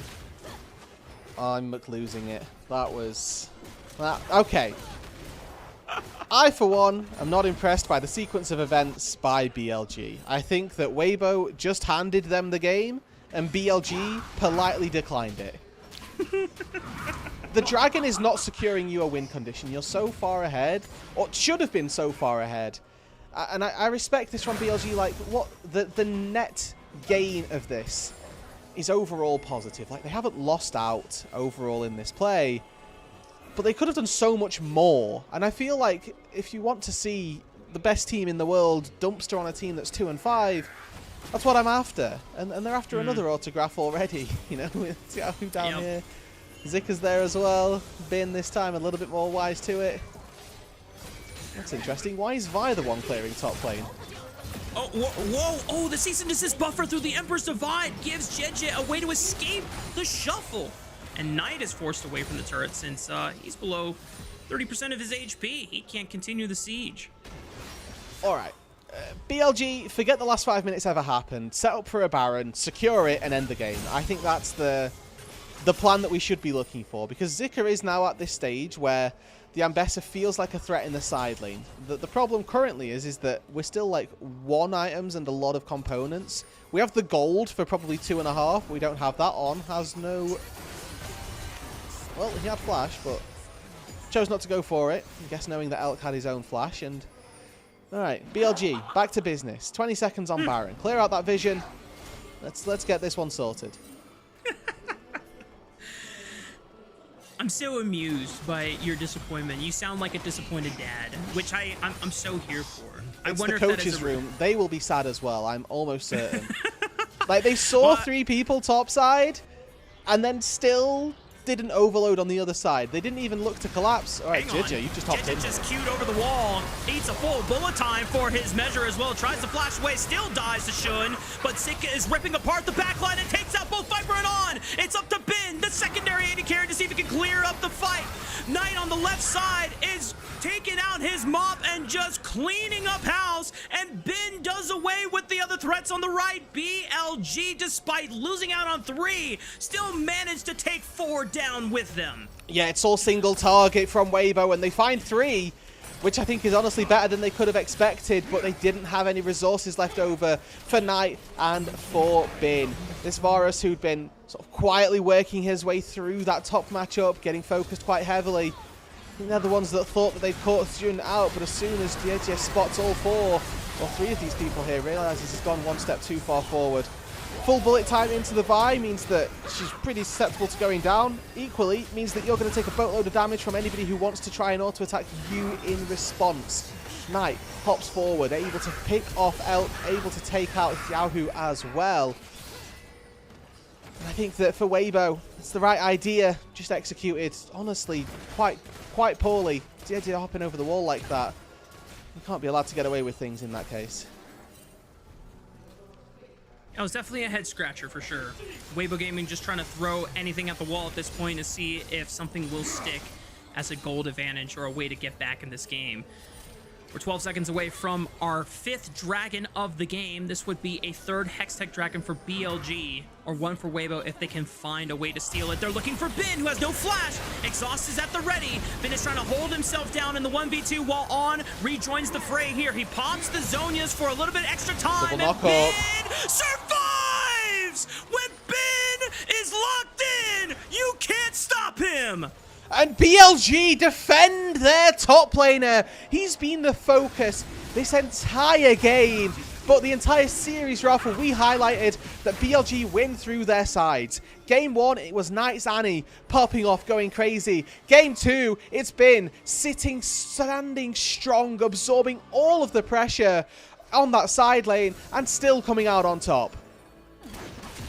BLG are able to rescue their top laner in a short and instant fashion, but credit to Bin for being able to hold his own and output as much damage as possible to make the job easier. However, Curtain Call looking to play spoiler. Shun still secures the Baron, and On decides not to go into Elf because the rest of his team has bailed, just trying to reset. Is On in trouble? Available. Deadly Flourish onto On. He's spider nodding his way back to safety. Xiaohu looks for the Sigil of Malice and clips him. Knight is TP'd in. He's got his own Seeker's Arm Guard that will stall for time.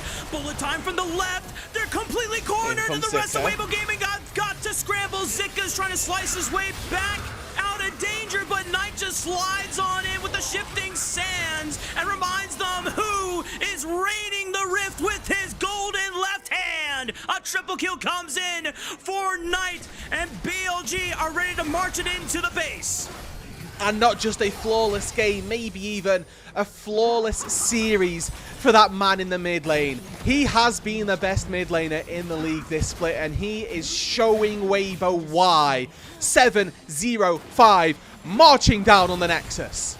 It doesn't matter if he's playing Annie or if he's playing Azir, a champion that notoriously has not looked good for him in prior matches. Knight is still putting on a hell of a series performance.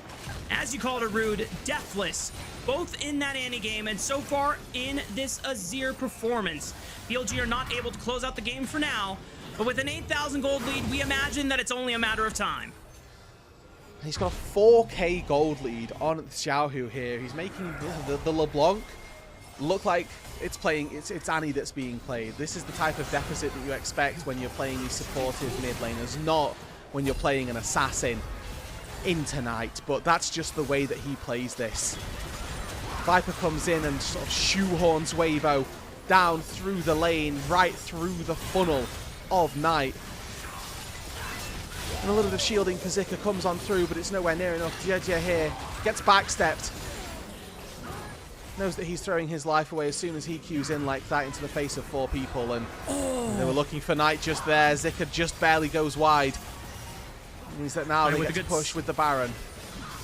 Yeah, Knight didn't even need the rocket belt to sidestep it. He just walked away. And mind you, Mbessa's ulti is getting nerfed next patch. That thing is going to be harder to hit on just a freestanding target like that. Now BLG trying to siege through the top wave while Zika clears the super minions in the mid lane. With a poke from Xiaohu there, but it's on to Xun, who's more than happy to absorb it, do what he can. An attempt to try and clear out this top tier 3 as Xiaohu goes in. Well, that'll do it. Big burst from Waybo, immediately deletes on. It's a 5-on-4 for Waybo, and that might signal the end of this siege for BLG until they can get another Baron buff. But Hextech Soul is about to come up for BLG in 1 minute and 30 seconds. So the fort has been held. We'll see whether or not they can continue to do that. I mean, down 9,000 gold. If Waybo can even just steal this dragon, it's going to do a lot of work for them just to sort of keep them in this game if it wasn't already completely over as Bin goes for Hong. Just took the portal for a hell of a ride. Has Flash and Exhaust available, uses Exhaust. Oh, the Deadly Flourish doesn't connect in time. And Bennett flashes over the wall. Xiaohu goes for a sigil mouse. Genji wants to look for cease and desist onto a flashless Varus. Ben cannot escape this one. Xiaohu gets the shutdown credit, and just in time, as it's 42 seconds before the Hextech Soul spawns. What are they doing? BLG in this second game have made so many blunders that have made this so much longer than it needed to be. There's a massive wave in the mid lane, which they're going to send the 2 TPs back to answer. Zika and Xiaohu are able to clear that one away, and it means that BLG will secure this crab. Flash hook for Hong goes wide, and it's a flash forced by the Karma as well. They're waiting, they're stalling here, hoping that they can get Bin back out onto the map before this dragon spawns. But if Viper gets seen down here, he gets collapsed on, and this is Waybo, rightly so, in position, on time to secure this Drake. That minion wave almost took out the inhibitor turret. That would have been really funny. Waybo are the first ones onto the dragon. Remember, there is no Bin for another 6 seconds, and he doesn't have, or he might have his Roll Quest teleport available. Zika is posturing for a flank on the right. Bin is TPing in now. BLG have to form a fort. They need to protect and surround their marksmen. Viper's waiting for an angle to pop the bullet time. Shun secures the Hextech Soul for BLG, and now full retreat for Waybo Gaming. They have to make it out through the left side, but Hong with no flash cannot escape the onslaught, and the rest of Billy Gaming now turn their attention to the mid lane. I mean, I have no idea what Waybo are doing here. They're just standing, sitting, and watching BLG do everything in front of them. It was the problem through the mid-game that they just didn't do anything with their lead. And now, when they have a numbers advantage on the map, they just sit, wait, and watch Bin join the fight. They wait for BLG to come forward, and now with the Hextech Soul and a numbers advantage, they want the series. Waybo's story this game might have just been waiting for an opportunity that had long passed many minutes ago, and with one last attempt that ends in futile, Billy Gaming dash away any hope that Waybo had for a comeback, and Billy Gaming will sweep them with a 2-0 win. Another flawless game from Knight. He does end the game on a flawless series, 9-0-6. Massive DPS throughout this fight, alongside that solo carry top laner in Bin. Massive performance on the Varus by them as well, and these two solo laners continue to prove why they are so feared in the LPL, why it is that you have to focus them, you have to look towards them, and why we expect BLG to continue this dominant streak through the league. Knight continuing the show. He is him, man. Annie and Azir performances back to back. Both champions, either a lot of us usually doubt whether it's because it's the champion itself in the former, or it's specifically the Azir that is one of the few champions Knight is not nearly as practiced and as flawless with when it comes to mastery demonstration. But Coach Daney has been putting him through the ringer when it comes to multiple reps of Azir. He has been trying to get him on the Azir gym grind, Rudude, and I can appreciate that because ever since Daney has come in, he has done a lot to try and elevate this team and try and polish not only their strengths, but also work on improving their weaknesses. Ever since Split 1, I think that was the most Azir reps we have ever seen from Knight in his entire career compared to a majority of the splits here in the LPL, and this one is probably the best one we've seen from him yet. Yeah, it's a really solid performance, right? Start to finish, knows that when he's going in for these shuffles, that he's doing it with safety in mind, that he's never throwing away his life. On the flip side of things, knows that actually we've got enough setup in this specific instance, so I don't need to do that. I think one of the key things is a bit like as Ezreal. When you E aggressively, sometimes it costs you, but if you do it well, you end up with an insane amount of value out of this pick, and utilizing that mobility aggressively can take you from being, like I so frequently say, being just like an 8 out of 10 Azir to that 10 out of 10 top performance. I don't think there's any doubt on who is going to be receiving player of the game into player of the series.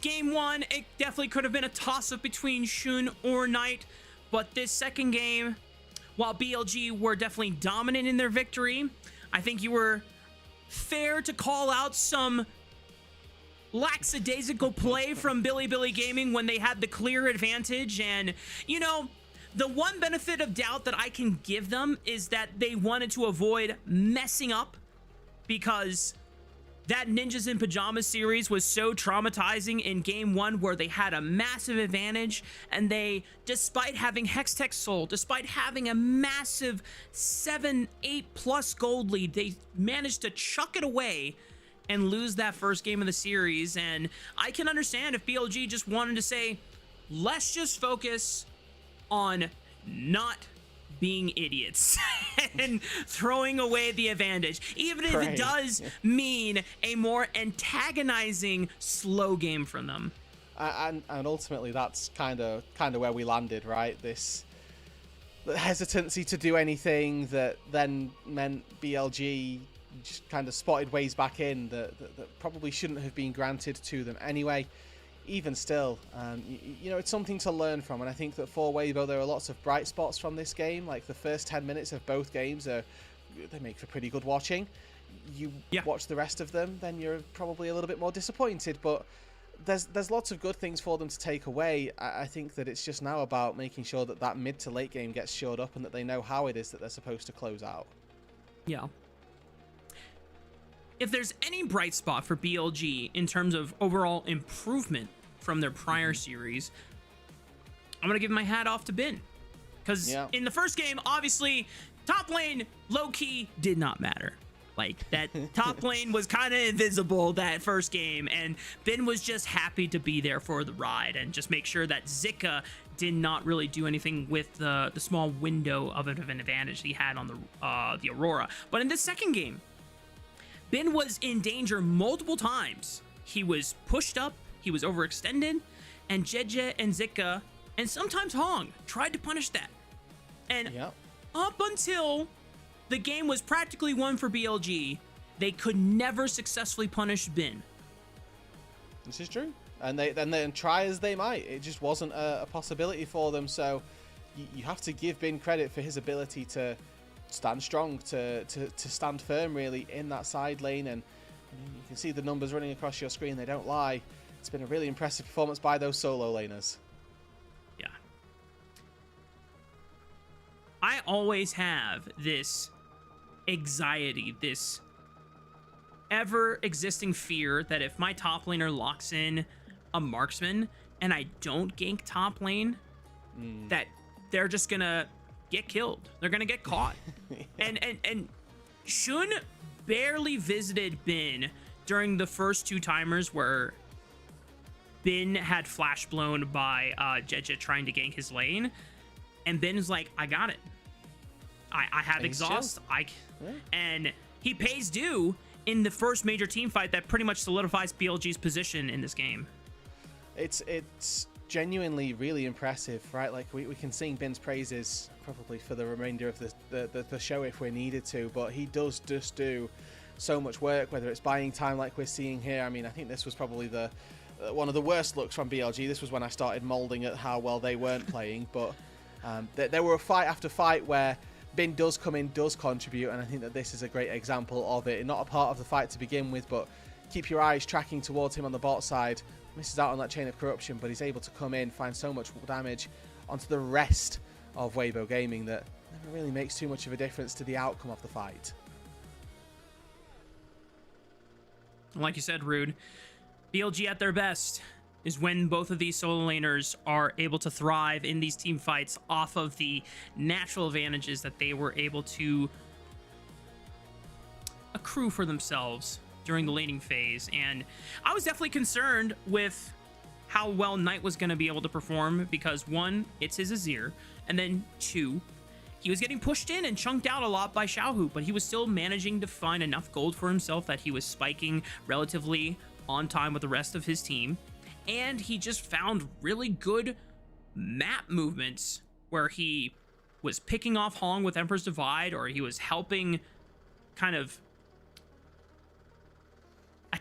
find a response to what Waybo was trying to do, which, once again, this game, if it wasn't ganking Bin, it was making Viper's life pretty darn miserable.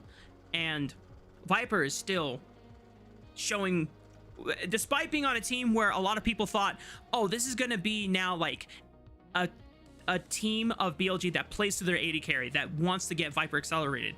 Dog, BLG's best look is when they leave Viper on an island and he just absorbs it. They did it I'm this not game. gonna lie. They did it this Yeah. game, and by absorb, like, he died twice under his turret, like, because he got abandoned, and the enemy team has a vibe, but they didn't really care. Viper was still enough of a presence that they, as Waybo, felt like they needed to focus him. BLG more than easily able to keep the leads across the rest of the map in play, and they handled the fact they didn't have too much of a marksman. I think that picking Misfortune does lend itself to that as well, because that then means the Misfortune, one of these champs that I think is relatively useless without gold, hey, don't give it gold and then you're fine. There you go. I know they can't hear, but we are definitely hearing the interview with I'm not sure who they're interviewing, actually. Producer Ilya, can you confirm that just in... Knight. Okay, they're interviewing Knight. Okay, well, while stage interview doesn't usually indicate who won Series MVP, I think we know who got Series MVP. But let's go ahead and take a look at the standings as we are nearing the end of our show for tonight. BLG should be at least time once again with Top Esports for first place. Now, because they have 2 losses in their column, Top Esports still have the first seed over them as a result, but it's a tight race for that #1 spot in Group Ascend, and we still have a few more series left to go as we are now more than halfway through our regular season here in Split 2. We are, and importantly, you know, you've got Waybo there with that defeat that sort of secure themselves as our second team down at the bottom. We've got a pretty close mid pack here with Top Esports and BLG doing a good job up at the top, and then we've got this JDG, NIP, ALIG maybe conversation, one that Waybo would have loved to have joined, but they've not been able to do that today. Until next time. And of course, for us, that is the conclusion of tonight's broadcast here on LPL English. Back-to-back 2-0 sweeps, which I know our producer Ilya definitely appreciates because unfortunately he's a little sick and under the weather. So please go ahead and spam some hearts in the chat for our producer because he is an absolute king and a champ for holding it down while being a little sicky sick. So hope you get better. And of course, before we close out the show, thank you very much to our elite coffee supporters, Aaron, Soup, and Mung. Their pledged financial contributions help level up the broadcast and give back to the cast and crew who strive to give you an English LPL product every single day. Without further ado, on behalf of myself, the broadcast staff and crew, Rafa, Rude, Ilya, and the rest of our team that covered the broadcast tonight, thank you very much for tuning in, and see you all, not tomorrow, because today is Sunday. See you all on... wait, is there? Podcast is there tomorrow. Okay, Podcast broadcast tomorrow. tomorrow. Podcast, that's right. Podcast tomorrow. I think, what, 1:40 Pacific is when we started? 1:45 Pacific? Usual standard go time. Usual Okay. standard time, 2 a.m. Pacific. See you all then. And then final note, we will resume broadcast the day after the podcast for the first time in 3-4 We have weeks. Tuesday We'll have games. LPL on Tuesday morning. So make sure you all tune in then. And until then, stay healthy, y'all. Good night.